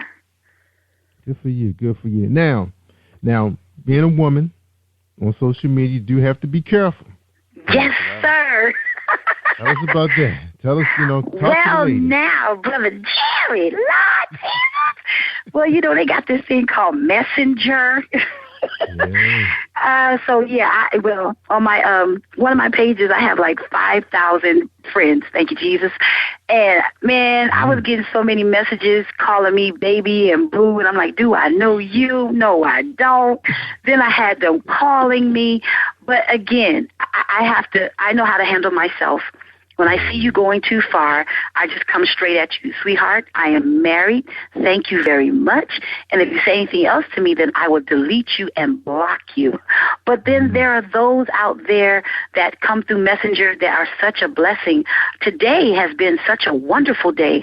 I've had people reach out to me that I don't even know that have given me encouraging words. And one young man didn't even know me. He told me what he saw was going to happen for me in the future.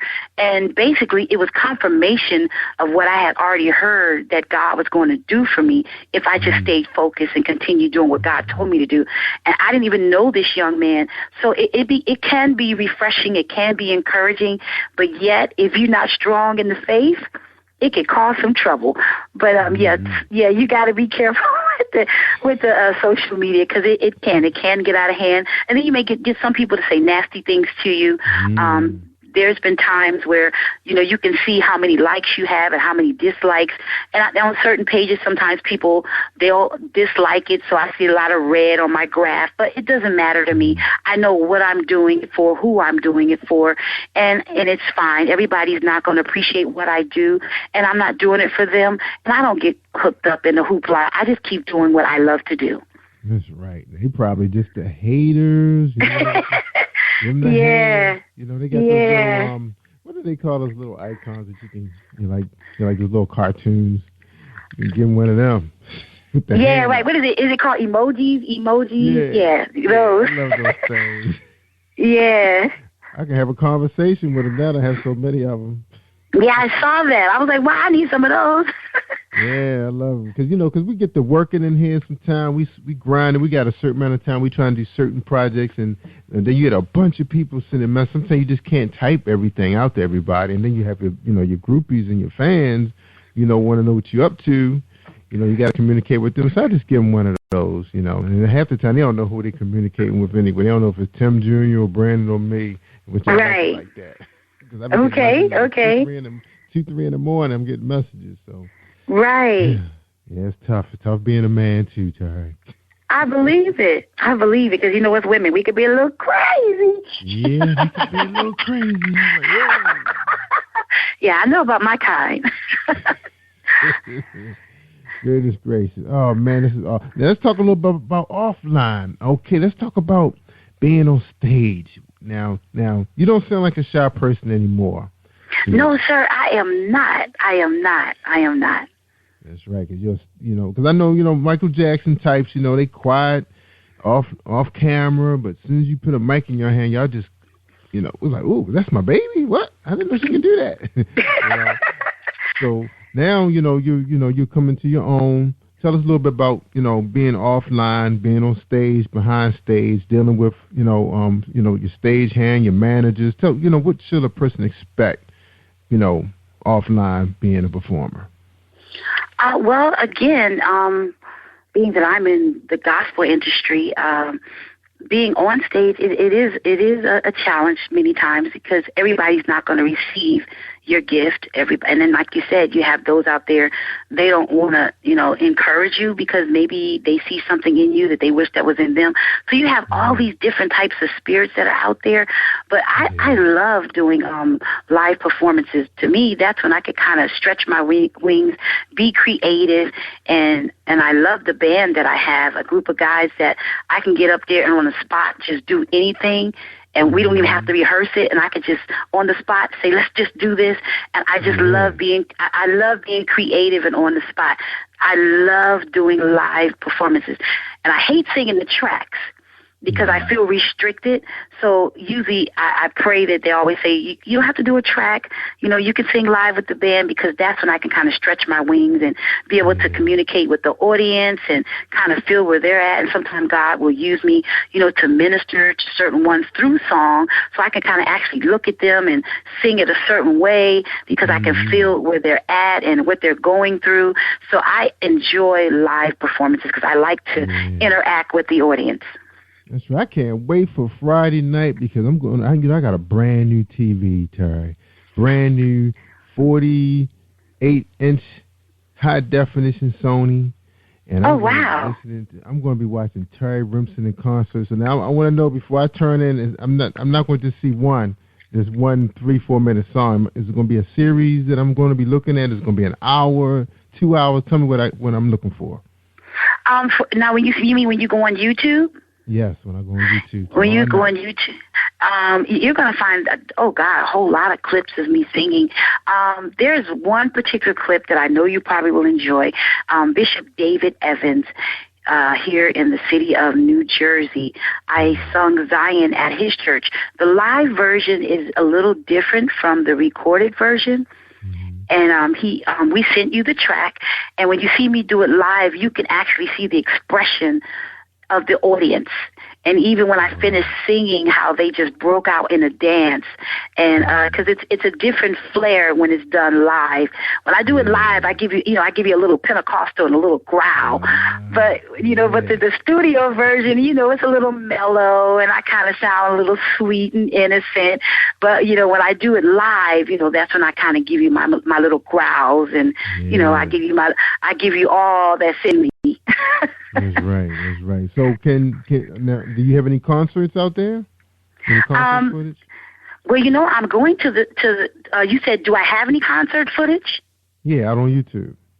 I know I have showcase footage where there's the Rhythm of Gospel where I performed one year.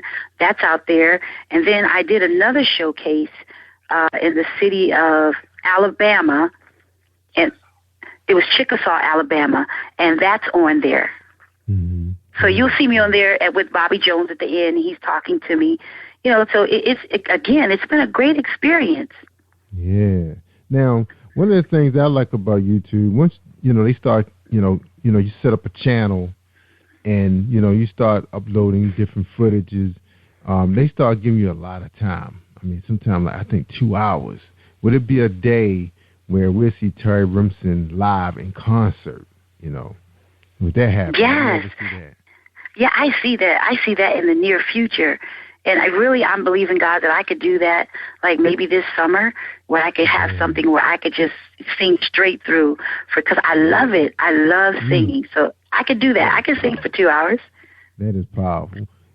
Yeah, because 2 hours, you're talking about, man, you have, that's what, a couple LPs, right? Yeah. I mean, other I can do that. Songs too. I mean, I don't have no problem hearing you sing someone else's song. That voice you have. Oh wow! Thank you. Yeah. Well, speaking of live, we can ready to listen to Terry Remsen live, Zion live on Jerry Royce Live Worldwide. Hold tight, everybody. Here we go. All right, here we go. Terry Remsen, Zion live. Now, let's have a little delay starting out, so let's see the count. Oh, here we go. I get lost in him. I don't ask him for anything. I just honor him. For I praise him for what he's done. And I worship him for who he is. He is my best friend. He is my everything. When I lift my hands in worship, I get lost in him. I don't ask him for anything. I just honor him. For I praise him for what he's done, and I worship him for who he is. He's my best friend. He is my everything. Zion, we need to learn how to worship and bless his name. Zion, you need to learn how to worship and bless his name. There's healing in your worship when you bless his name. Zion, you need to learn how to worship and bless his name. We bless your name. We bless your name. We bless your name. Hey,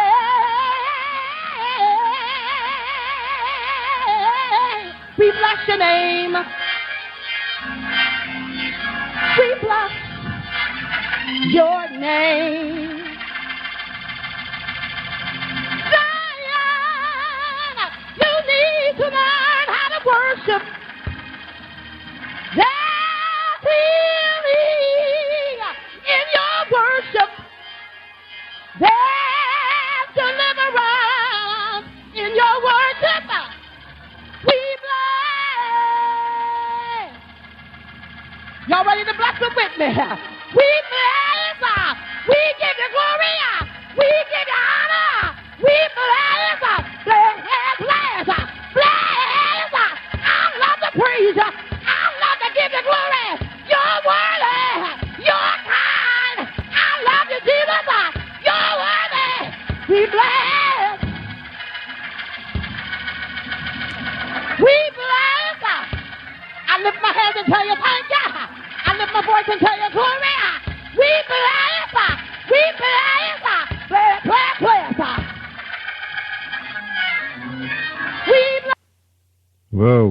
having church up in here.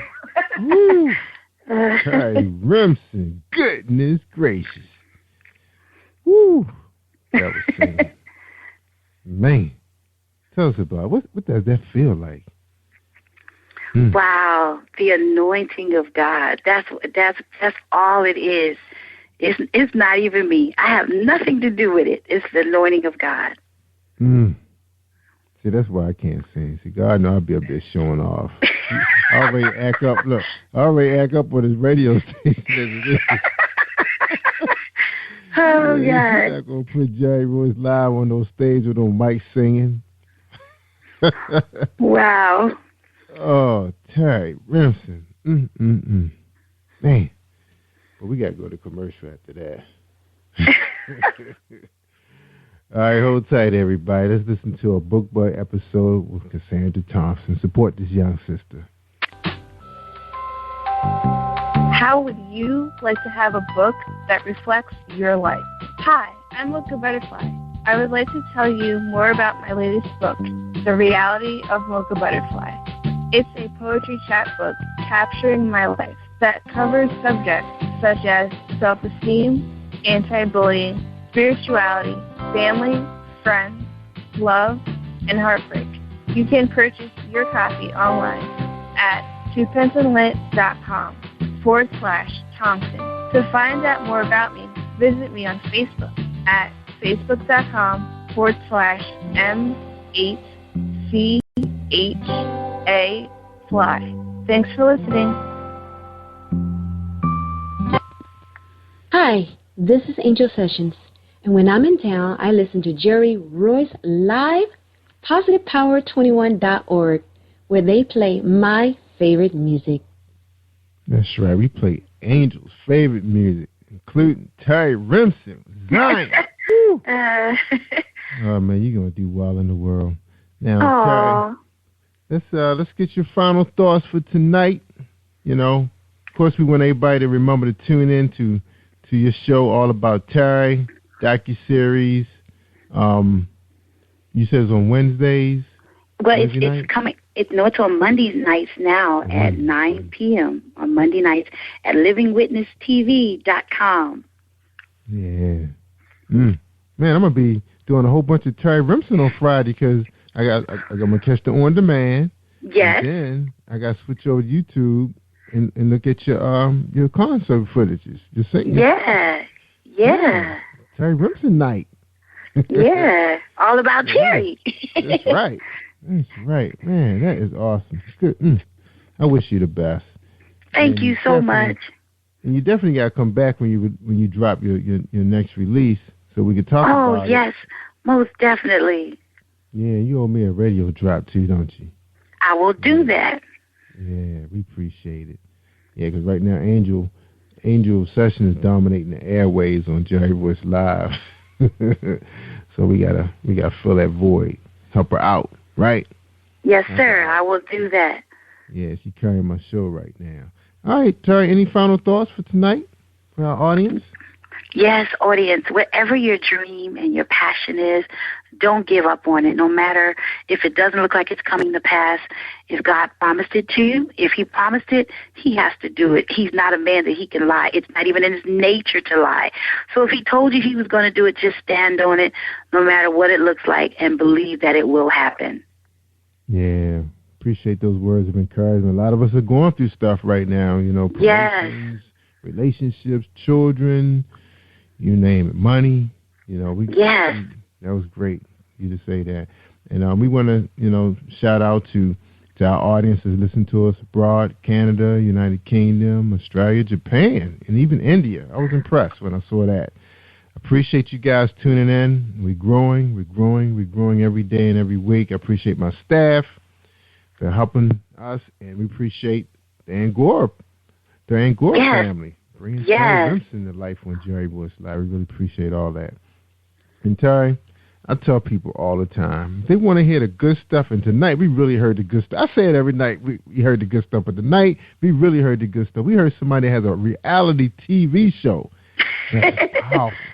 And her husband preaching the word, saving souls every week. Yeah. Man, that is awesome.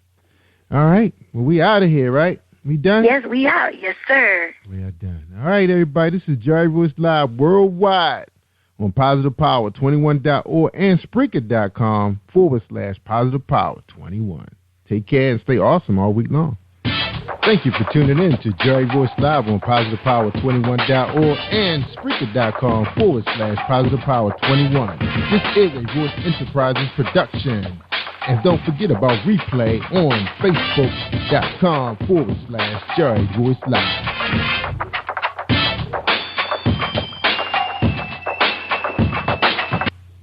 All right, that's it.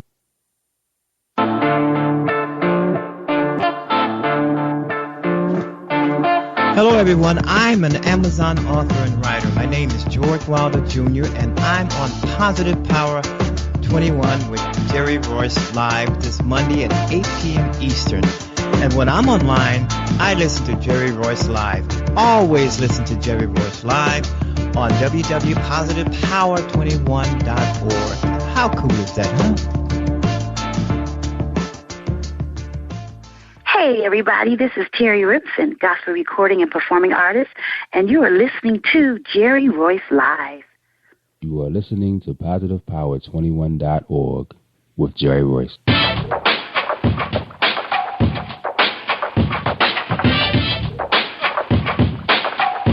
What up? It's your boy Kano Kingston.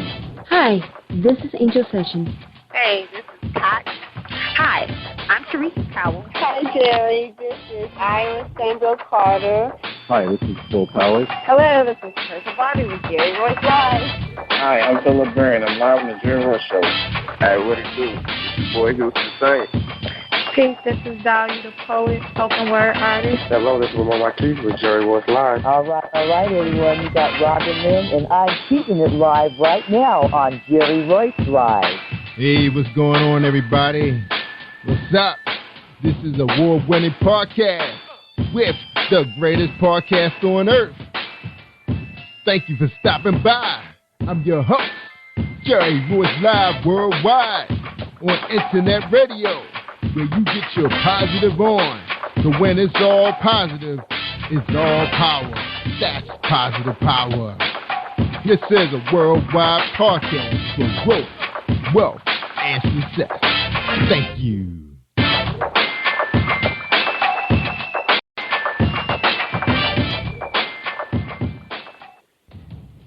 Think you know how drugs get in those little brown bottles? Think again. Set in the green hills of western New Jersey, inside the gilded halls of power of a U.S. pharmaceutical company where decisions are worth billions of dollars and human lives worth less. Nicholas Hardy, a young executive at Marshall Pharmaceutical, finds his career, family, and life in jeopardy. The Farmhouse, a suspense thriller novel by Bill Powers, published by Donna Inc. Publications, available at Amazon.com or DonnaInc.org. Go to Bill's webpage at www.authorBillPowers.com. Are you looking for the next great read? A book filled with love, passion, betrayal, and intrigue. The award-winning novel, Season of Change, by Tamika Patrice Kane, is sure to satisfy your literary sweet tooth. Check out this must-read book reviewers are calling uplifting and emotional, and exceptionally great read, deeply intense and thought-provoking. Order your copy today, available in paperback and ebook on Amazon.com or at www.tamikapatrice.com. Are you an author looking for promotional services or a reader looking for a great read at low prices? In this competitive world of books, Writing Royalty Promotions is dedicated to bringing authors and readers together to build a greater respect for literature through our various promotional services and online bookstore. So head over to WritingRoyaltyPromotions.com and check us out.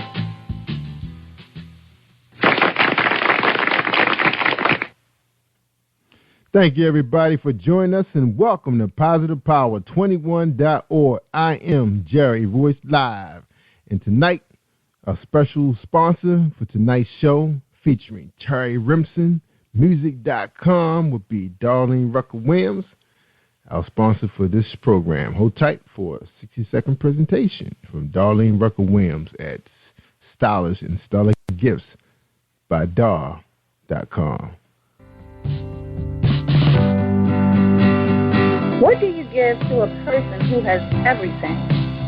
Hi, I'm Darlene Rucker-Williams, and I am the owner of Stylish and Stellar Gifts by Dar. I get this question all of the time. At Stylish and Stellar Gifts by Dar, we specialize in customizing gifts for people and pets too. Our gifts are original and one of a kind. Not only do we deliver, we ship as well. We work according to your budget and your theme.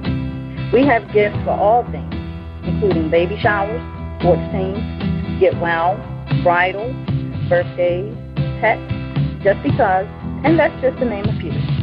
So let Stylish and Stellar Gifts by Dar take the worry out of your gift giving today and also for the holidays. Our website is www.stylishandstellar.com, and our phone number is 443-682-5664.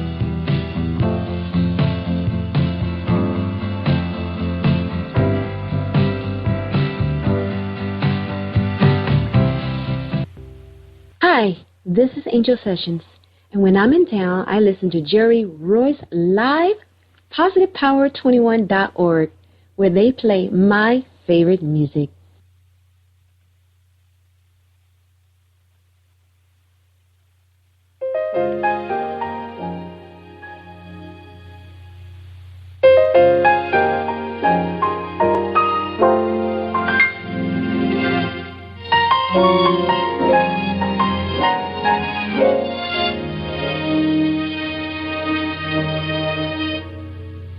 When I lift my hands in worship, I get lost in Him. I don't ask Him for anything, I just honor Him. For I praise Him for what He's done, and I worship Him for who He is. He is my best friend. He is my everything. When I lift my hands and worship, I get lost in Him. I don't ask Him for anything, I just honor Him. For I praise Him for what He's done, and I worship Him for who He is. He is my best friend. He is my everything. Zion. Oh, man, I hated to stop there, but we got to do the interview, y'all. We got Terry Remsen on the show. Yes. All right. All right, let's read her bio, then we're going to introduce her, bring her on, let her talk to us. Cherry is a gifted and talented vocalist who is no stranger to the spotlight. She has been captivating audiences since the age 5. Her local training began in Philadelphia's Settlement Music School, then continued with gospel greats, the late Dr. Maddie Moss Clark, along with Grammy Award-winning Twinkie Clark, and currently with the infamous Brandon Winbush, who's the background vocalist for Patti LaBelle, Justin Bieber, and Kurt Carr Singers. After years of performing in stage plays throughout New York and singing background for gospel music royalties, such as Grammy Award-winning Karen Clark Shearer, Tremaine Hawkins, Daryl Cooley, among many others, Terry comes from behind the scenes to center stage. In 2014, this powerhouse released her first single entitled Zion from her upcoming freshman album. From her first release, Terry received 4 Rhythm Gospel Award nominations and have performed in various nationally acclaimed artist showcase such as Rhythm of Artists Gospel Showcase and John P. Key's VIP Conference. Terry continues to progress and involve herself with such things as her newly released reality docuseries titled All About Terry, which premiered on Wednesday, December 10th, 2014 on Living Witness TV. With every accolade and each big announcement, Terry continues to stay humble, knowing that she has a gift graced by God and she can't do anything without him. Terry Remsen, welcome Jerry Royce Live Worldwide. How you doing tonight? I'm doing great. Yeah, wow, congratulations. Thank you so much. On everything. But I guess the latest big news was the show. The TV show, the reality show. Wow. Yes. That's awesome. Now, we're going to get into all of that. But first, before we talk about all your projects, we want to get to know Terry Remsen. So the first question is, who is Terry Remsen? Who am I? I am the daughter of a national evangelist. My mother has been known in the Church of God in Christ for over 50-something years. So she's very well known, and I am her daughter. I'm also married to a pastor. I am a co-pastor. I am the praise team leader. And then I also do my thing where I sing, and I also have my own TV show that God has blessed me with. So I kind of do it all. I do acting, singing, and modeling. There you go. Wow. So much talent. Ooh. So I didn't know you were a model. I mean, I could see that you are. Looking at your picture, you're so photogenic. Oh, wow. Thank you. So much talent. Now, where do we start? You want to talk about? Well, let's talk about your life growing up. So, what was Terry like? You know, growing up, grade school, high school. You know, most popular, shy, bashful, shy. Stuff? Yeah. I was very shy in high school, and I think the only thing that I did open up to do was sing. That was something that was a passion of mine, was singing. So yes, I was very shy. But at a younger age, my mother pushed me to sing. I did cry, but she just stayed behind me and she kept pushing me. And then Maddie Moss Clark was like a godmother to me. So whenever we would go to Michigan, Maddie Moss Clark would put me on the piano stool, and she would sing, and then Twinkie would play, and when they would come visit, they would do the same thing. Twinkie would put me on the stool as she's playing, and they would have me singing and kind of pushing me, and it kind of helped break me a little bit out of my shyness. But as I got older, I realized that whenever I would get up to sing, the shyness would go away until I finished singing. So yeah, my mother pushed me, and with the help of the Clark sisters, whom I call affectionately aunties, they really helped my mother to help groom me, to get me to a point where I was able to sing without being shy. Yeah. But, you know, it's funny, you know, you hear people say, don't push your kids, don't push your kids. They're going to resist. They're going to resist. And now, you know, you hear most of your superstars, you know, that's how they became who they are today. You know, somebody's back there pushing. Wow. So you're saying pushing is not bad, not a bad thing. Not bad at all. Not bad at all. So why did she have to push? Because I was shy. I believe because I was shy. I really didn't like to talk to people.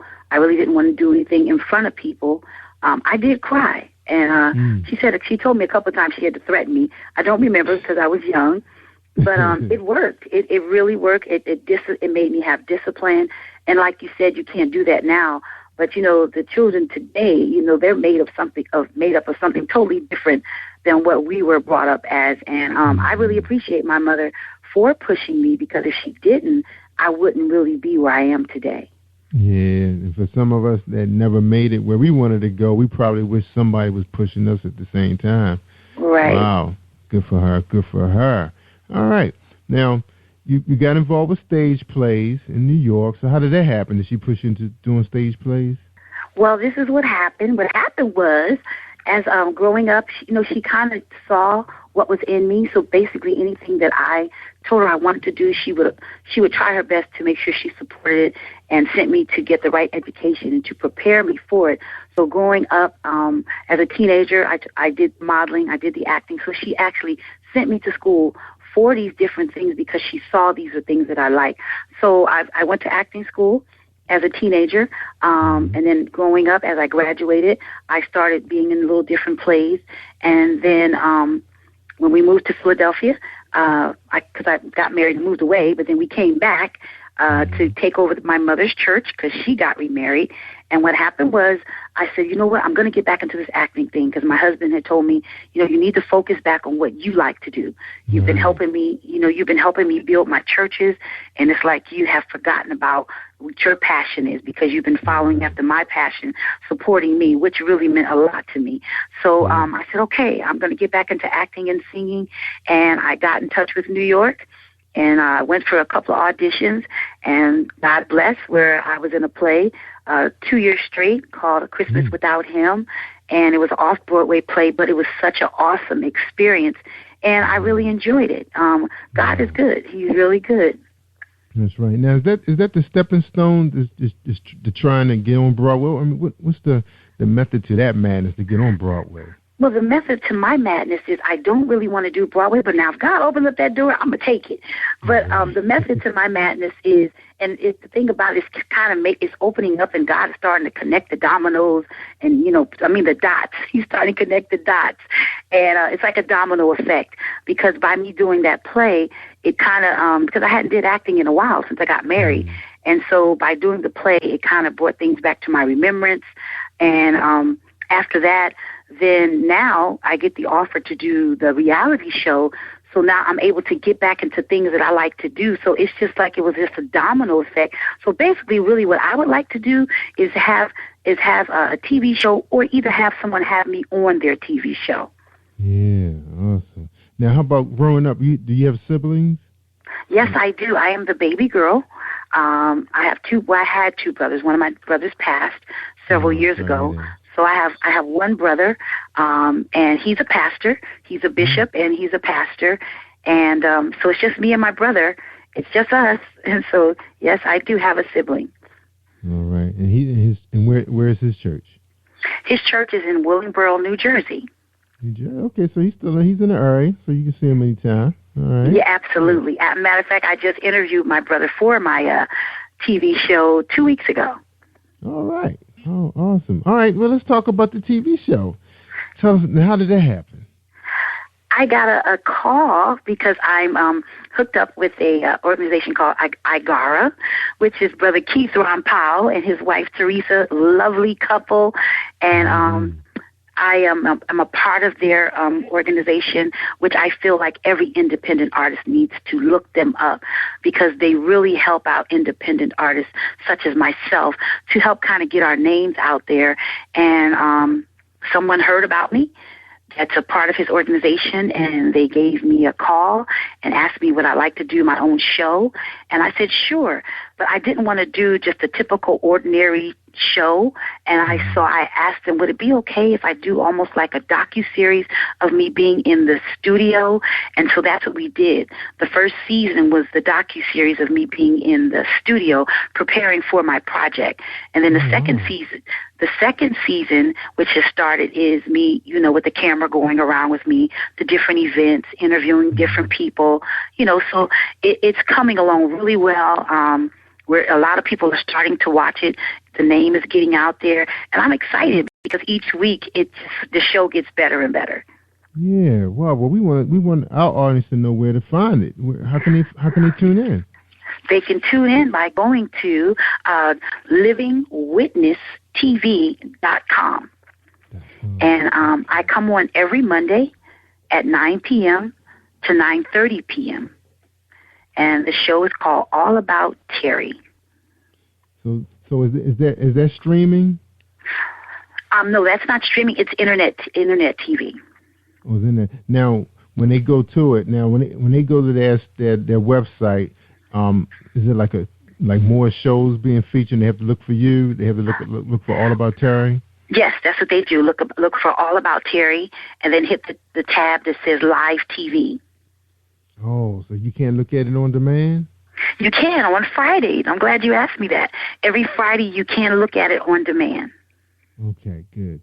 All right, so everybody, well, I'm not doing anything on Fridays. So what time on Fridays? We're going to make a note of that. On demand, I think it's any time on Fridays. Oh, anytime on Friday. All right, so everybody can remember that one. Wow, I'm so excited. I can't wait now.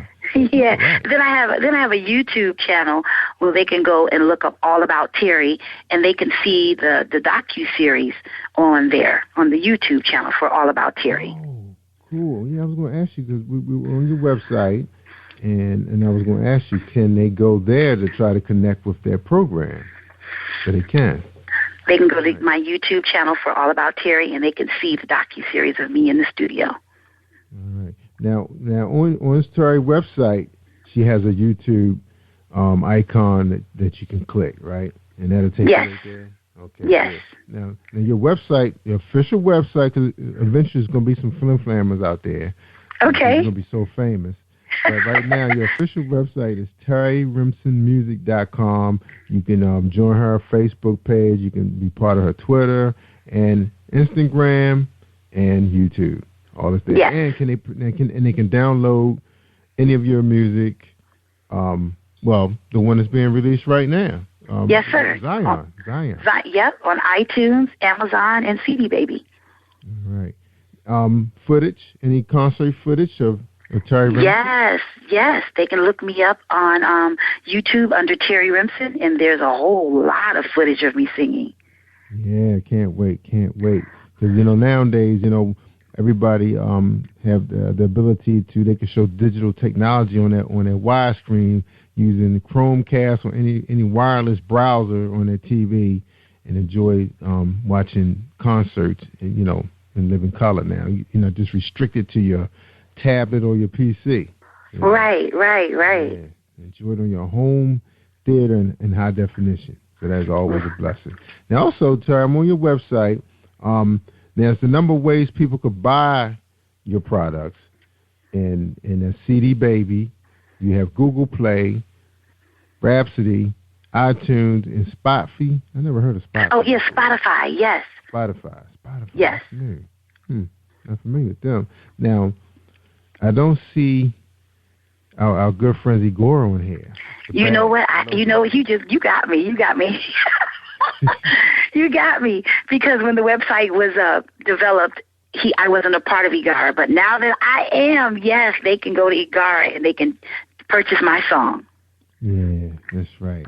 There you go. All right, Terry, we're going to take a quick break.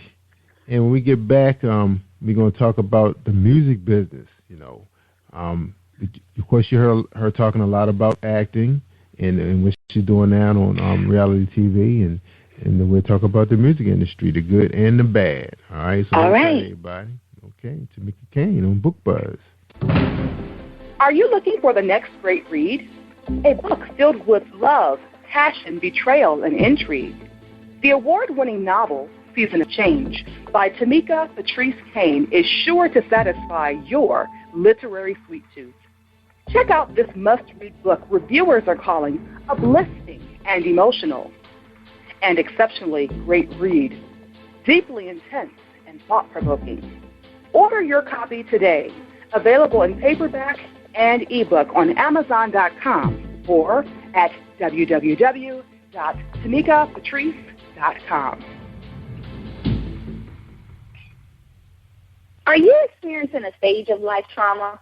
An everyday life experience that may distract you or shake your faith? My good books are short stories written on everyday topics like jealous friends or an abusive parent, written with an underlying message directing your thoughts to a positive and spiritual place. My good book strives to provide a positive influence for real people with real life struggles seeking hope, inspiration, and a perspective that will change how you handle your own life's journey.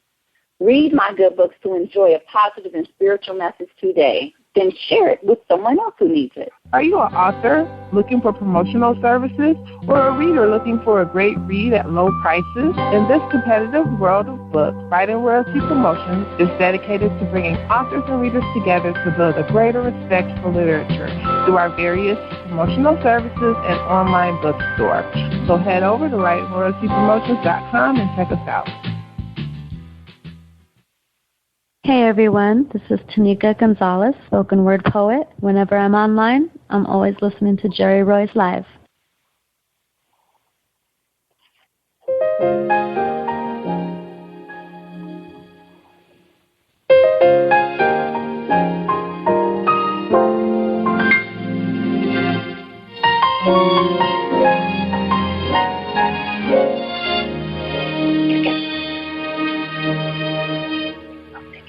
When I lift my hands in worship,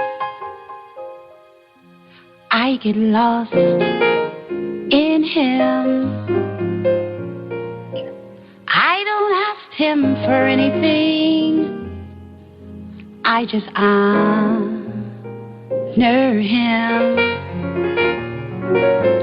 For I praise Him for what He's done, and I worship Him for who He is.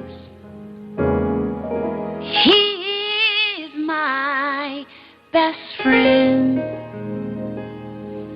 He is my everything.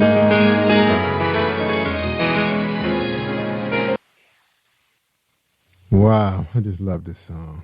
Oh. Beautiful. I meant to play the live version, but we'll save that for the special show. All right, everybody. We're talking to Terry Remsen from Philly, gospel sensation. Woo! Man, what a night. What a night. And she's a member of Igara. Yes. Yeah, that is awesome. Now, we're going to get into the music piece now. Tell us about that song, Zion. You know, where were you when you wrote that? Oh, I was here in the city of Philadelphia, and the reason why I named it Zion is because what I was doing is trying to admonish God's people to learn how to worship Him.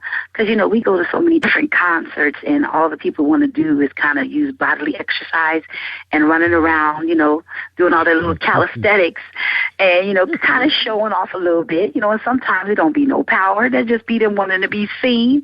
And so what I was saying, you know, we need to learn how to worship Him. It's not always about the shouting and the dancing. Sometimes it's just being still and listening to His voice and, you know, admonishing Him for who He is. So that's why I came up with Zion. And then I wanted to kind of explain about worship. So that's when I said, you know, when you lift up your hands in worship, basically you got to just like get lost in Him. And you can't ask Him for anything. You got to think on Him. And so that's how I came up with Zion. Beautiful, beautiful story. Now, you have another release that's due out soon. Tell us a little bit about that song. Well, this song, it's called Every Time I Turn Around. So we named it Blessing Me. So it talks about every time I turn around, He just keeps blessing me. That is definitely my testimony. Every time. Every time I turn around, Terry, every time I turn around, God just keeps doing something for me. And even though I sometimes I feel like I don't deserve it, it's always He's doing something for me. So I named it He Keeps Blessing Me because He does. And it's more of a urban feel. My son works very close to me, and so I'm trying to let him express himself in music. And so I'm excited and can't wait for it to be released because it won't be like Zion. It'll be a little bit more where you can kind of move around and pop your fingers and move a little bit. So I'm kind of excited about it. Yeah, so I could do my chicken dance with that one. Yes. Wow, I can't wait to hear it. Now, tell us about your son. So, how's he involved with the music industry? Well, my son, he's 22. He's a student at Berkeley College, and so he's a drummer. But the older he's beginning to produce and write. And so on the project, he's really producing a lot of my songs on the project, and he's writing, and I'm excited. He's a very talented young man, and so he's playing a very major part in the project in its entirety. In Zion, my nephew, who's my assistant, he helped me put the verse to Zion. So I kind of keep using my family because they're my greatest support. And who else would you rather want to use than your family? So yeah, I'm excited. The next generation. Wow, you got the next. You got the next generation involved. You remind me of these a family I was reading about. I used to admire back in the day. They have they got nephews and nieces out there on the road singing. So yes. You got to do. That's awesome. Getting them involved early, right? Yes, yes. How old is your nephew? My nephew is 26 years old. 26. All right. Now you said your son is in college right now, and he's doing all this while he's studying. What, he's studying music or something? Yes, sir. While he's studying music, yes. All right, that is awesome. All right, and so just your son? Any other children? I have a daughter. She's married, and we have 2 grandchildren. Oh, get out of here, your grandma. No. Yes, I am. Get out of here. Yes. Well, that's what being a model. We just hold up, for years. I see you. Nothing wrong with that. All right. Let's talk about, now this Powerhouse release was released in 2014. So I want to remind everybody this was released in January 2014. So she has been part of some awards. Now, you received what this called a Rhythm of Gospel. You received 4 Rhythm of Gospel Award nominations. Well, I've been nominated for 4 different categories for the Rhythm of Gospel, and that will be held in the month of July in Birmingham, Alabama.